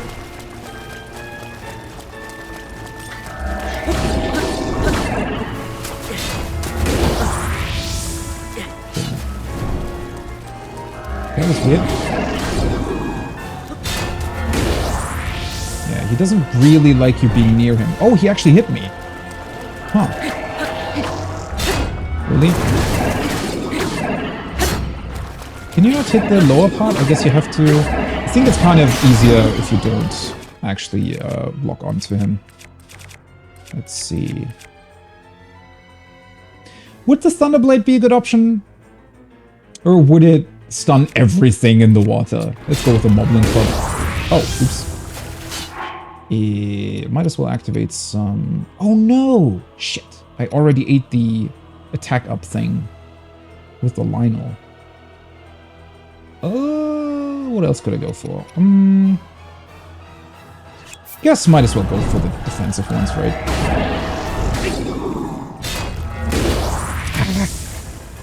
That jump isn't that easy to time. Yeah, it really isn't. Especially awkward since you don't really want to lock on, but I think you can only do the back jump if you're locked on, which makes the whole thing a little bit annoying. I think he's he has a lot more health than I thought, though. Okay, phase 2. Considering that I was hitting him with a 45 attack weapon, pretty impressive. Or do these things actually scale with your progress through the game? I don't think so. I was pretty sure that the first time I went through, I was kind of disappointed at how fast you can deal with them. And of course I did forget to change my armor up again. But then again, now that I have to swim, it might actually be a good idea to...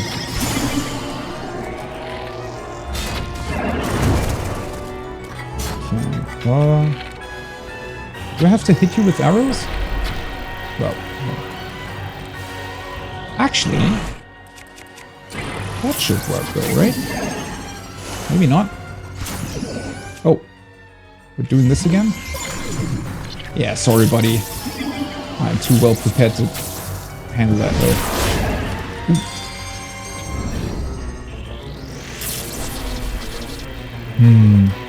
It does suck a little bit though that a lot of these fights kind of require you to fight them from a distance. I mean, I'm fairly certain that I'd be able to get close to him as well, but he's hanging on the ceiling, right? Am I even damaging him, by the way? Yeah, I am. Right? Well, he still can hit me once. What happens if I'm right below him? Ooh. Never mind. Not a good idea.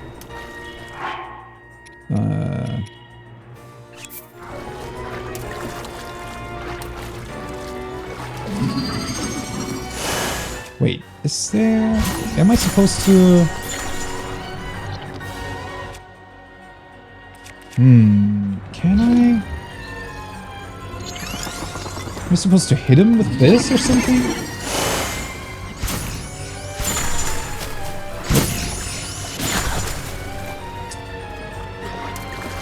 It's actually way more difficult to hit him while you're in the constantly running. Nope, that's not where I wanted to go. Okay, yeah, the whole water combat thing doesn't really work that well. Because if you fall in the water accidentally, you're kind of out of options. Yeah, I want to. I mean, I can just do this the whole time.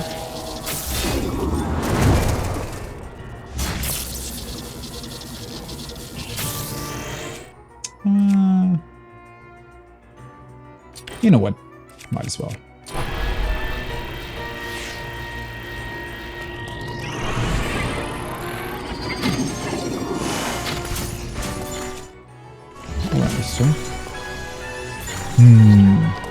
I mean, I can just keep shooting arrows at him. Eventually, I'm gonna win. I mean, this deals a whole lot of damage to him. Huh. Wait, so it's damage-based if he falls down? Because I was pretty sure that I shot his eye before. Yeah, might as well use this one. That's why I was so confused. I was pretty sure that I hit his eye before. Didn't it even give me the, like, crit sound? Because I was expecting him to fall down once you hit the eye. That's what I thought would happen. And it just didn't happen. Maybe I got unlucky and it didn't really count. Or maybe it's damage based, so maybe you need to deal a certain amount of damage in a certain amount of time for him to fall down. That might be it. Because the bow with the 3 arrows just deals way more damage. Still a little bit disappointing, I think. Would there have been another way to not use arrows? Because that's kind of what I was looking for. A way to get him down without using arrows. So I was thinking that maybe I could chuck ice blocks at him myself, but I wasn't really sure how to do that either. Fairly interesting. Because I still think, shouldn't you be able to deal with these things without arrows, technically? Like, what if you go in here without any arrows? Or if you don't have any left over? What do you do then? That's... I guess you can try to chuck bombs at him. Maybe that would work too, eventually. Huh. Well, anyways. New heart container. Yeah, I was trying to send the box back to him, but I guess that's not really an option. The triple arrow was kind of heavy with damage. I didn't even really expect it. Even though I, well, technically know that it deals triple the damage from the other bows, but it's almost seemed like more, right? But that was weird. I was so sure that I heard the crit sound when you hit the eye, right? This sort of more high-pitched ping sound. Maybe it was because I was using shock arrows? Maybe you're supposed to hit him with a normal arrow in the eye and that's why it didn't work? That really was somewhat strange. And yeah, what are you doing if you don't have arrows? Huh. There must be a way to get him down without arrows. Because you cannot really... But you cannot really manipulate the ice blocks. I mean, clearly they're not made out of metal. There are no metal pieces in here, I don't think.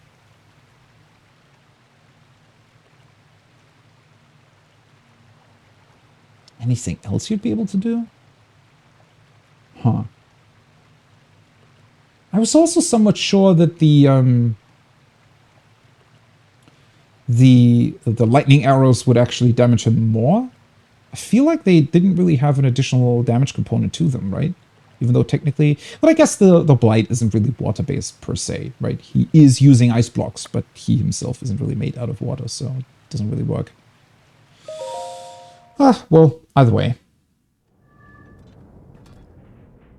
That is where I think the boss fights do... You know... They're a bit too basic in a lot of ways. I feel like they do have more ways to deal with them, though. Is now free, and Ruta as well. Thank you. For I am now allowed by this freedom to be with you once again.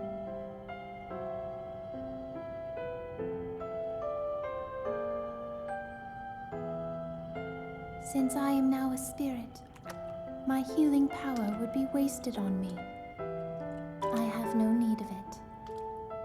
So therefore, I would like you to have it. Ah, so that's Please what it accept was. Mipha's grace. I honestly forgot about her having healing powers. Is that like a fairy heal? Sort of a full heal when you die? I think it was something like that, right? I wonder why I didn't really remember it. Yesterday, I was awash in a pool of tears. I had nearly given up hope and resigned myself to being trapped here as a spirit for the rest of eternity. But now you're here. All this time my hope was to see you once more. Promise me that you will not hesitate to call upon my power if you ever find yourself in need. Knowing that will let my spirit rest in peace. I must go. Ruta and I have our roles to fulfill. We are both honored to be able to play the role of support. We'll annihilate Ganon together. Farewell. Save her, Link. Save the princess. Save Princess Zelda. And there we go.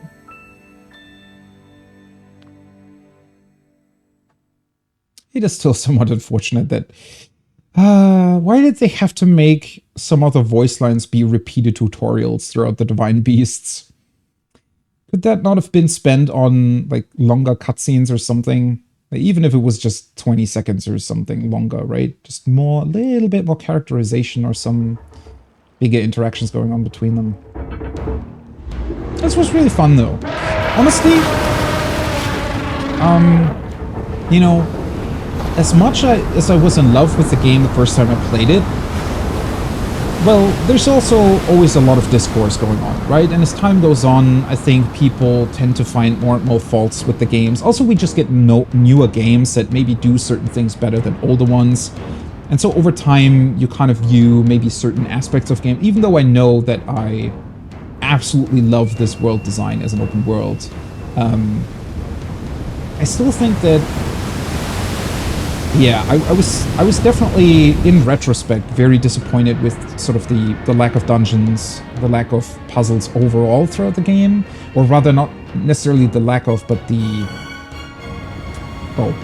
lack of complexity of puzzles for the most part.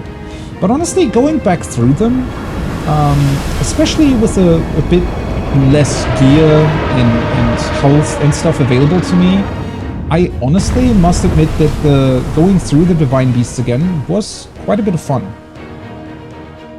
Maybe it was also, at least partially, my initial disappointment that they weren't like full Zelda dungeons that made me remember them as not being as great as I'd hoped.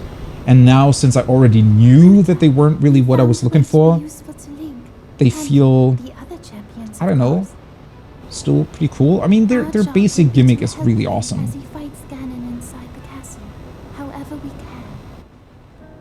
Using your ability to drain Ganon of his power is key to our success. This is it. This will be our last chance, and everyone's last hope. If we seal him away, then we can restore peace to Hyrule. And both your duty and mine will be fulfilled.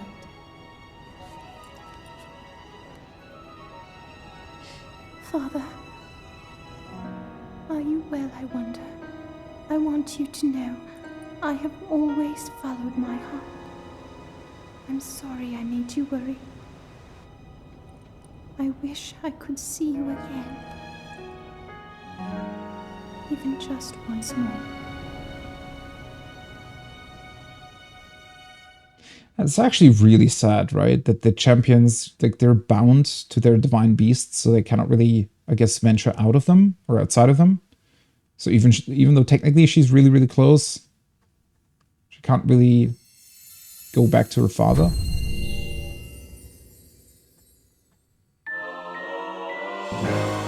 Mipha's Grace. A restorative power born from the spirit of the champion Mipha. When your hearts run out, you'll automatically be resurrected with full hearts plus temporary bonus hearts. Pretty cool. Albeit, as awesome as it is, and as cool as it is when you're thinking about where it comes from, right? Sort of her healing powers, her love for Link. Probably the weakest out of the four divine beasts races. I know that a fairy isn't a full heal, but it essentially has the same effect, right? And being able to just chuck a bunch of food whenever you want, might as well get a normal fairy heal and then just heal up again. More or less amounts to the same thing, right? Well, let's go back to her father first.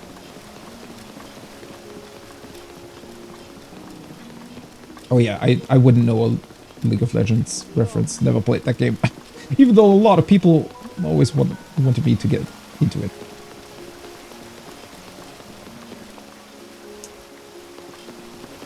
I forgot that there are these weird snails. Oh, wait, what do you want?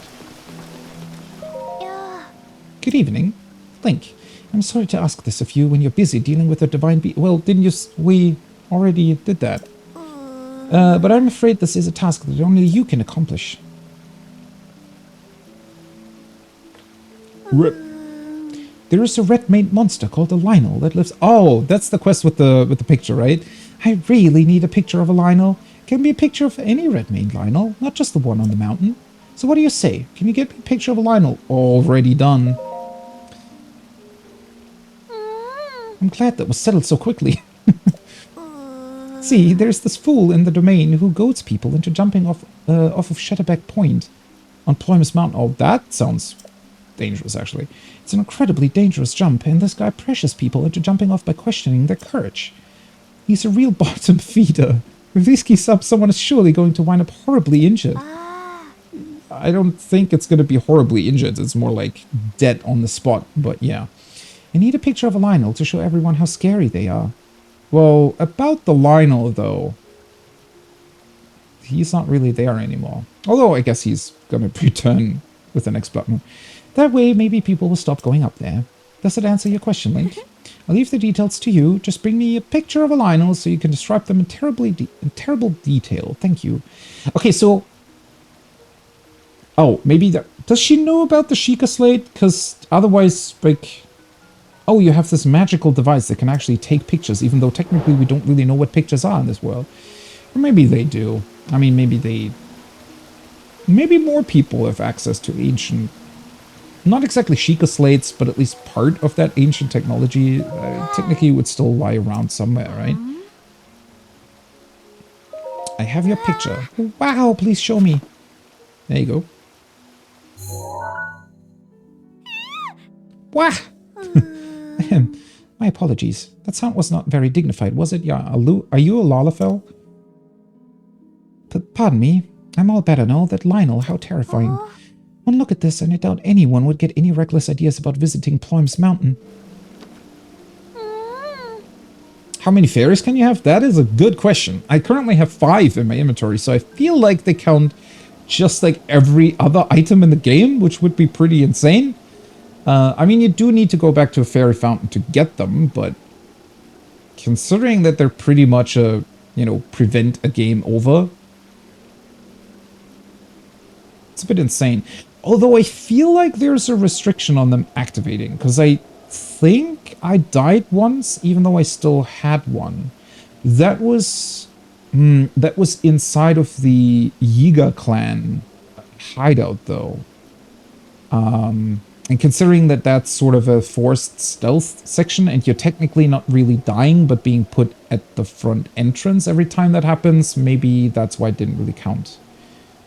But otherwise, you're pretty much free to get as many as you want, which is pretty, yeah. I mean, I guess it's not that OP, considering that you do have the ability to pretty much unlimited full heals as well. But it's even more insane to think about that you don't even really need to worry about your hearts running out, because you can just be fairy healed, and that's fine. Thank you. I'll tell the children of the domain about this. Maybe that will scare them away from the mountain. Oh, right. Now for your reward. Ah, we get the greaves. Wait, where was the helm, though? I feel like that was on top of the river or something. That is such a cool quest reward, though. These Zora greaves were once made by skilled craftsmen by order of an ancient Zora king. Now they're fairly common. Wait, why do they fit me, then? If the armor pretty much had be, perfectly made for Link, I guess the trousers are more stretchy. As you may know, East Reservoir Lake was created in a collaboration between Hylians and the Zora. After East Reservoir Lake was finished, we made Zora greaves as a token of friendship for Hylians who came to visit. Well, at least that explains why they would fit Hylians. But over time, the number of Hylians visiting the domain dwindled, and my father had to close his armor shop. These Zora greaves here were the last pair left in the stockroom when he closed up shop. Wearing these, even a Hylian can swim as well as a Zora. That said, these would be wasted on me. They're only useful for a Hylian like you. Please take good care of them. Was there a set bonus they give you?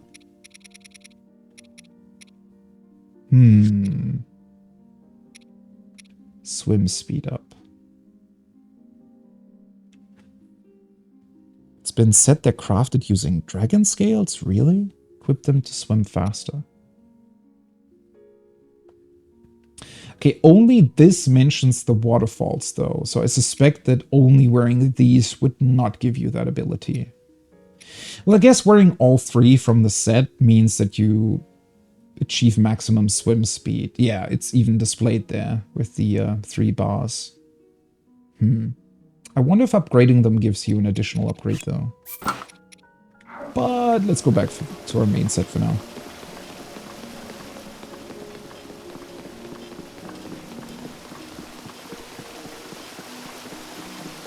Hey guys. Done what you needed me to do. Right. Just return back to the king. And I think now we'll be able to get the ancient Zora spear. A trident. No, it's a trident, right? Oh, everybody's here. That's actually really cool. Well, now I feel like it would have made sense for the other villages to have everybody gather too once you're dealt with the beast, because it's such a, well, it's a very important occasion, right? Link, you did well to survive your trial. I have been awaiting your return. A violent downpour has disappeared, as has the threat to Zora's domain. It is a little more than a bad dream now. Thanks to your efforts, there is no longer any danger of a great flood laying waste to Hyrule. You appeased the divine beast Varuta and thusly saved Zora's domain. We are all truly grateful. What you did for us is more than we could have ever expected of you. Link. Oh, that's... Link, I must sincerely apologize for my harsh treatment of you. That whole time you were thinking of Hyrule's and Lady Mipha's well-being just like the rest of us. All of the members of our council humbly fold our fins back in gratitude, along with the rest of our people. Perhaps the older generations of Zora, myself included, misunderstood Hylians after all. It would seem so. That said, I would be overjoyed if you could find it in your heart to forgive me. If not now, then perhaps one day. No, I think Link can forgive him. I mean, the only reason why he acted like that is because the person he was entrusted with, you know, protecting her died. Or at least that's what they thought happened, right? So it's like, I feel like it's a perfectly normal reaction to be not exactly happy about that.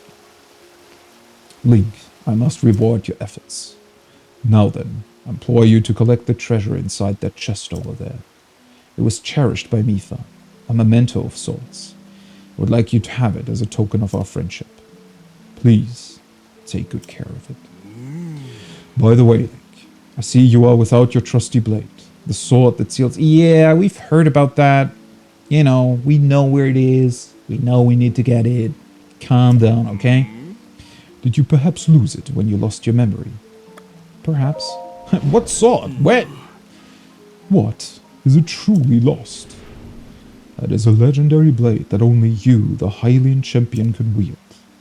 I expect it was awaiting your return while you slept, resting in a sacred forest or some such. What? Yeah, some sacred forest. Or some such, you know. I'm just guessing here. I'm completely right, but I'm just riffing off. Link, all of the Zora thank you from the depths of our hearts for your heroic and selfless work. And you too, Sidon.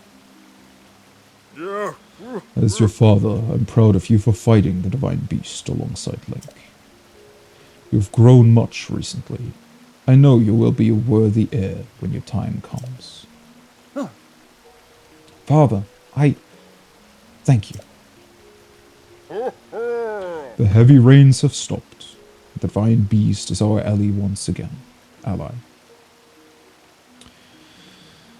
What's the quote? The rains have ceased and we've been blessed with another beautiful day? No, well, almost. How glorious. Truly splendid. Link, this is wonderful! Oh god.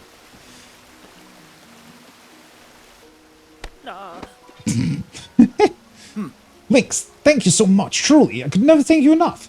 You helped save our home from vanishing away. This calls for a top-tier expression of gratitude.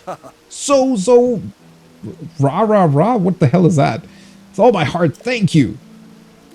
Wait, why would you... Okay, that's a bit weird. Like, imagine if we, whenever we truly want to thank somebody, just cried out, Hugh, man.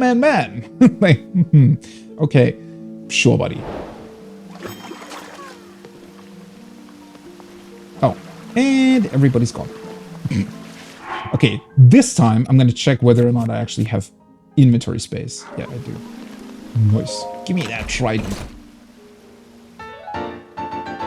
Sidon will have to eat a lot of smaller fish if he wants to get as big as his paw. Yeah.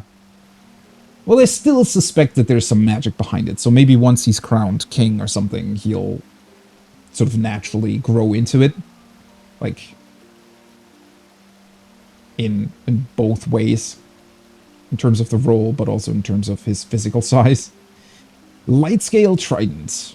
A spear of peerless grace, cherished by the Zora champion Mipha. Although Mipha specialized in healing abilities, her spearmanship was in a class all its own.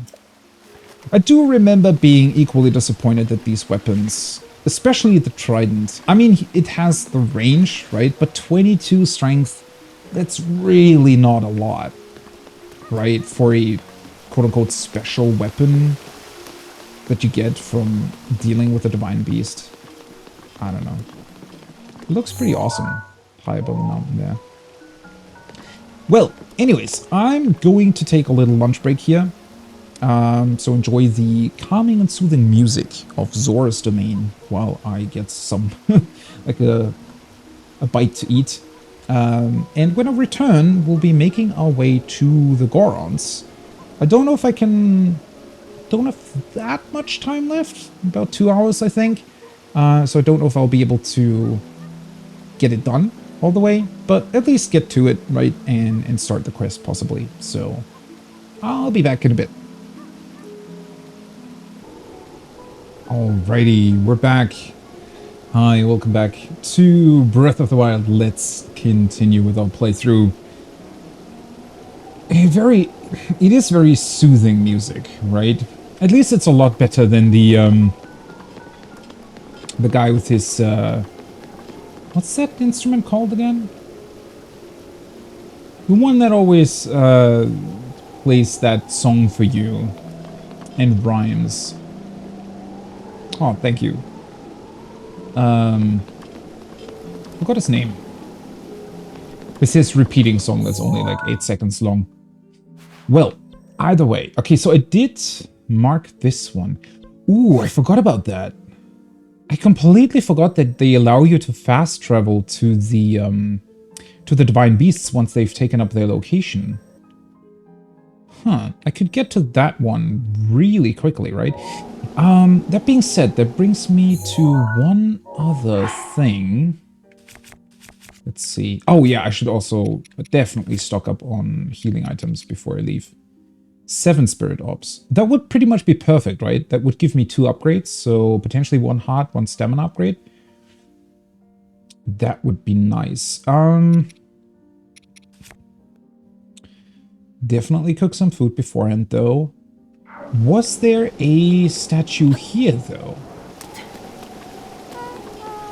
Oh. What do you want? La-di-doo. Gift from the sky, a scale of light. Oh, you're the Hylian who helped out Prince Sidon. You're so handsome. Oh, yeah. She, like... Well, I guess they all look like Link, huh? You look still down compared to Princess Sidon, of course. Well, okay. Well, his teeth are definitely better than mine, I guess.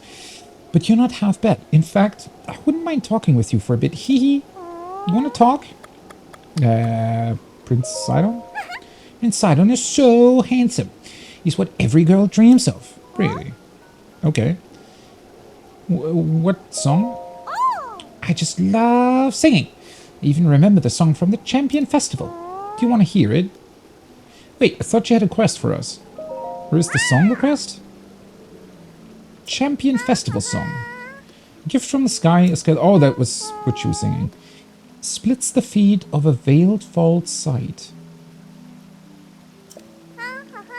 Your trial awaits, it's glowing bright. I don't really get what the song's about, but I'm gonna sing it at the next Champion Festival. Mr. Trello is supposed to get the festival together, but he hasn't done anything for it yet. I wonder what's wrong with him. Did he forget that's his job? Ah, there we go. I was questioning whether or not we'd actually get a quest from that, but yeah. A scale of light? Is that a reference to one of the dragons? Oh, wait, you just get this again? Does this always just respawn here? I wonder if the smith in town, right, he was already so grumpy earlier. I wonder if he's just, oh, I'm gonna place it behind the shrine. Nobody goes there usually, so nobody takes it away. And then it's always gone and he has to craft a new one. Probably coming back, what kind of fool took my blade again? I don't think there was a statue here. Or was it like somewhere else? Sort of outside of town, maybe? I mean, it doesn't matter. I'll be able to just upgrade my stuff either way. Since it makes more sense to do both, or two upgrades at the same time. What are you doing here? Morning. It's rare to see Highland here. Back at you. I'm a traveling merchant. I'm everywhere. No, I should introduce myself. I'm Doma. Nice to meet ya. You know, it used to rain all the time around here. Rain stopped. That's why I was finally able to reach Zara's domain. Now I'm gonna stock up on rare goods at the general store here. Don't get in my way, understand? She's a good merchant then, right? Recognizing the opportunity and immediately just getting all the stuff to sell before other people know that the rain is ceased. Right. Okay, so I definitely want a couple of general healing items. Well, technically, now that I'm really looking at it, I don't really need that much stuff. Okay, let's see here. We have the hearty radishes. Let's just combine these three, right? Might as well. That way we'll get another good meal that increases maximum hearts. Nice, +9. So that's going to be good. And then that's stealth. Man, the whole stealth, like moving faster and stealth are two options that you get a lot of ingredients for. But I want to say they're not that useful. I mean, it's very rare that you get, or technically there's only one sort of real stealth section in the game. And other than that, I mean, yeah, you can use it, but typically I just opt for fighting instead of stealth. And I don't even know if it helps that much with Guardians.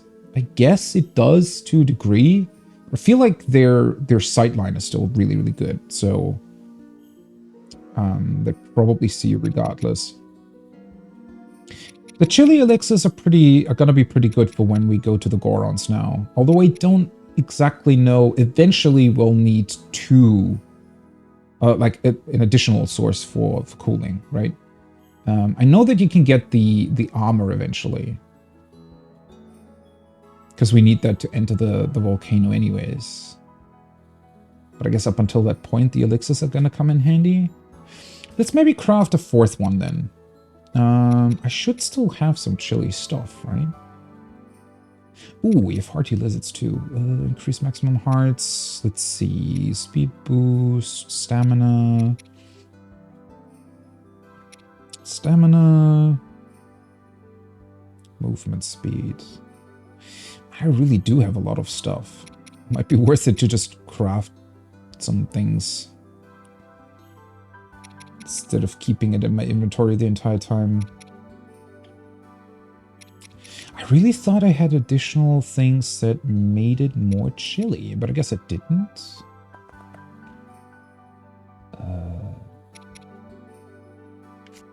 That's silent too. Attack power. Protection against electricity. I definitely want to cook some bananas. Let's just combine a bunch of them. Been wanting to do that for a very long time. Bam. Kind of sad that it just turns into Mighty Summit fruit instead of, because since the bananas are so ingrained with the Yiga clan and they have such a strong reaction to finding bananas as well, I kind of hope that there was some sort of special banana meal if you only combine bananas, but this works too. Also, this is a pretty good attack boost.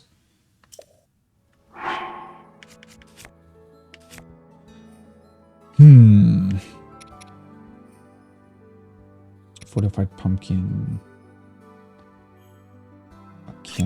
So you can make elixirs that increase your maximum hearts too. Well, that's pretty good.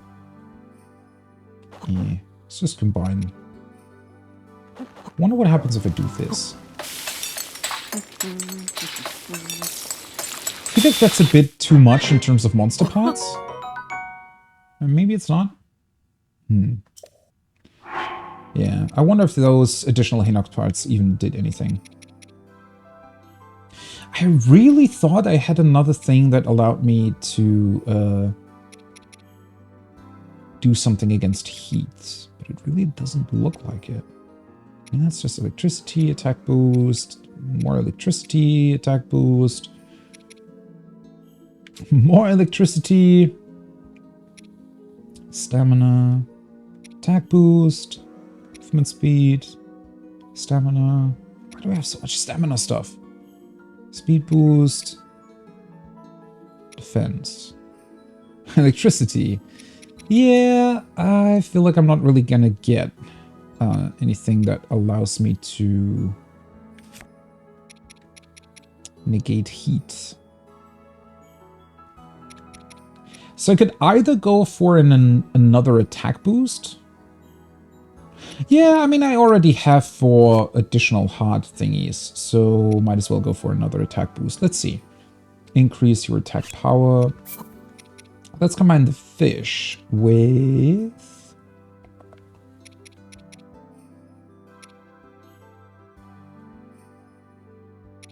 I guess other fish.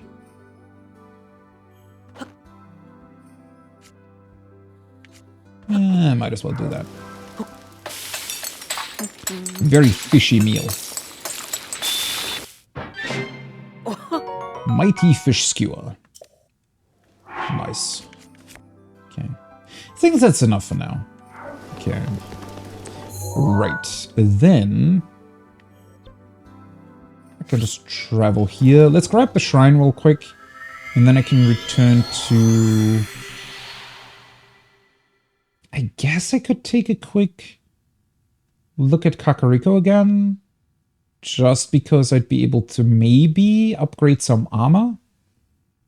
I don't even really know if I picked up anything that would have... Because I'm missing Farish's horns. Like those dragon horns for upgrading the champion's tunic. The only thing that I might be able to upgrade are maybe the trousers. Because I cannot do a 3rd upgrade for the hood yet. Because I haven't found the 3rd fairy fountain. Looks really, really impressive though. It is so cool. It is so cool how they're just sort of placed in the environment, and I don't know. It's awesome.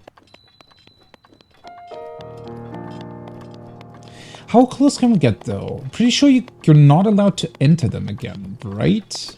But you can just walk up to them, I suppose. It's taking aim at the... it's too dangerous to go near. Okay, yeah. I was going to say, I remember there being some sort of barrier that prevented you from entering them.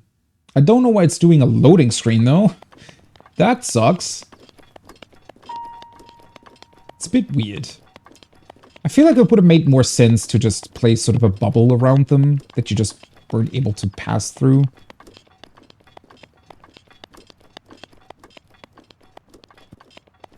Also, considering the detail of the villages and stuff, it is actually somewhat weird that I feel like the game, from a technical perspective, should be quite capable to just render the inside. I guess it's because they were kind of purpose-built as separate environments from the get-go. They didn't want to go through the hassle to include them again. Oh, this wasn't a Korok? Unfortunate. Where the hell is the... Oh, it's down there.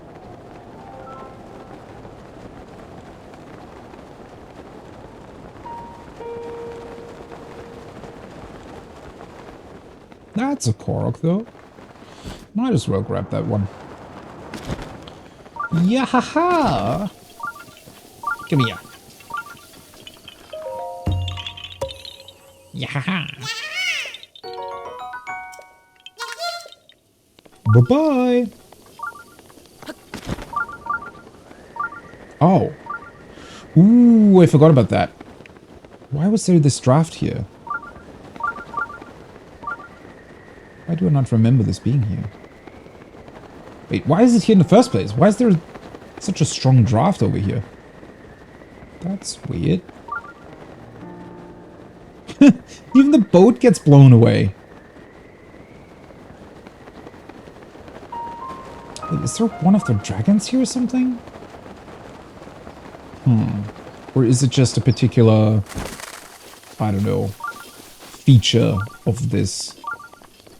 I was gonna say valley, but it's not even really a valley, right? It's a bit too big for that.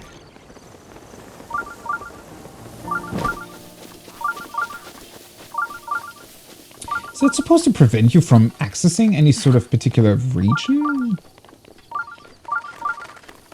That was most, I don't know, very, very weird.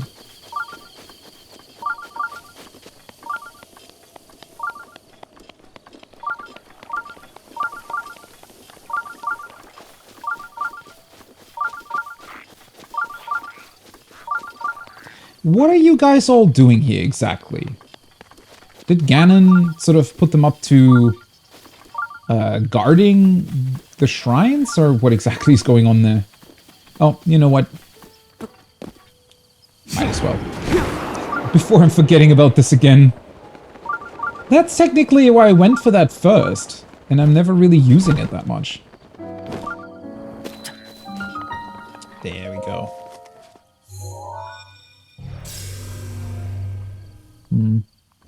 Yeah, I mean, might as well go back to Kakariko real quick, since we're going on a new journey anyways. I can check whether or not I can upgrade the pants. I think I was just missing some Bokoblin horns, I want to say. So maybe I picked some up on the way to Zora's Domain.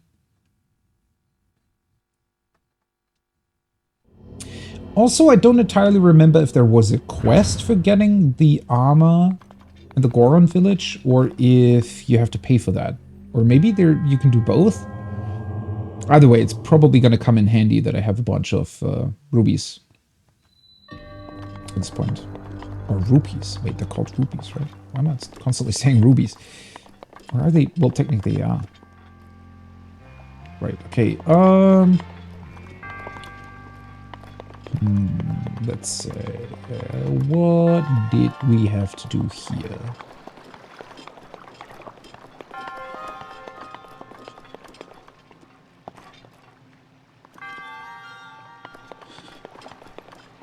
Oh, wait, I was gonna say, I'm still lacking fire arrows, but I don't think I am, actually. We got some fire arrows, yeah, there we go. We got some fire arrows in the Divine Beast. Perfect. Ooh.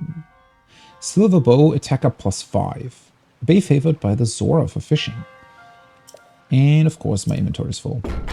That attacker +5, that just means that the bow has a 20 base value though, and then gets an additional 5, right? So technically it's not even worth picking it up. Unfortunate. Looks really cool though. I do want to say that the Zora weapons are probably the most beautiful ones. Oh, there was a bunch of stuff on the wall here.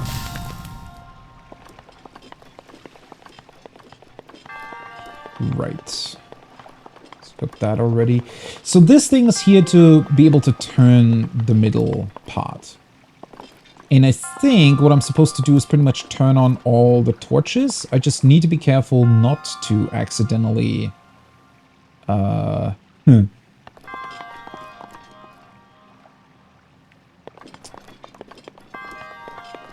Not to make them go out, right? Because I don't want... So I don't want to turn them in a way that puts the water close to it. So the water's there on the side. Let's see, you can turn it that way. I don't want to use the top one though, because that'll turn it... Oh wait, no, it doesn't turn it into the water at all.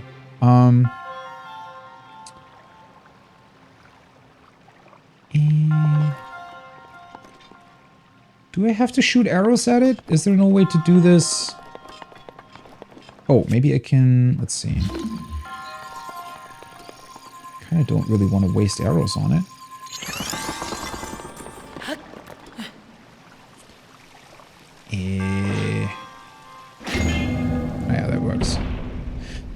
Oh, it turns that entire thing too. Okay, interesting. Right, so that turned those two. What if I hit the sight one again?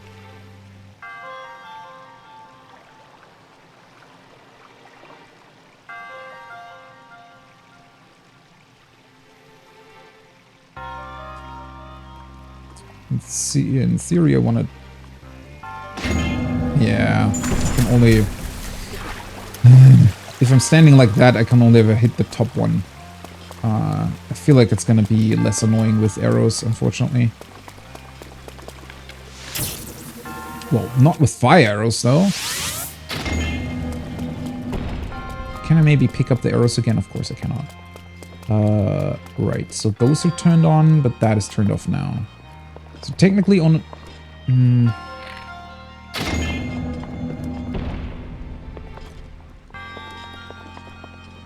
Okay.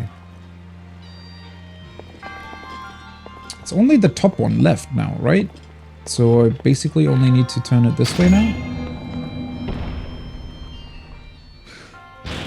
Once again, how do you do this without a bow exactly? Do they require you to have that?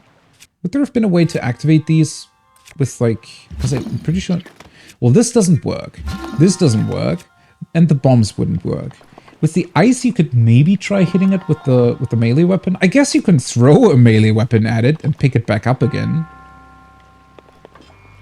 In theory, that should work too. Then again, I just remembered, you get a bow in here. So I guess that's how they're handling that for the most part. Still doesn't give you arrows, but whatever. Well, technically, it's also probably very unlikely that the player wouldn't have bows or arrows with them, right? So I guess it's fine. Also, you don't always have to solve stuff right away. You can come back to these, right? It's not a like one and done type of deal, so it would still work in theory.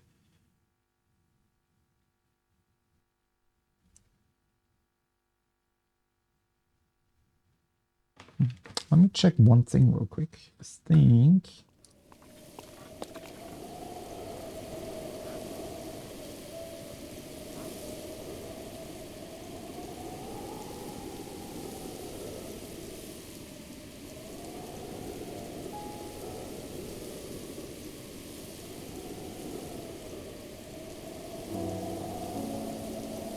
Okay.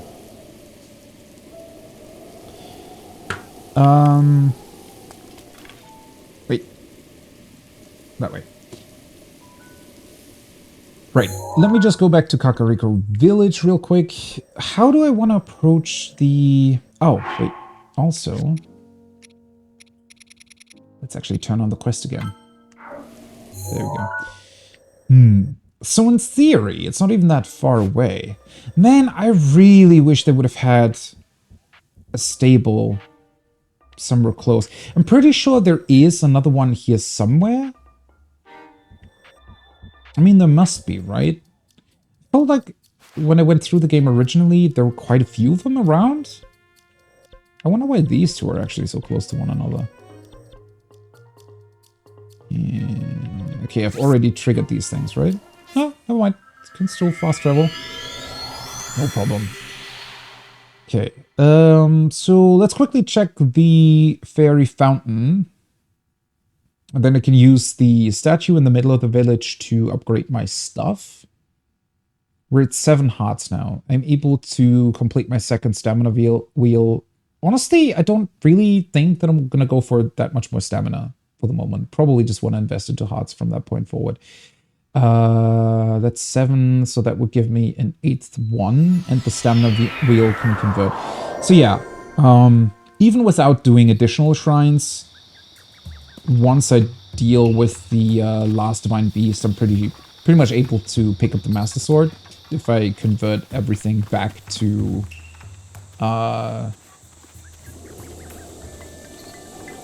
what's its name? To hearts.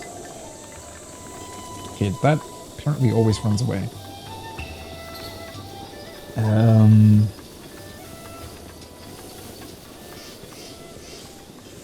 Yeah, should be fine. Then I can just pick up the Master Sword.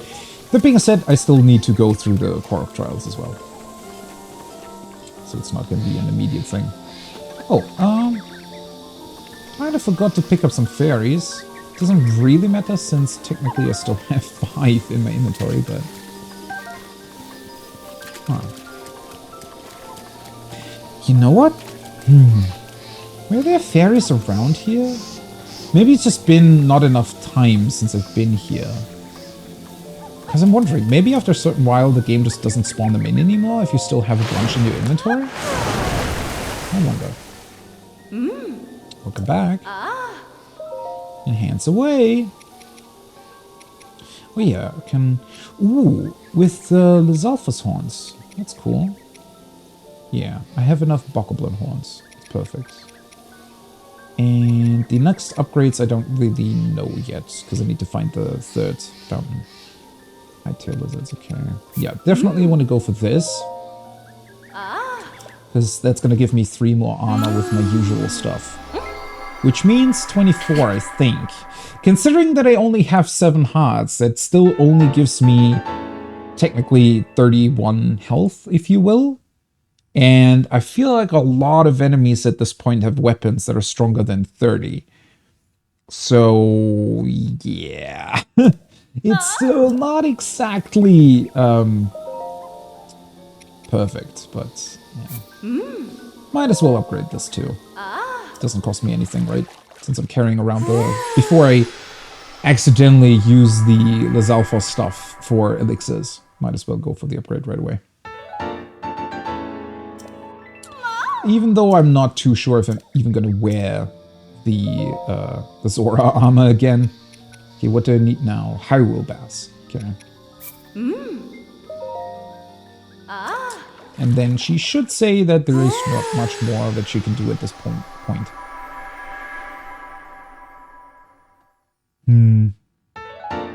I don't exactly know if I'm going to go for the additional fairy fountains.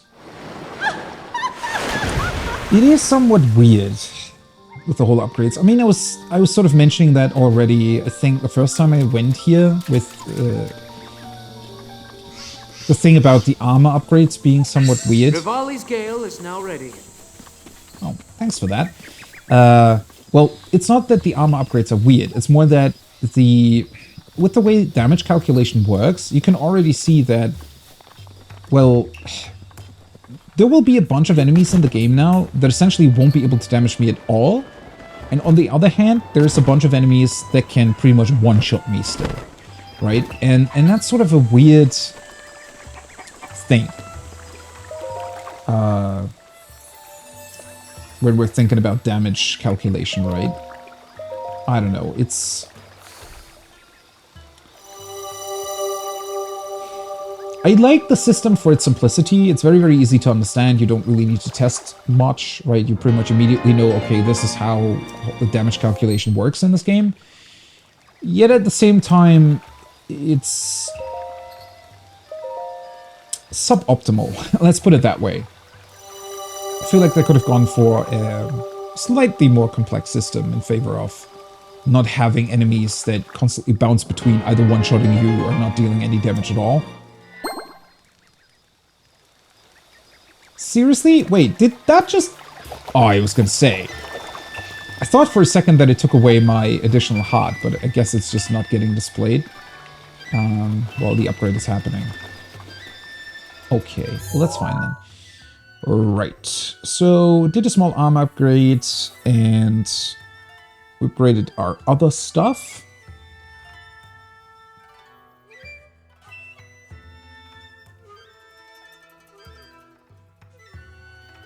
Not that much left, right?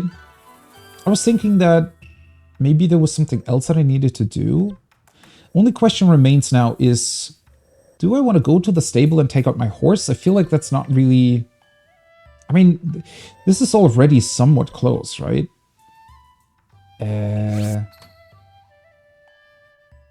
What's higher up? The tower or the Divine Beast? I want to say the tower isn't really that high. Because there is sort of a mountain range in between the tower and where I want to go. Because I'm looking to find the tower that I'll need in order to uncover the map next to the Gorons, right? So hopefully I'll be able to see that from there. Pretty sure that I've seen it a bunch of times already. Well, definitely while I was traveling through sort of central Hyrule. But let's see. Well, maybe this is quite a bit higher than I thought. Yeah, it should be fine. Okay, so that tower, that's the one for the sort of back, for this backside map. And that's if I do want to go to the other research lab. Which, honestly, I might have to do anyways, because I think there's one of the memories over here somewhere. So that might be a good point to at least do a little bit of a visit to them too. Also, I think that's actually one of the hardest towers to reach, because I'm pretty sure that's the one where a bunch of the flying guardians are on the way, while there's also still some slime going on. Right, and that should technically be the tower next to the volcano, right? Did I mark it? Yeah. Okay. Wow, that looks super close on the map though. Well, maybe not super close, but not super far away either.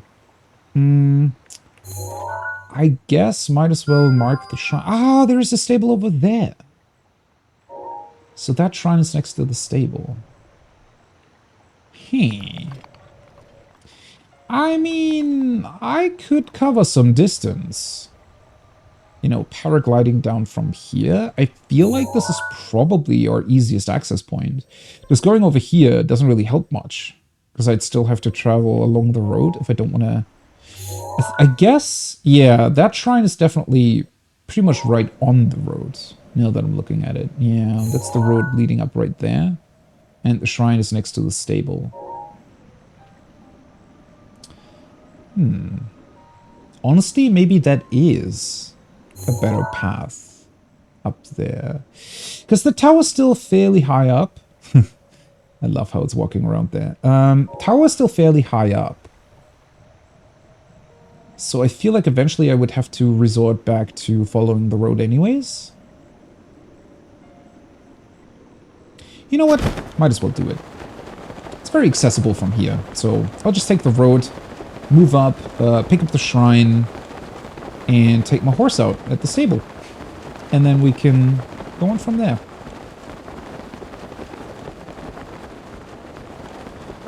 The one thing that I don't know is if the air is already fairly hot at the stable. I don't really think so. It might be shortly after. There might be some people at the stable talking about that, right? Oh, you need to be careful when you want to proceed. The air is getting really, really hot. Pretty sure that's what's going to happen. Well, that was fast. We're already at the road. I could use Rivali's scale again to, you know, cover some more distance, but let's see. Hopefully Mr. Magician doesn't see me. There we go. Wasn't there a speedrunner trick? I just remembered. I think there's a speedrunner trick that lets you pretty much sprint constantly, isn't there?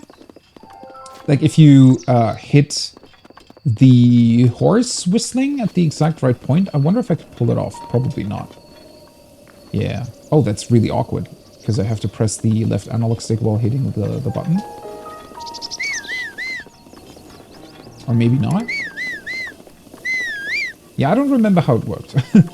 I never really did it myself. I only saw it during speedruns. Or maybe it's just while... Wait. Do you, like, keep your momentum while you whistle? Is it that? Maw of Death Mountain. Why exactly would you call a volcano Death Mountain? I mean, I can understand that it might have actually killed some people in the past, but I feel like it wouldn't necessarily be the brightest idea to name it after that. I don't know. Oh, hi. What's that word? It's on the tip of my tongue, but I just can't think of it. What, Yiga Clan? It starts with L, ends in K. Was it... Lurk, lick, leak, or link? Probably use lick, right? Oh, that word. That's when you use your tongue to taste something, right? Yeah, lick. Taste, right. That's... Not the word I wanted, though. Oh, do you actually have to answer correctly? Okay, link then. Oh, right, the Hylian champion or so I've heard somewhere. That's you, right? You link. Be gone, enemy of my master. Okay, seriously, you know that I killed your master, right? Oh, poor little fellow.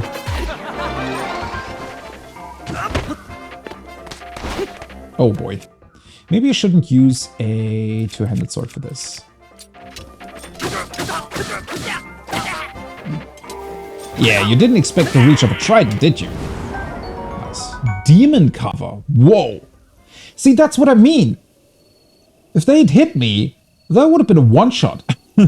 Even with my upgraded armor. Which is pretty ridiculous, honestly. I mean, think about it. That's... The damage calculation really is weird. Yeah, I know I could pick up the knight's armor, but... Still. So that would have been either my current armor with 16 hearts, and it still would have been a one-shot. So I'd need my current armor in 20 hearts, and it still would have taken me down to 4. That's just weird, isn't it?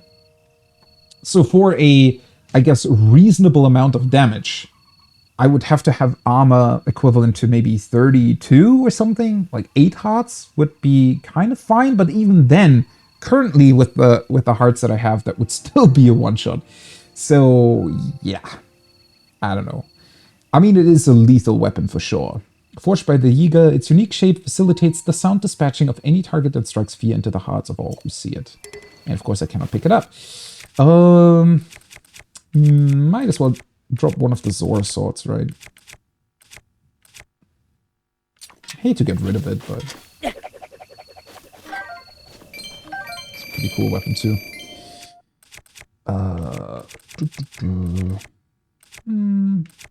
Let's use the boomerang. Poor fellow that came up with this horse, though. He definitely... Oh, he's so... No, now he's calmed down a bit. Ooh! Bokoblins, what are you doing? Stop hitting innocent civilians. Actually, that looks pretty brutal how they're running after them. And then they keep hitting them, even though they're knocked down already.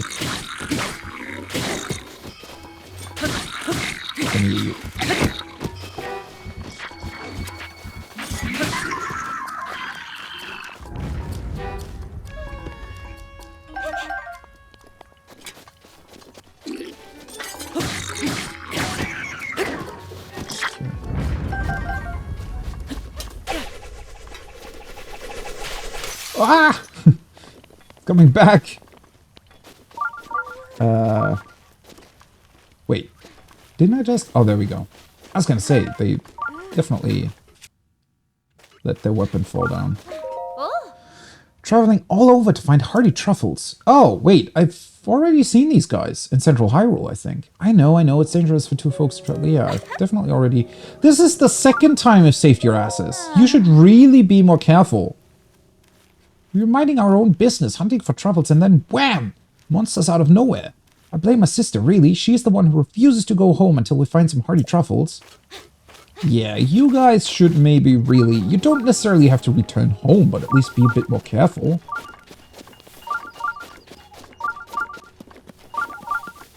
At some point, that's going to come back to bite you. Oh, another wizard? What are you doing here? Why aren't you at the stable? Yeah. Ah, came to see me again. That makes Beetle so happy. You know what he needs, though? Your buddy in Wind Waker had a very, very cool customer loyalty card or program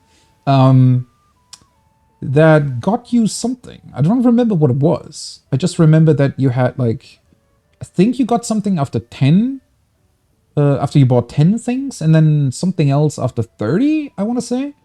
Or maybe it was just after 30. Well, there was definitely some customer rewards program with loyalty points, and that you could get something from him. That would have been cool to include here too. That's another one of those minor things that I feel like Breath of the Wild lacks a little bit when it comes, especially when it comes to NPC interaction. I want to say that those things just existed more. Those sort of, well, it's not really a mini game, but yeah, that kind of thing. I mean, it exists to an extent. There was that one guy on one of the towers that wants you to do like a very long distance jump with your paraglider. But overall, maybe it's just the size of the game as well. Compared to other Zelda games, I want to say that they typically had more stuff like that going on. Like on Dragon Roost Island, for example, you also had the postcard sorting minigame that was really, really fun. Yeah, I feel like they could have included just a bit more of those things. Hardy Lizard. Man, they're really expensive. For 100? I mean, the effect is really good, but not for 100 rupees. Why not? Wow. Let's stock up on arrows again. It's really not that expensive considering how much money we have. Oh. Can we sell something else? I mean, there's a bunch of stuff that I could potentially sell. Now I'm a little bit scared to get rid of too much things though, since maybe they'd be used for upgrades at a certain point in time. Ooh, this is 80. And I don't really have any expensive minerals or something with me. Yeah, that's fine. Hoo-hoo! Why are you guys traveling so close to enemies though? That is slightly concerning, not gonna lie. Before I go to the stable, I definitely want to do the shrine, though. By the way, getting closer to it, the ash cloud looks really, really awesome. I don't know, the effect's really simple. I guess it loses a little bit of its magic when you zoom in, but from far away... Oh! Whoa! I did not remember those making that much sound. Holy shit. Do I want to pick it up? Man, I'd have to run all the way over there. Not now.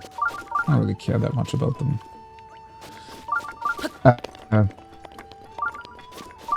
Oh yeah, from here I think the effect works quite well, honestly. Looks really impressive. Why do I want to pick it up? I don't really have any way to get it back here. Is it gonna stick around if I do the shrine first? Nah, let's not. Just it's gonna take a long time that I don't really... I want to say those are mostly used for like the last upgrade for a bunch of armor pieces. I don't even really know if I want to go for those. I think it might actually be more fun to try to finish the game with somewhat under-equipped armor. Under-equipped? Something like that. Since we're doing all the Divine Beasts, I feel like the last boss fight is probably not going to be too tough, all things considered.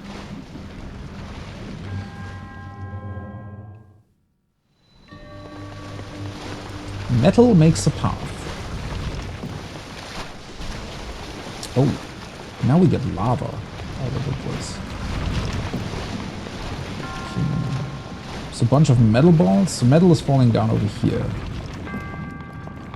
Don't we just pretty much have to go get through though? I completely forgot again that I got Stasis Plus, by the way. Could have potentially used that on a bunch of enemies already. Oh, right. I could just grab the... There we go. And just push everything else out of the way.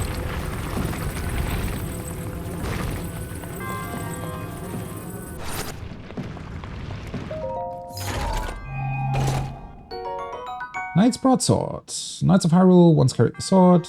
These days, it's a weapon of choice to seasoned adventurers, thanks to its ease of use and high attack power. And of course, my inventory is full. Anything that I want to get rid of? Might as well get rid of this one, right? I don't know. I feel like a sword is definitely more durable. These are kind of boring when it comes to weapons. Bye-bye.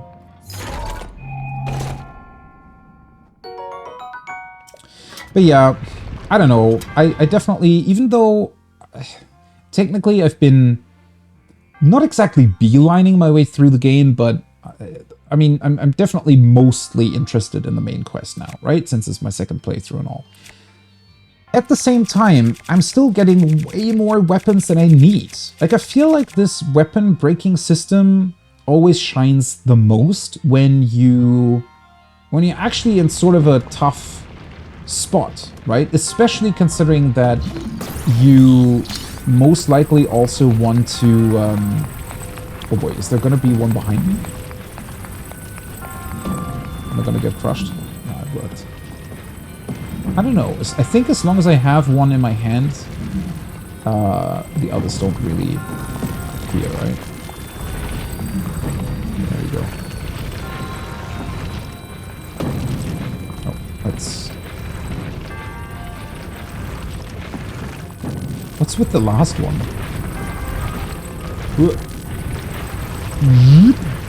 It's so funny though that that works. Technically pretty crazy how strong the metal thing actually is. Pretty much push anything, it seems like. But yeah, I think... So, honestly, one of the most fun parts, I think, about the weapon breaking system is that, well, you can pick up weapons from enemies, right? So you can kind of...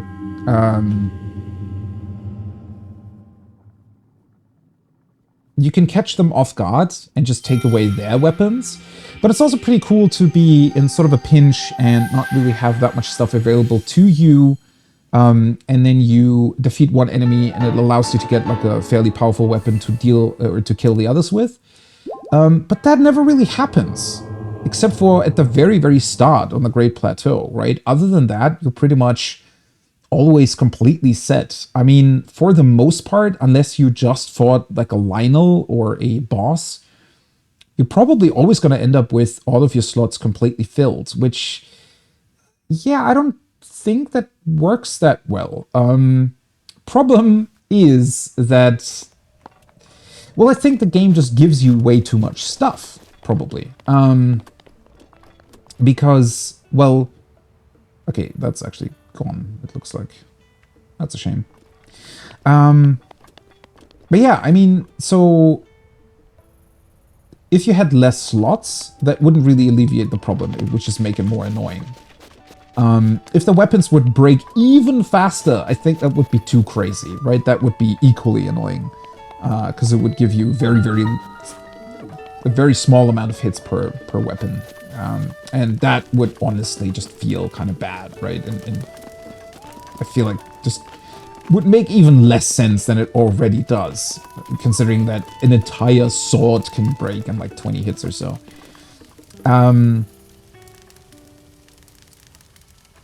That being said, yeah, I think the game overall should just give you way less stuff, right? So that you were forced to constantly, you know, look for enemy weapons and things. And also consider, I mean, you still get shields as well. I mean, you cannot really use those for attacking, but they're still useful.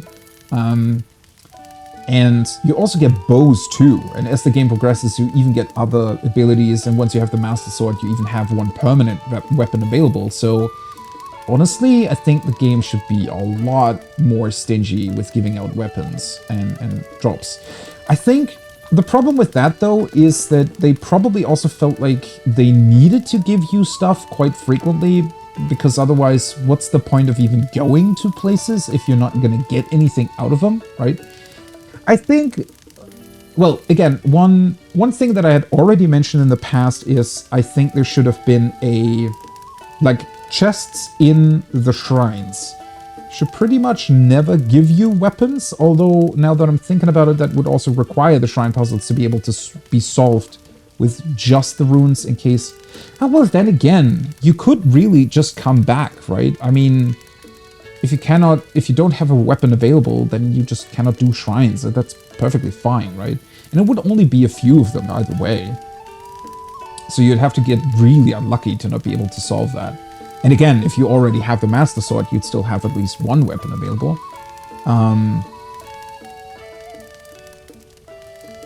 And instead of constantly giving you weapons through chests, I really think they should have thought about maybe introducing some sort of special upgrade material. I mean, the Ancient Cores already kind of work like that to an extent, right? But maybe introduce other upgrade materials that also correspond to maybe different armor sets, right? And then maybe depending on the region you're in, you would get different pieces. So, you know, if you're close to the Zora, maybe you would get some upgrade pieces for the Zora armor or something like that. And then the actual upgrade that you're doing would be more beneficial. Or maybe there could be like two, not upgrade paths, but upgrade ways. So the fairies can upgrade the base armor amount the specific armor gives you, but maybe you can increase its effect by going to, for example, sticking with the Zora, by going to their smith, and maybe he would enhance the, I don't know, swimming capabilities of it or something. And those pieces would then be found in chests around Zora's domain, right? Instead of constantly finding weapons and things. I feel like that would have worked better. And then you kind of solve the problem of giving out way too many weapons, and that would make the whole weapon system and the weapons breaking feel a lot more impactful, I want to say. Because now it pretty much, yeah, sure, it gets the job done of getting you to actually use all the different weapons and weapon types that are available in the game, but it really gives you so much stuff that it becomes more an inventory management game almost, where you constantly have to drop things to even pick up new things. And I don't think that's how it should work. I think they should have tried to balance the amount of weapons you're getting against how much you use them, right? So let's say you have 9 weapon slots available. I think unless you're getting quite lucky or do a lot of stuff back to back where you just get a bunch of weapons, for the most part, you should be around somewhere, you know, maybe having 6-7 weapons available at any given point, right? Sometimes it's a bit less, sometimes it's a bit more, depending on what you've just done.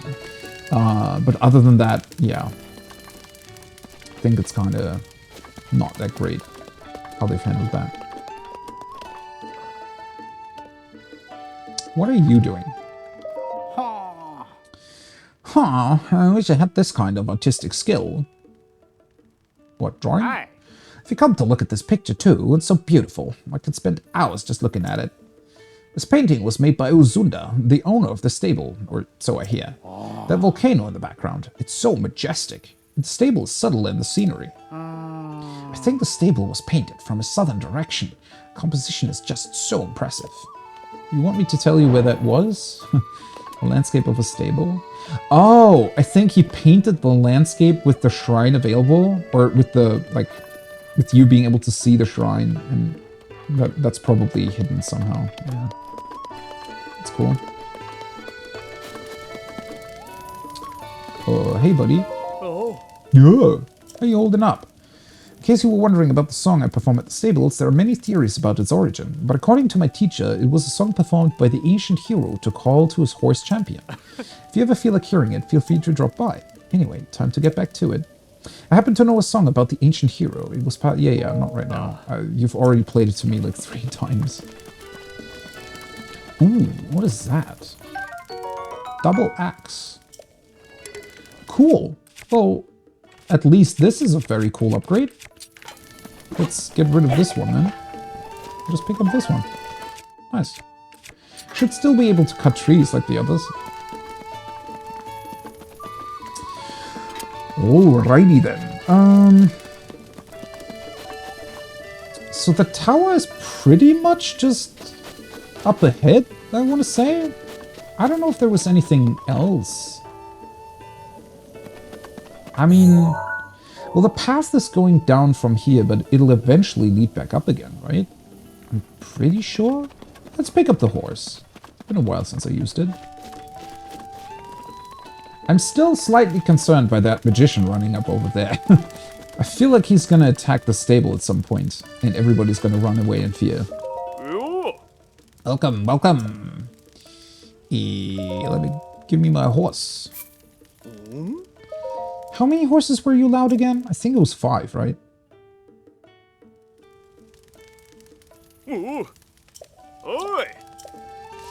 Actually, it's very interesting that there aren't more spots where horses are available. I mean, there's quite a few sort of plains where horses are running around, but considering the size of the world, it's really not that many.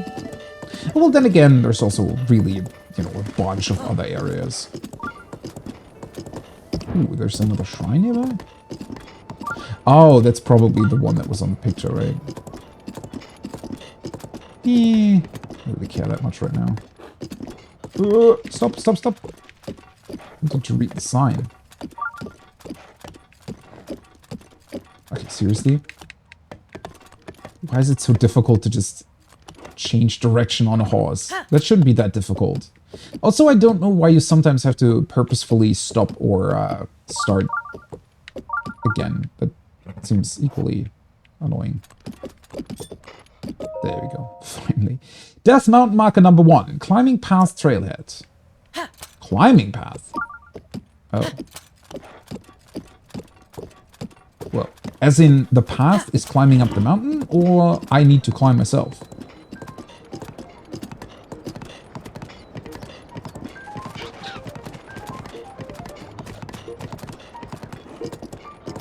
Oh, hello, guys.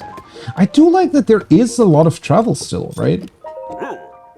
Is it normal for magma bombs to not rain down non-stop? I just don't understand the weather around here. Alright, let's get down to brass tracks. What? Feel free to browse by... Oh, okay. I have some rare ore burning a hole in my pack. Take your time looking it over. Let me know what you want. Yeah, I don't really need that. I just sold a bunch of that stuff. Well, not just. It's been a while, but...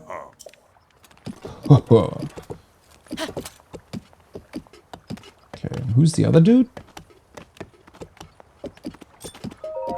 You seem very chill for just having climbed down the path from a volcano. But I guess, I mean, it's technically to the Gorons, right? We're still somewhat far away, although if a volcano looked like that, honestly, I probably would go this close to it. Should I try to reach the volcano or take the easy way out and just not make the trip? Troubling dilemma. Well, you're going the wrong way then. If you want to reach the volcano, there are a lot of tourists hanging around up there. There could be some good selling to be had.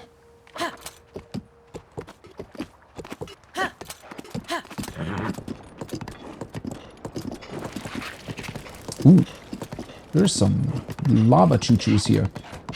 Choo-choo jellies. Thankfully, the Guardian still seems to be asleep. Oh, why are there so many? Never mind. Oh! Well, that's not good. Why is there one that's alive? Are you kidding me? Oh, also, pretty much right next to the...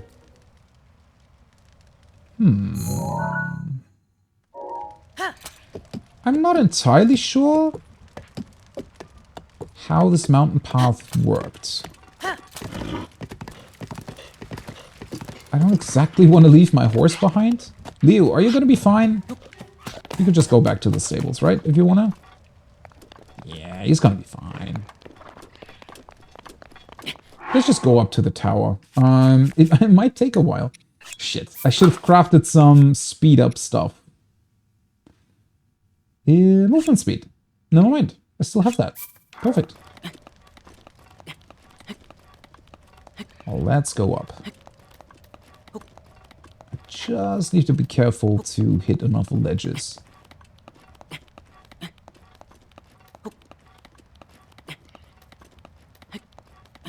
Slightly concerned by the Guardian that was up ahead. Oh shit, can I stand here? I thought I could stand here. It looked like a proper cliff from down. From further down. might be able to stand here. No problem. It's a good way to get rid of the weaker elixirs, right? Although... Shit, is there really no way to... Okay, I can stand up there. Can I stand here? Yes. It's a bit precarious. It looks a tiny bit dangerous, but it still works. I mean, Link can manage, right?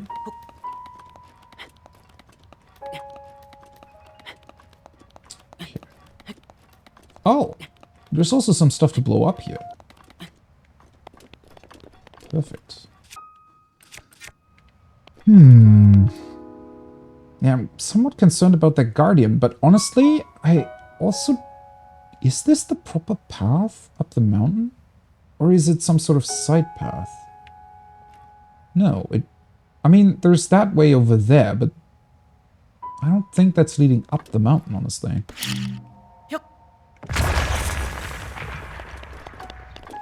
Oh, just a core? Huh. Yahaha! Bye-bye! Oh, ooh, good.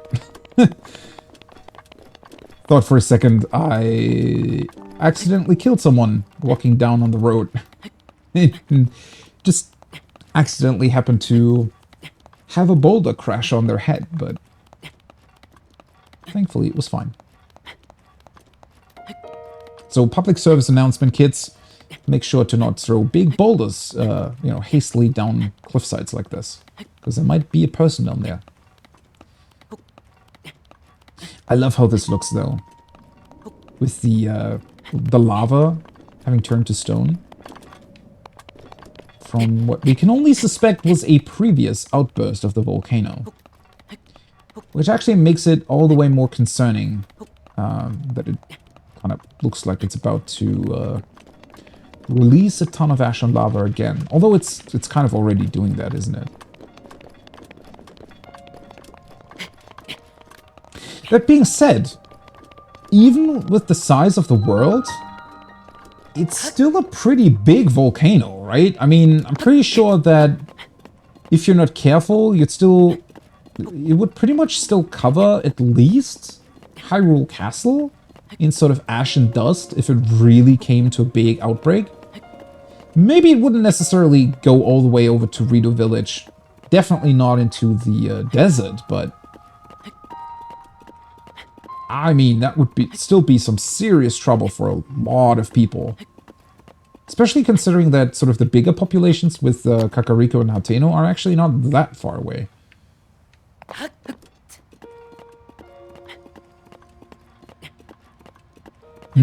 Does it make it harder? You still get enough gear materials for upgrades?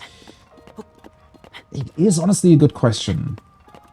I think, as far as the boss fights and the Divine Beasts, I would say this is actually more fun.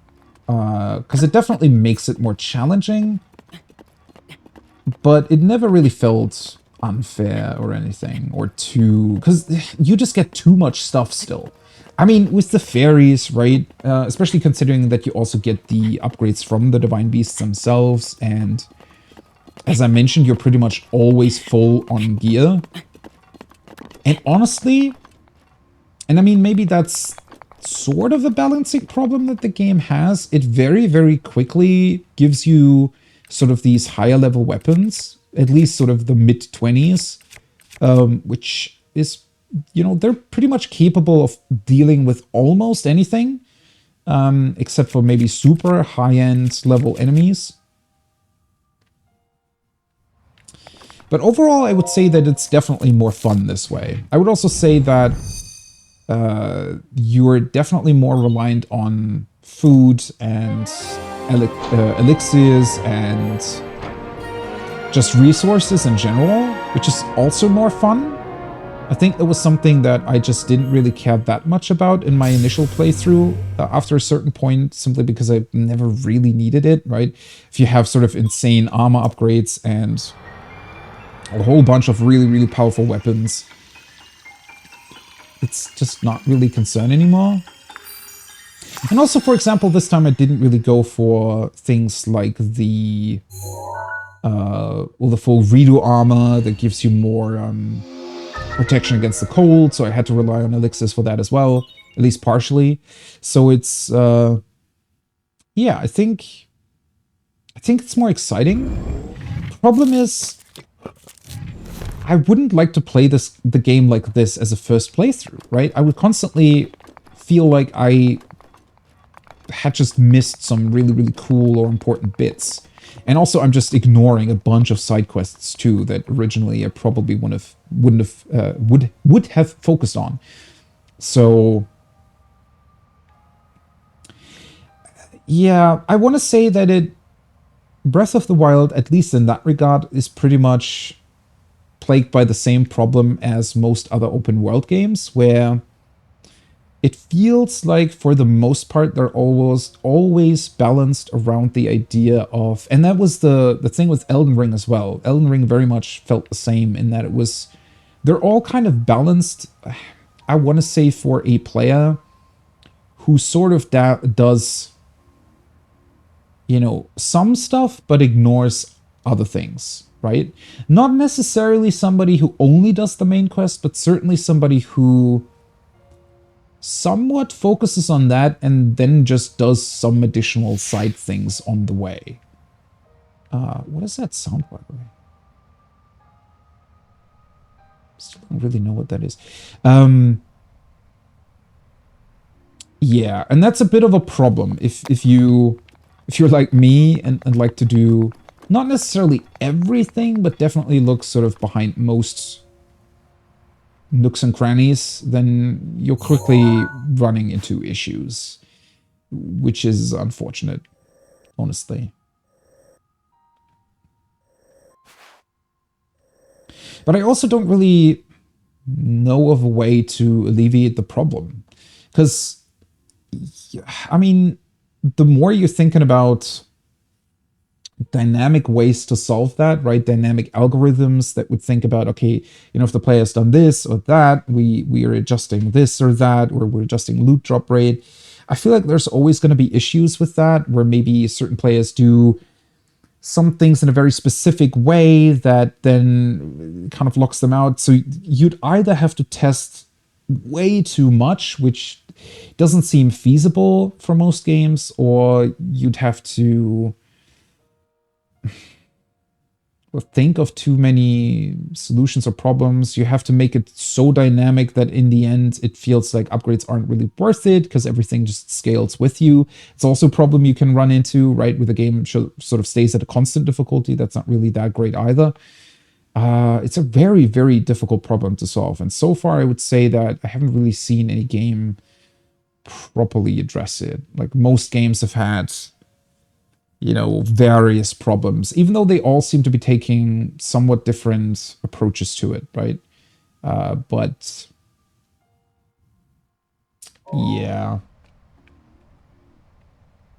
But in terms of this game, I would definitely say yes, it's more enjoyable from a gameplay / challenge perspective to just not have as many resources and things available.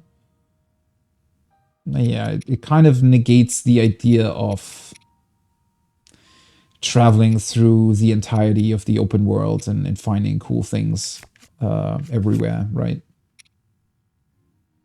Okay, it's already burning hot here. Are my elixirs even going to work?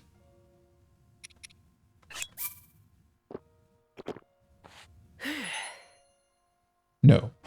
Cool. So I'm pretty much screwed. The very air around you is burning. You'll take damage if you stay here any longer. I like how it just straight up burns you. It's actually pretty crazy. Am I missing something? Did I have to talk to somebody else? Or, like, is there a way to alleviate this issue? Let's see. Right. I mean, if I use this, at least I have a little bit more time. Shouldn't there be... Where was that village where they sell you stuff against it? Maybe I shouldn't have skipped this road. Was it here, maybe? I want to say it was here somewhere.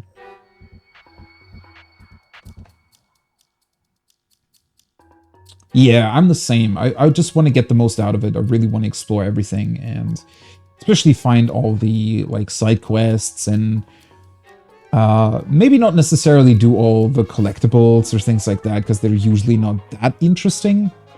I like how the temperature gauge now just displays error. Seriously? But yeah, sadly, I would say for the most part, games never really take those... Oh, shoot. My bow broke? Wait, was it made out of wood? So it's destroying wooden things. I don't have... If I had a sword that was made out of ice, that might still help. Can I run around with... Let's see. Does that help? No, it doesn't. Oh, can I even proceed? Feels like I'm potentially not even able to do this.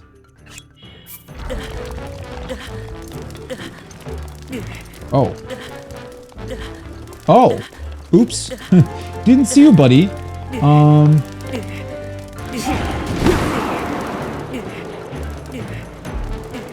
Oh, there we go. I think this is where I was trying to get to. I love how the heat resistance really didn't do anything at all. Oh boy. Yeah, I'm slowly running out of resources here. I want to say it was sort of cooling here, but maybe not. Southern Mine. No, it's very much still very, very hot. Oh boy.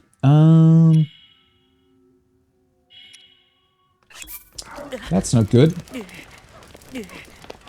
Weren't you, like, selling stuff? Was it you who did that? Grumble. Not Grumble. No! I need... Shit.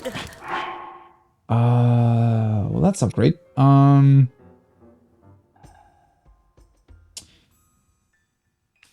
I still have some heat resistant stuff? I don't think so. Oh, wait, I was looking through that earlier. I don't. It's definitely getting kind of hot, yeah.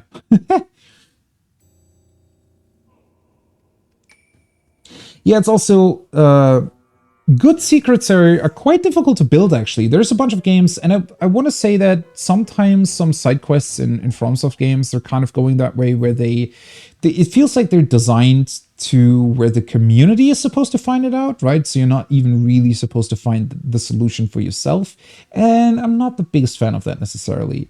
It's cool if it's like a tiny niche secret, right? That you can check out eventually if somebody tells you about it. But if the game's sort of majority for its majority consists of those secrets, that's not really that great.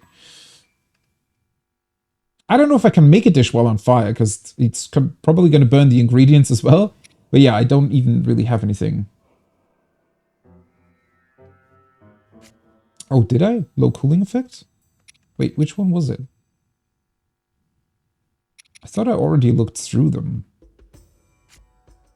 Or did I get another one? Because I might be able, if I have enough of them.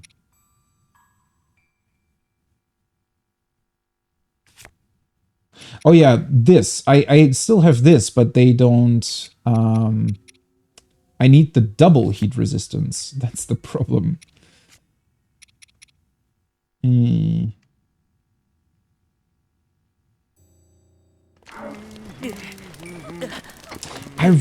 thought I remembered that going into the shade here kind of allowed you to cool off a little bit. But it seems that wasn't the case. And this just goes on. Oh. Southern mine. Okay, I'm definitely not gonna make it this way. I think I might actually have to return to... Shit, I kind of ran past a shrine, didn't I? Could have maybe gotten another teleport point. I don't remember how you were supposed to do this. I think last time, I want to say somebody gave me a quest for this. But at least I have the tower, so it's not too difficult to get back there. Or to get back from here. But it feels like it's not going to help me too much to just run around here like a headless chicken. Yeah, and I'm dying again. Okay, let me just travel back here real quick. Thankfully, we can fast travel. I thought I remembered that you got an additional armor piece. There was something about a guy... I thought there was a guy in the mine that would sort of go, oh, well, how, you know, how do you even survive here? Take my armor or heat resistant, what's it? Whatever it was. I thought I remembered something like that, but maybe that's not how it worked. I mean, clearly it wasn't. Unless I ran past that person. Well, either way, once I find a solution, it's not going to be too difficult to get back there. Just up the path, right? I mean, I know that eventually you're going to get the heat-resistant armor. But how to get in there in the first place?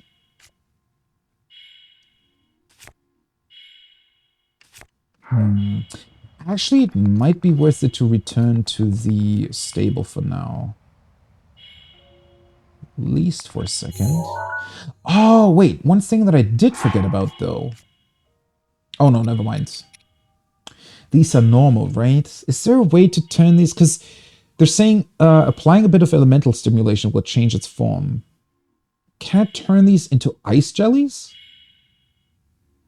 Because if there was a way to do this, I'm pretty sure I'd be able to create a really good heat-resistant elixir out of these.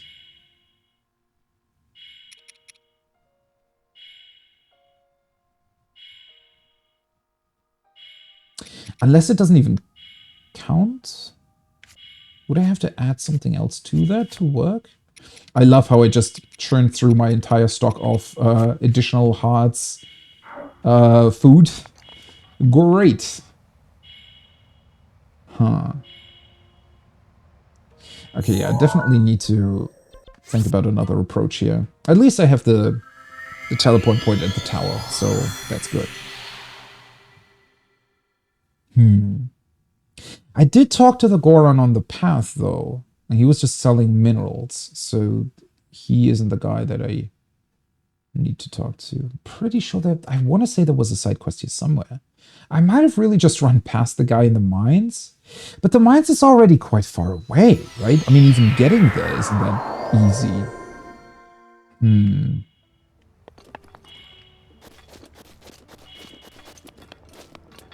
Okay. Let's see. I think I'm just gonna quickly... Ooh. We have this guy over here. If I equip the ice rod that he has, I think... Well, that should at least give me 1 point of heat resistance, right? It actually might be worth it. You know what? I can probably just craft some other food either way. So let me very quickly... Let's eat these and fight the guy. Oh. Well, never mind. Now I overrode the heat resistance anyways. Oh, that's the wrong arrow?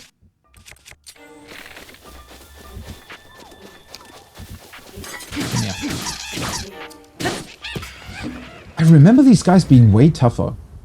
I don't know why. Maybe it was just because it was sometimes really annoying to fight them? Okay, let's see.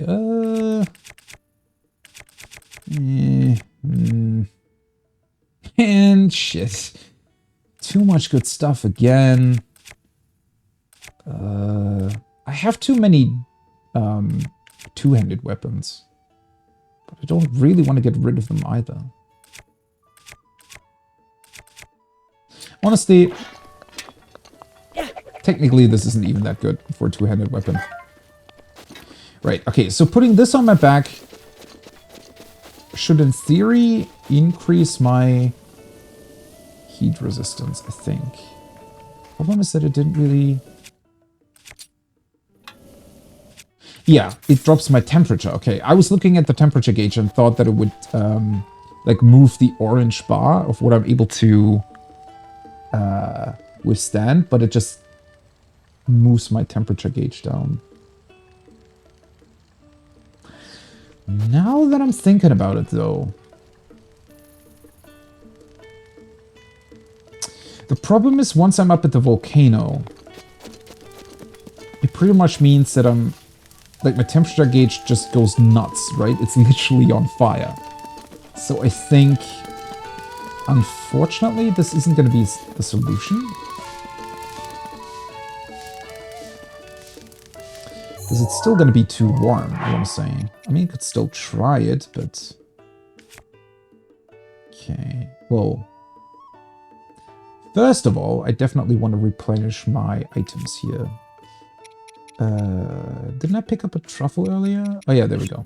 And 2 hearty truffles, and that should be fine. Let's put these 2. I definitely don't have enough additional hearts to make another full sort of expedition to the mines. That won't work, so I need to find another solution beforehand. Increases attack power. Okay, sure.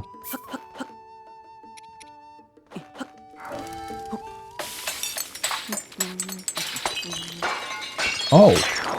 Wait, those count as plants? Oopsie.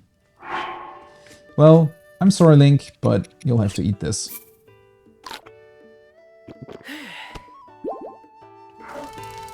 Still seemed happy enough. Shit, these are plants? Wait, what? The fruit contains a... I guess so. Medicinal plant.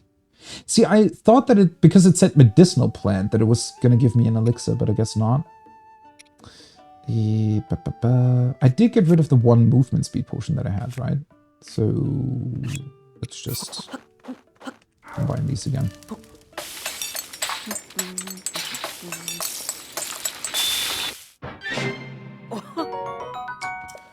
Hasty mushroom skewer.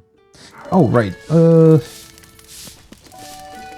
there really isn't a lake close to here, right?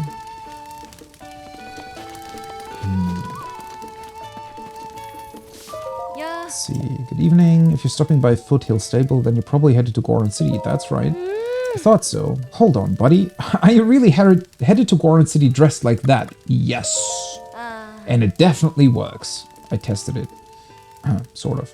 See, this is how tourists get a bad rep. Their place is sheer cliff after sheer cliff, and it gets so hot past the 2nd checkpoint that your body will catch fire. Yeah, I know. Normally I wouldn't stop a stranger from heading to their doom, but I kinda like ya. So I guess I have no choice but to sell you these fireproof elixirs. They can protect you from the burning air. Wait, how are they different from the one that I used? Even Goron City regulars usually take at least 3 elixirs with them. It's 60 rupees for 1, 100... Oh, you're really ripping off people here, aren't you? I guess I kind of have to. I have money, though. Ah, see? They have, like, a completely different effect, right? Which is also why I think the Ice Mage Rod sadly wouldn't have helped. So this is literally being fireproof. Grants a fireproof effect, which prevents your body from catching fire. Be sure to pack this when venturing out to explore Death Mountain. If you have that many, you should be able to make it to Goron City, no problem. Yeah, and once we're in the city... Okay, so now I remember how this worked. Right. Okay, that should help. Might as well rest for the evening, right? With Link burning to death like 5 times over, I feel like he's earned some rest. Oi! Welcome! Let's go with the soft bed for the night. And sleep until morning. Pretty much a perfect time to get a good night's sleep, right? I don't actually remember if you're allowed to create that fireproof elixir yourself, though. That is something that I'm not quite sure about anymore. There might have been a way. Maybe you need ingredients from Death Mountain, though? Because it'd have to be something specific, right? The stuff that just says heat resistance or cooling effect won't work. Because even if you combine them to where it gets you to double heat resistance, it'd still not be enough for this. You actually need fireproof resistance stuff. Unless maybe getting to like a third... Maybe there's a third level of heat resistance that you'd be able to achieve? I don't think so, though.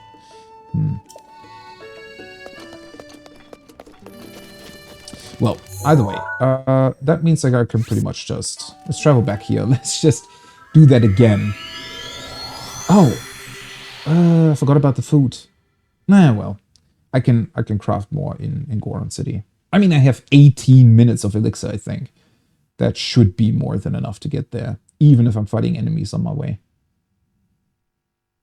I love that I completely forgot how this worked. I guess I sort of must have just picked up those elixirs on the way and just kind of went with it and didn't really think about it twice. I mean, once you get the armor set, it's fine, right? But up until then, it's quite tough. Okay. Wait, that's the correct way, right? Okay.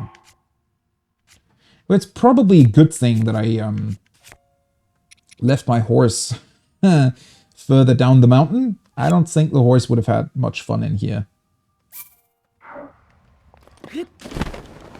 Flame God. Nice.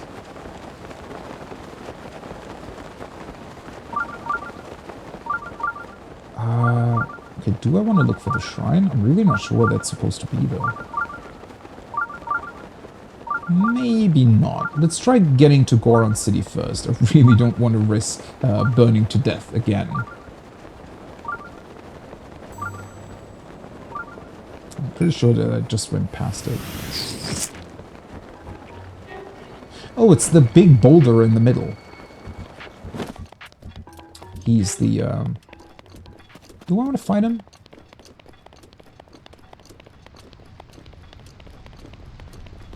Doesn't he usually have a thing on his back? Yeah, there we go. Wait, not the oh! What the hell? What was that?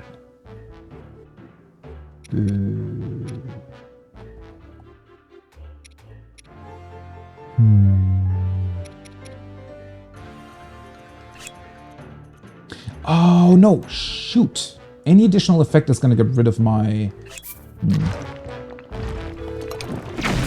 Oh! Wait. I think he just throws that at me. Nope. Yeah. I think that's him. Nope. Sorry, buddy. Oh, I have to come back to you.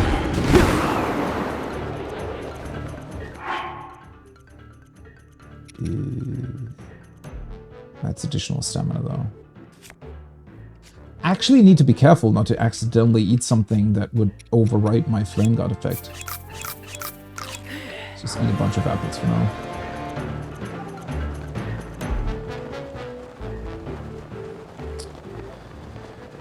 Ooh boy. I mean, this place definitely gets deserves its name. This really is Death Mountain. And I feel like we're even kind of special in that we're getting the Goron armor later on, right? That's not exactly something that everybody can just go in and buy. So it's, wow. It's quite something. Oh, I think I have enough flints now to do the side quest in Gerudo Town.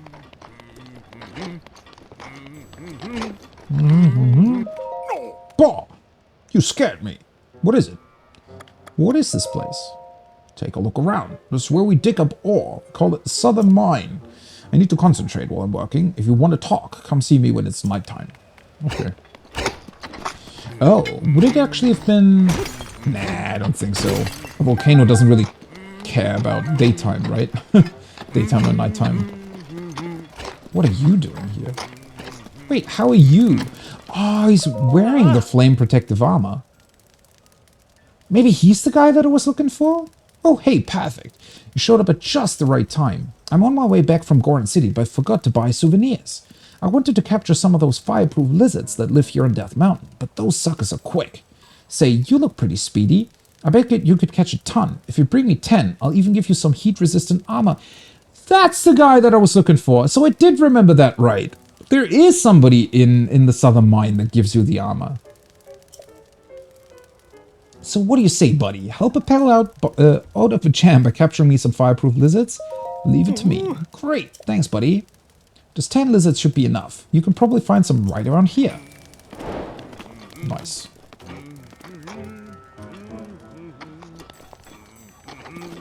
Or does it? Yeah, I don't think that would have helped. Shit. Well, okay, I'm pretty sure I definitely wouldn't have been... yeah, I wouldn't have been able to do this quest while being on fire. Or at least, yeah, I would have had to pack a ton of healing food and items with me. Because the speed at which you lose hearts is just way too fast.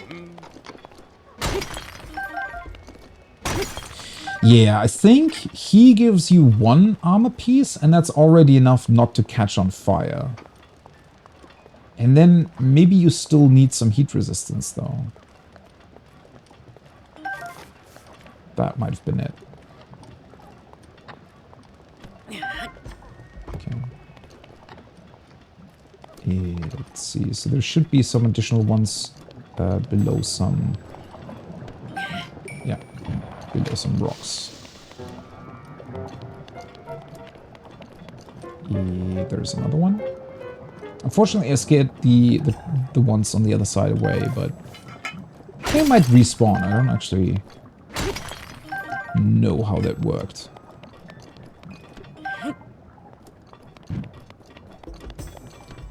I love how you can kind of get them guaranteed by picking up rocks. That's pretty nice. Oh, no, shit. How many do I have? Oh, only need 1 more. Perfect. There you are, buddy. Oh, never mind. Oh, no! He almost ran into my arms. Okay, let's see. Ah, there's a rock. Should be fine. Oh yeah, the other ones respawned as well. So you can probably just make your rounds here. Actually, when cooked with monster parts, it produces a heat-resistant elixir. I need to test that. Let's grab the armor from that guy first, and then grab a couple more lizards. I wonder if I put 5 of them together, or maybe 4 with a monster part or something. I wonder if that would give me fireproof elixirs too, because the lizards are called fireproof, but the effect description just says heat resistant. Wow! Look at all them fireproof lizards. You actually managed to chase down 10 of those suckers. Well, a deal's a deal. Hand them over and I'll give you this heat-resistant armor. Here you go. Thanks, buddy. Here, take this. Nice. Flamebreaker armor. Armor crafted by Gorons for Hylians curious enough to visit Goron City. It's made from fire-resistant rocks to protect the wearer. It's also pretty cool that you can just wear a body piece and it immediately gives you the flame god effect. Honestly, this is almost a bit too easy, right? I guess you have to find the guy, but I mean, he's pretty easy to spot. So if you do pick up the elixirs, it's not too difficult to get to him, I guess. Something the matter, buddy? My helmet. Sorry, it ain't for lending. It's too expensive for that. You can buy your own in Goron City. To get to Goron City, head north from here. It's the 5th stop up the trail. I'm sure you'd agree, buddy, that it's always handy to have some spare souvenirs on hand. Yeah, buddy. So if you come across any more fireproof lizards, I'll buy them off you at 20 rupees for 3. Is that a good rate? Not really, huh? And if I get my hands on some fireproof lizards and some monster parts, I can make some fireproof elixirs to boot. Okay, seriously, that definitely means that I can craft them myself too, right? Oh. Heh. I guess not all of them respawn.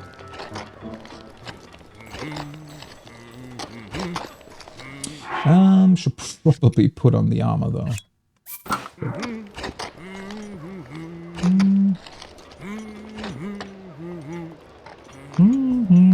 They're really, really happy chugging away, aren't they? Let's just, I mean, if he wants to buy 3, let's try grabbing 3 and combining them with monster parts. I really wonder if that immediately just gives you a fireproof elixir. It kind of sucks at this point because, well, now I do have the armor. What's the point of having the other elixirs, but oh well.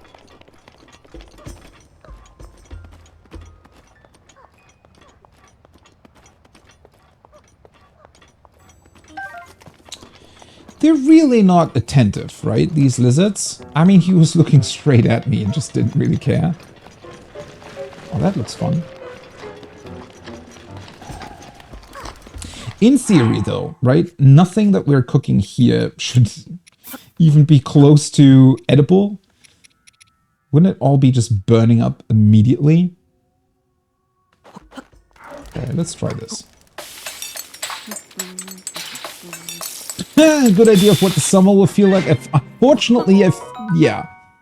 Okay, it does create fireproof elixirs. Well, now I know, I guess. Came a little bit too late. But I could still use them if I need better armor. I wonder if now would be a good time to try refighting the lava boss. It's not exactly far away. The problem is he's dealing a lot of damage to me with those lava rocks. I guess if I fly up and just hit its top part with a bunch of bomb arrows, maybe that could work.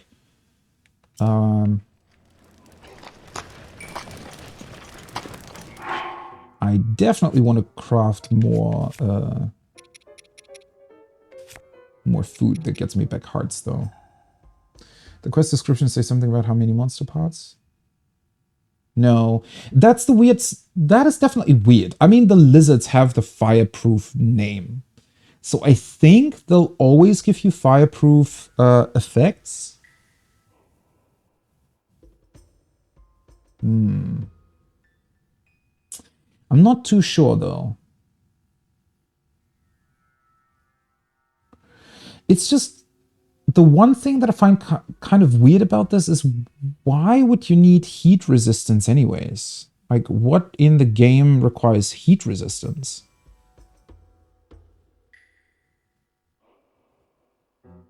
Oh, the desert, right? Yeah. But where would you need double heat resistance then? Because I thought the desert was like 1 heat resistant. Yeah, so you need the heat resistance for the desert and fireproof for the volcano. Okay. Kind of makes sense.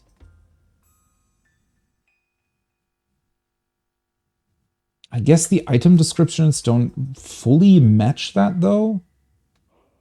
It's certainly a bit weird. Well, either way, let's see. What can we get here? Maximum stamina. Why do I have so many speed boost effects? Resistance to electricity. Increase your defense. Let's grab that one and just combine it with a couple mushrooms. Well, honestly, a lot of stuff doesn't really look super tasty in the game, right? I think fireproof gives you heat resistance too. I'm not 100% on that, but I mean, technically it should, right? Although, maybe it's... Yeah, I mean, it should. I was thinking that maybe heat resistance is more about sort of feeling exhausted from heat versus fireproof, like literally just proof against fire, but they're kind of the same thing, right?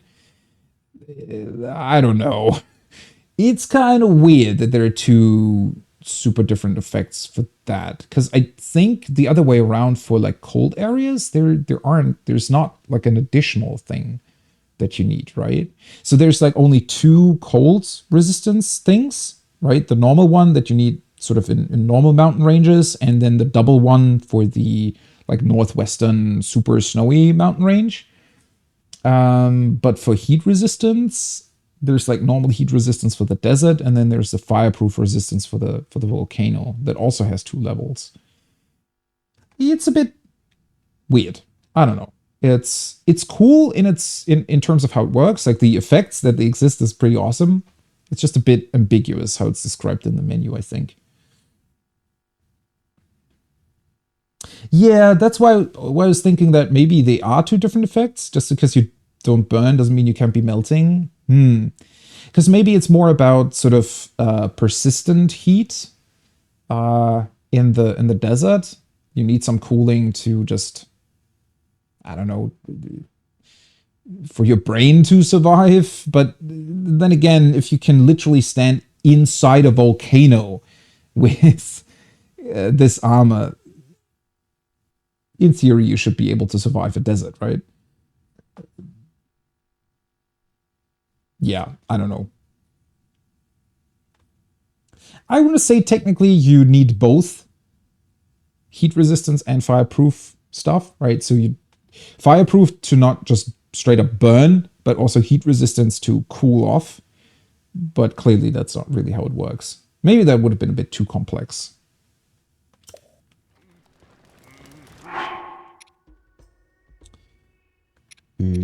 What is this again? Stealth. Might as well.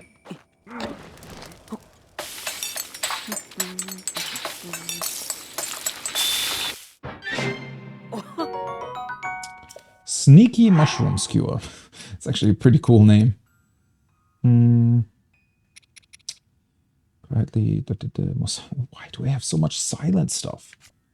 And that's stealth too. Well, I definitely don't want to eat spicy things here. Electricity, I don't really... What was this? Upping defense. Okay, let's pack some more bananas. I mostly want the stuff to heal. Not even necessarily for their additional effects.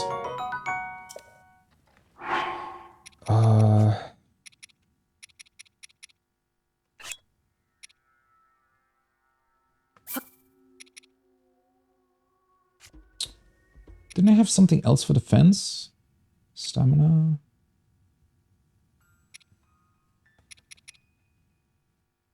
Oh, I think that was the other fish, right? Yeah. Let's combine these 2 then. A salty pumpkin. Imagine just throwing a huge chunk of salt like that just sort of into your pot. Bam! There you go. Salted. Tough salt grilled greens. Low level defense boost. Okay. Let's do 1 more. This one with these big mushroom skewer. Ooh, nice. Crit. Perfect. Okay, let's see what happens when the Flame Guard elixir runs out. Okay, I'm not gonna burn anymore. Okay, according to the menu, I only have 1 level of fireproofness. So, I think, if I recall correctly, you had to get at least 1 additional armor piece in order to be able to enter the volcano itself, right? Which means the Divine Beast salamander thing.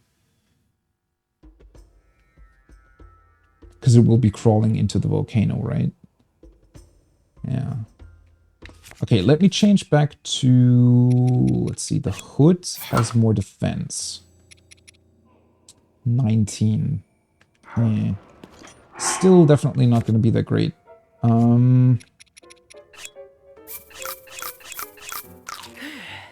Let's just heal up. Do I still have... I do. That was clever! That's not what I wanted to do. I just wanted to check which... never mind. That was... yeah. Perfect. Don't even have stuff to fully heal.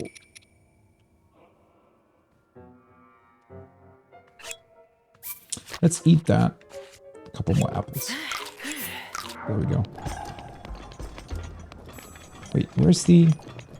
Where did that come from? It's this way, right? Oh yeah, it went down a cliff. What about that? Okay, so just in case you didn't know, blowing up a bomb arrow right in front of your face is kind of dangerous. Okay, let's see. Can I wake him up by just being above him? Honestly, now that I have the armor, might as well pick up the shrine, huh? Buddy! Can you wake up, please? Of course he doesn't. Shit. There we go.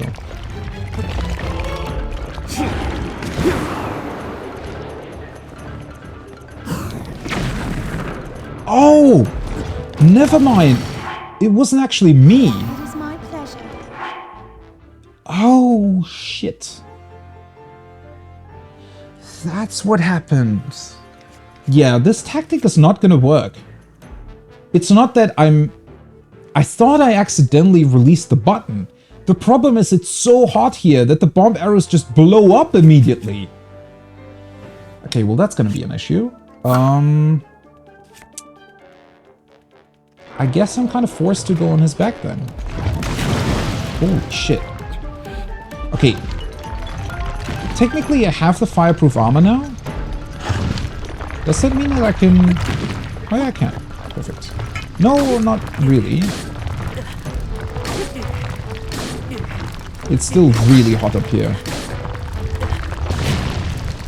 Okay.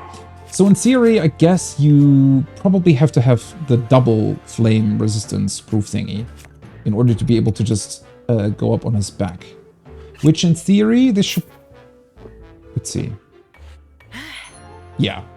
Okay, so now I'm double fireproof, which hopefully will allow me to get on his back. Now the big issue is that, in theory, I cannot use any of my items. Because they'll overwrite the elixir. Shit, I should have used one of the items first. Yeah, I didn't really think this through, did I? Well, that works. Okay, let's see. Whoa. Okay, that still has an AoE too.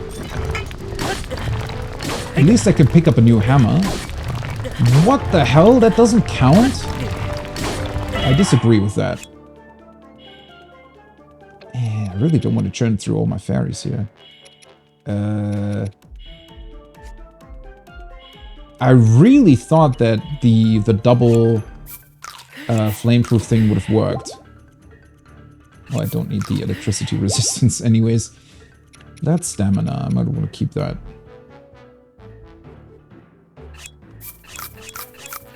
Let's just eat a bunch of stuff that I definitely won't need anymore.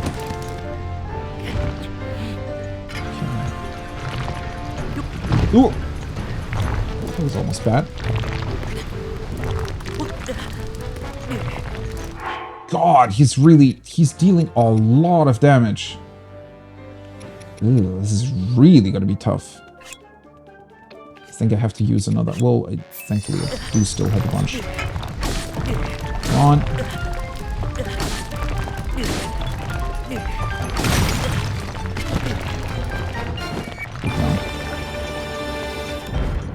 Ooh, okay. I don't really think this was actually worth it, but I got through it, I guess. Might as well pick up the shrine now. Okay, where is it? Wait, where the hell is it? Okay, that's really tough, because usually you can deal with them quite easily if you just blow up bomb arrows on their, well, the thing that you need to hit in order to damage them. But if the bomb arrows just ignite immediately, that it's kind of difficult to do. Okay, so the shrine should be that way. Eee, don't tell me it's an...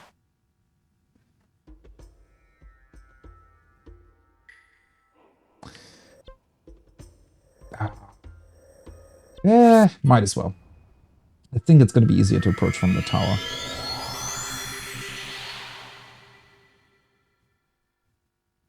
I really wasn't prepared to fight that thing.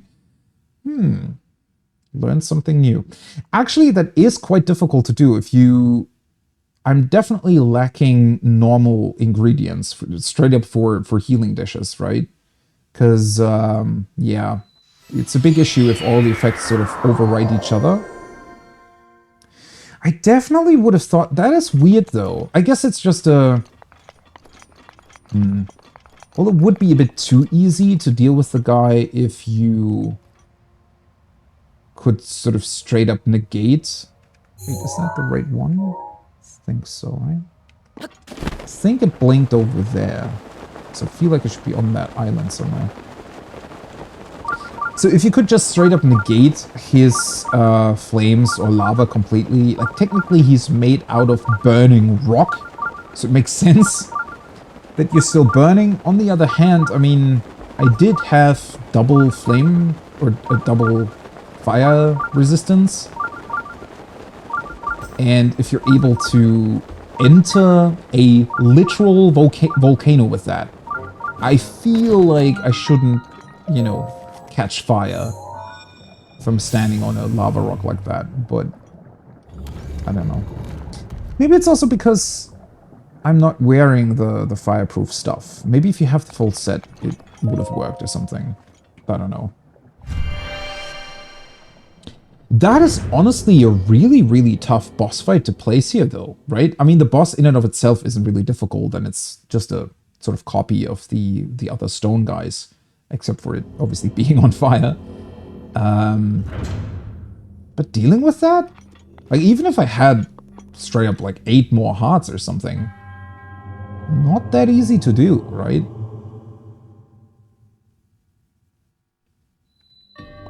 A balanced approach.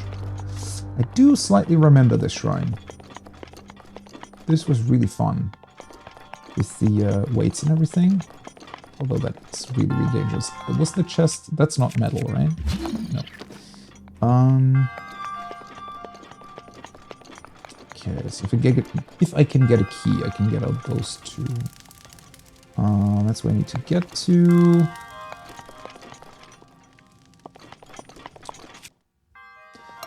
Okay, I should be able to use bomb arrows in here. This makes it easier. And probably want to switch away from them again. Oops. That's honestly... I mean, I know that you can get or go into your inventory to change, you know, what arrows you're using. So obviously there is another way to do it, but usually I want to say... I mean, your main way of changing arrows, usually I just do this, right? Draw my bow and then, like, swap through stuff. And you cannot even do that. If the bomb arrows are already equipped, they immediately blow up as soon as you draw them. Which is pretty funny, all things considered. But it can definitely screw you over.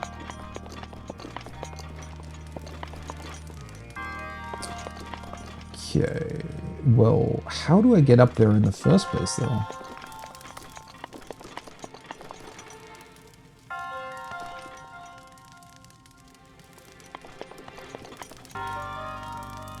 Why is this slowly going down?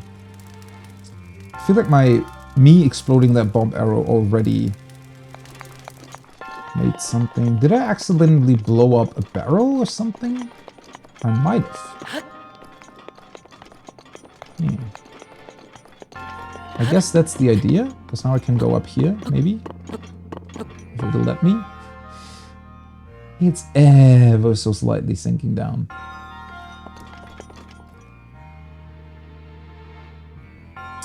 Still doesn't really help me get up, though. Okay, seriously, can you not grab onto that? Guess not. Wait, how am I supposed to... I can't just climb on it.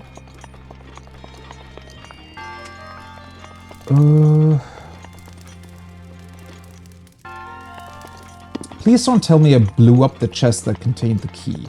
I don't think you can really do that, but... That would have sucked.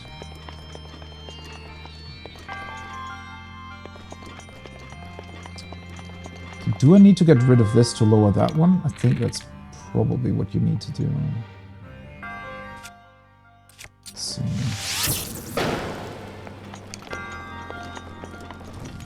In theory, that would come down now.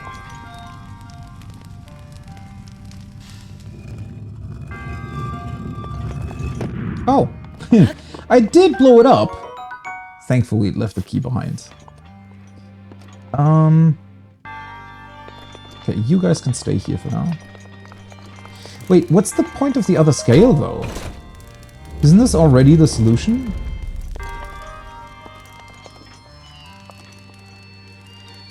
Why does that exist? I guess I can just test it?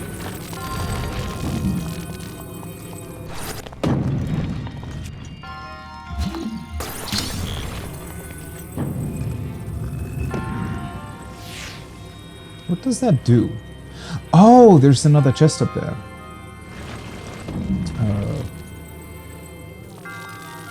So, can I just... Okay.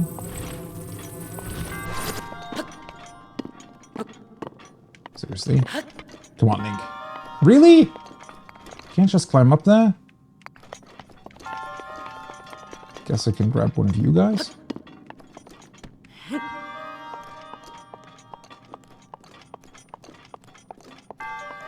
So is this a barrel made out of stone?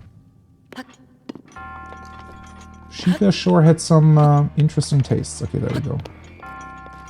Right, so now, in theory, I should be able to... do... Wait, never mind. Not that. This. Oh. Wait, that does not work while I'm down here? Seriously? Okay. Huh.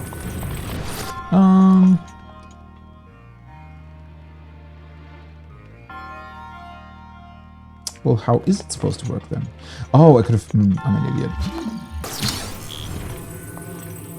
I could just press on the other one.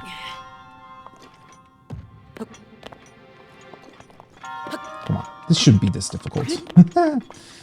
Right. Give me that. Nope. I love how the power just turns off immediately. Kind of strange, but alright. There we go. That works.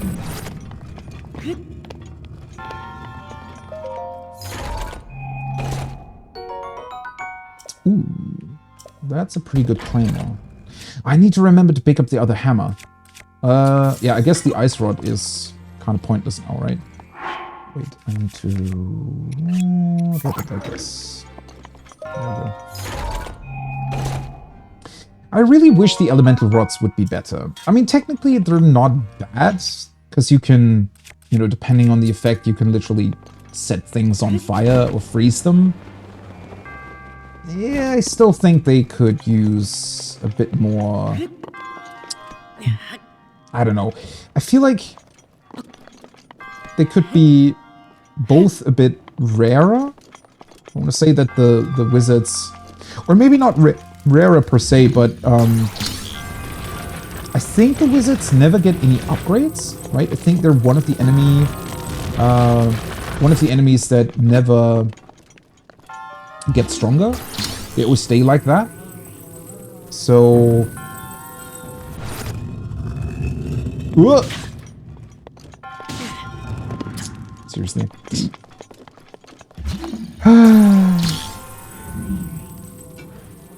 That's not really what I wanted to do. The problem is that it takes so long for the camera to turn back around that you're really at risk of running yourself into those. Let's make sure to not do that again. Ah, might as well. I'm gonna come back to the fairy fountain eventually. Oh, seriously? Does that have to be so finicky? Is there a way to do that without turning a camera? Or rather, without having to turn it back at the end? Or can I just... No, I cannot crouch down, because then I won't be able to do this. There we go. Thankfully, you don't just get crushed to death immediately. That would have sucked.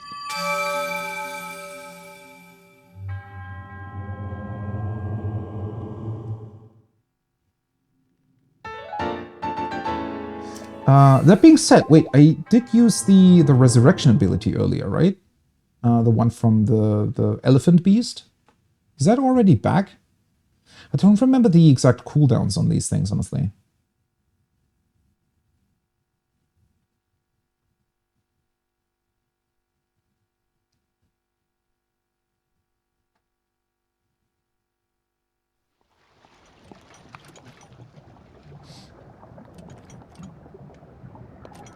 Oh no, it's not nearly.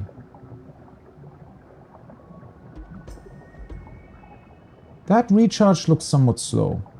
I bet that's around like 15 minutes or something. Probably fairly long. Okay, unfortunately, I'm fairly far away from the mines now again. And this doesn't exactly look easy to traverse.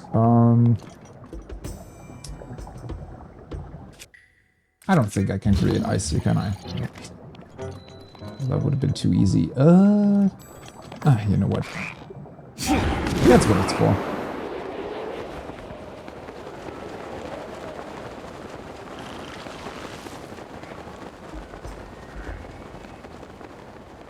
Right. Let's get to Goron City, and I think that's going to be my my endpoint for today. At least I somewhat made it to the second beast. Might still be able to grab the armor as well. That would be neat. Oh, for a second I thought he had already respawned, but I think that's one of the normal rocks that's just lying about here. And then I think we have a pretty good position to deal with the Divine Beast tomorrow.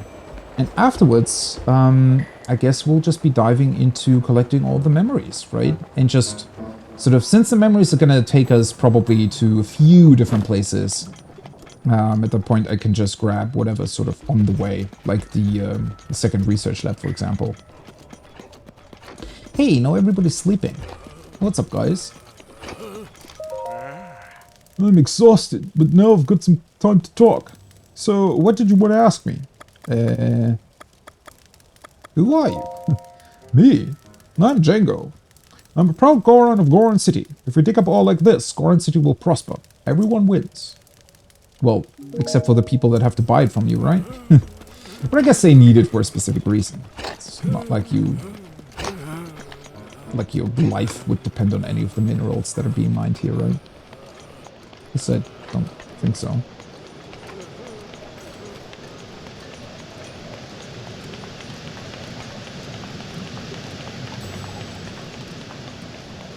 But honestly, you know, thinking back to how you get the fireproof stuff, it really is quite an easy thing. See, that's where I want to say that usually Zelda games came up with some really, really cool idea of what you had to do. I mean, initially, the fact that the lady sells you the fireproof elixirs at the stable, that's cool, right? That opens up some possibilities. You can kind of explore, you know, the mountain. You can either get to the southern mine, you can get to Goron City directly if you want to, if you have enough of them. So that's pretty cool. But in order to get the set, I think it would have been more interesting to come up with a, you know... Holy shit. Calm down. That was very sudden.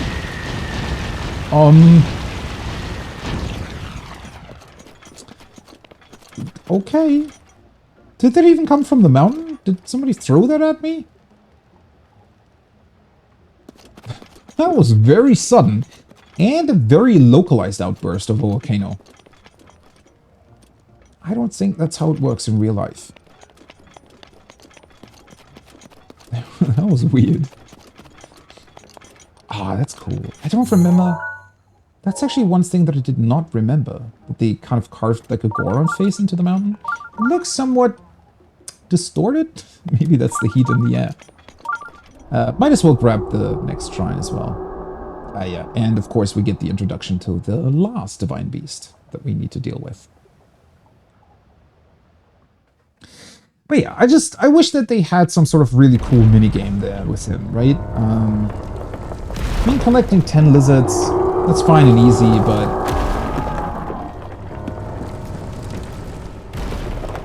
I don't know. They could have added something really, really cool.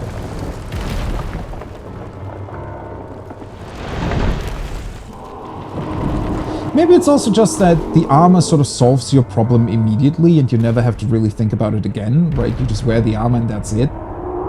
It's also... hey... a bit... unfortunate, maybe? Okay. Big fire salamander.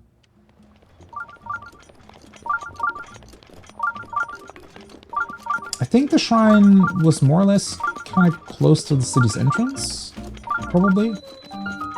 Foreign City. Well, looky here. Welcome, Master Link. How do you know? Wait, okay, so I guess they're also probably getting pretty old? What you mean? More importantly, I hope you made it past all those magma bombs without injury. I did.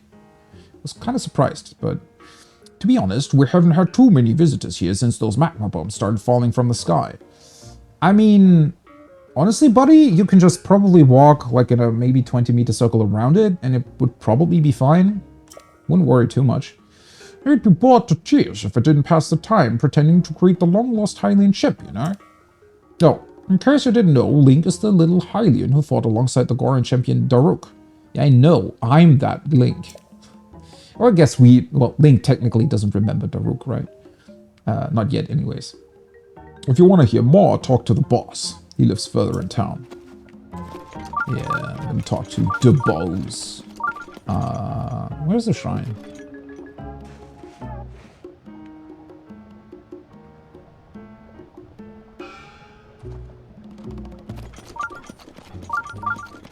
That one? Thought I'd be able to see it once I enter the city, but...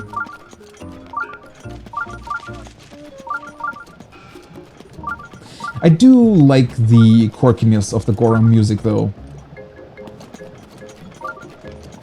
There are always some really, really fun sort of bits in there.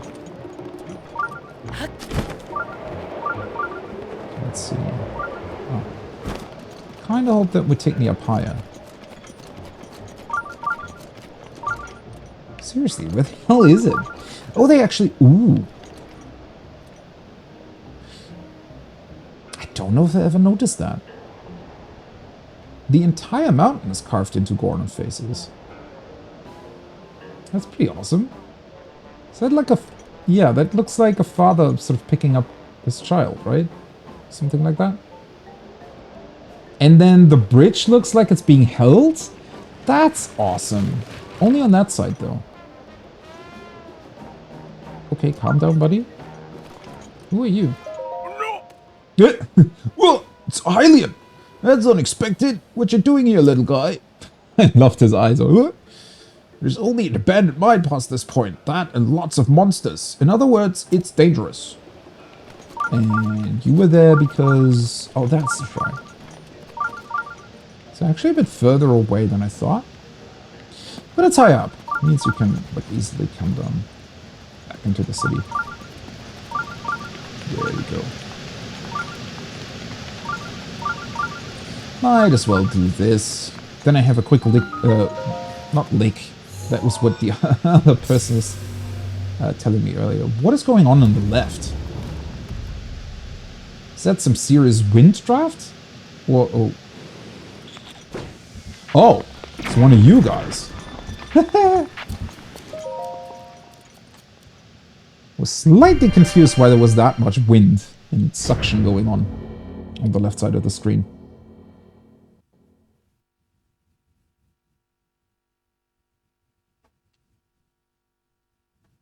Yeah, I might have a quick look at the shop to possibly buy the other pieces. Hopefully they shouldn't be too expensive.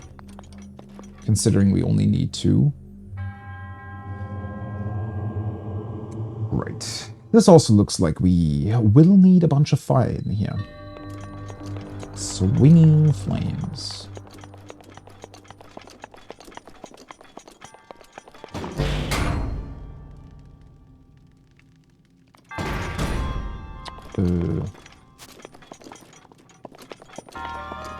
Ah, there we go. I was gonna say, pretty much thought they were gonna give us flames.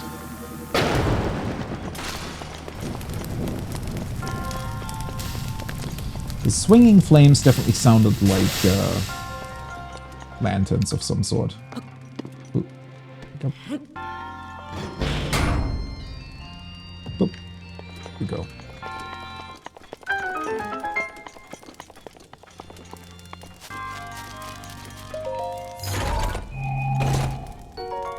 Stone Smasher. What the hell is that? A two-handed weapon forged from a rare metal mined in Goron City. Its center of gravity is at its tip, so it uses centrifugal force and its sheer weight to smash opponents flat. Wow. Honestly, that technically would count as a hammer too, right? Considering that, of course, I forgot to pick up the other one. Let's drop the hammer and get this one. I feel like this would have been a very potent weapon against the lava stone thingy earlier.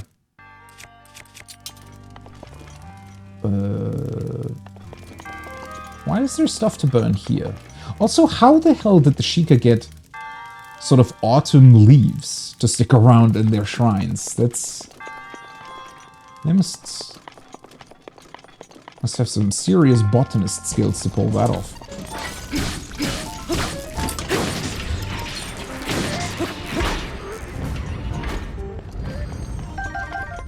Wasn't there a I was going to say. Come here.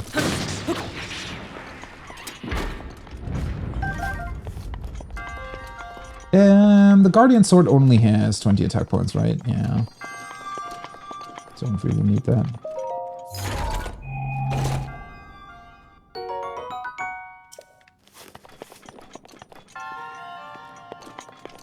Wait, was it this? Is that giving off that sound? I guess so. I don't think I ever really noticed. Also, if this thing's about fire, then why is there a giant water wheel? Curious choice. Oh, we need a key again.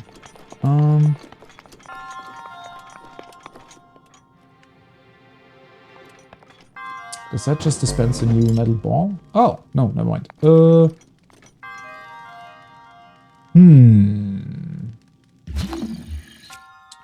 Is that metal? It is. There we go. This is honestly pretty fun. I like it when shrines are sort of more extensive like this, right? Doesn't necessarily mean that the puzzle is, you know, more complicated per se, but at least it gives you a bit more room to play around in. Okay. So I guess this button would open up that gate. And then the wheel? It's not a water wheel. Right.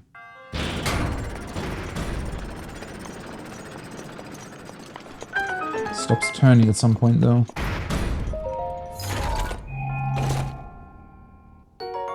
Ah, that's the key, okay. Well, yeah, wasn't exactly difficult to solve, which is unfortunate, but still pretty fun. Oh, we do get a last puzzle, though. Never mind.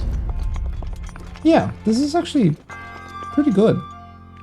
Okay, what's this do?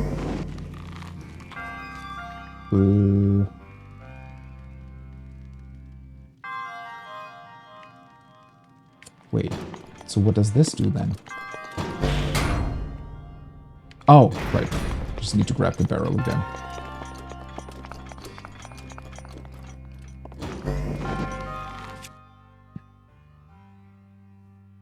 Right, so let's just pull that one towards me real quick. Let go. Nope, that's the wrong one. I could have also just... Nope! Shit. Oopsie. It's not where I wanted to go. I could have also just used the fire arrow. Would have been way easier to do, but this is more fun. Okay, there we go. And just need to place the barrel on top here. Also, it is arguably pretty cool that the place you get the lamp from, like the initial lantern, is the last puzzle room as well. Pretty cool connection. Not a big deal overall, but definitely a nice little touch. Hey, buddy.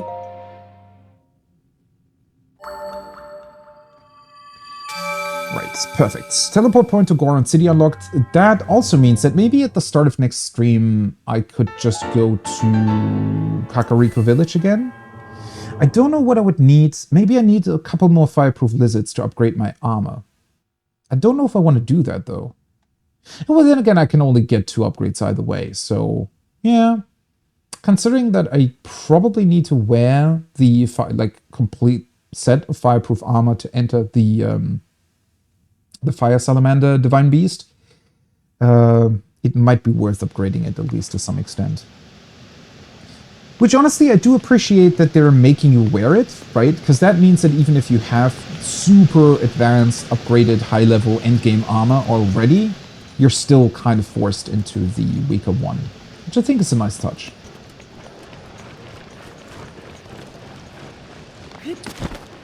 Now, okay, that's the guy that I need to talk to, I think, for getting the proper quests. That's the inn, and the clothing is over here. Perfect. Pretty awesome signs. Are they made out of... Is that metal? It is, isn't it? Pretty awesome. I guess that's why they're all mining, right? Come on in. Grab all the metals. Okay, how expensive is this? 700. Okay. Well, perfect. Yeah. At least I can finally spend my money.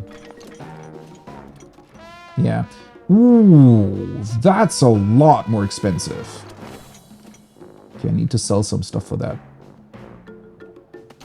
It is pretty awesome that they're giving you the opportunity here to either do the quest with the lizards or buy the full set here, right? Because if you don't find the guy but bought enough elixir, like fireproof elixirs from the stable, you can still get through pretty much, which is awesome. Right, I need to sell you some stuff. You have the privilege of standing in Ripped and Shredded, my armor shop. How can I help you? Ripped and Shredded? Is that a good name for an armor shop? Or does it give your stuff a bit bad reputation, maybe? What do you want to sell? Didn't I pick up some minerals earlier? Ah, yeah, there we go. I think this should be enough. Yeah. Might as well sell the other 2 as well. At least that way I'm not entirely out of money once I buy the helm. All of them.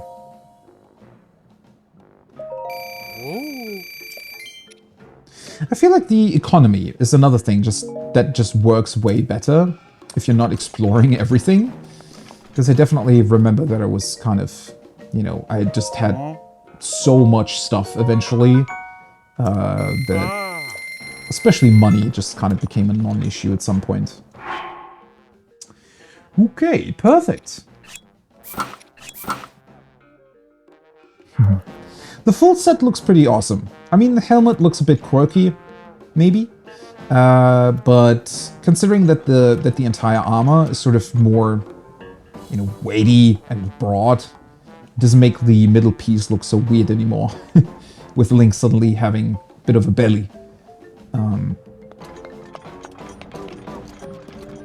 There we go. Pretty awesome.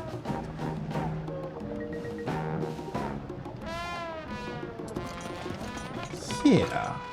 I don't really remember what it was called in German. Ripped and shredded. Huh.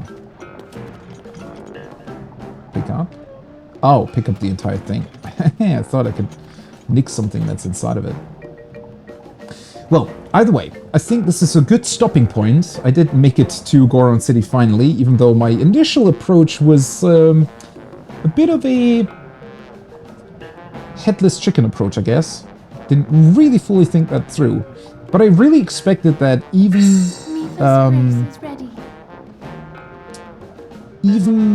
with, well, I knew that I was kind of gonna start to burn, right? And I was pretty sure that my heat resistant stuff wasn't enough. I really didn't think that it would damage you so much, though. To the point where it burned through all of my, well, all of my stuff to get my health back. That was very unexpected, I have to say. Also pretty fun, though. Well, easy enough solution, and this gives me a good starting off point for tomorrow, I think. First thing, I'm gonna have a quick peek back at Kakariko Village to see if I can upgrade this armor, at least somewhat. I think I might need some fireproof lizards for that. Might as well just collect a few at the mines. Shouldn't be too hard to get back there, right? At least I picked up the other shrine too, so that should make fast travel quite easy.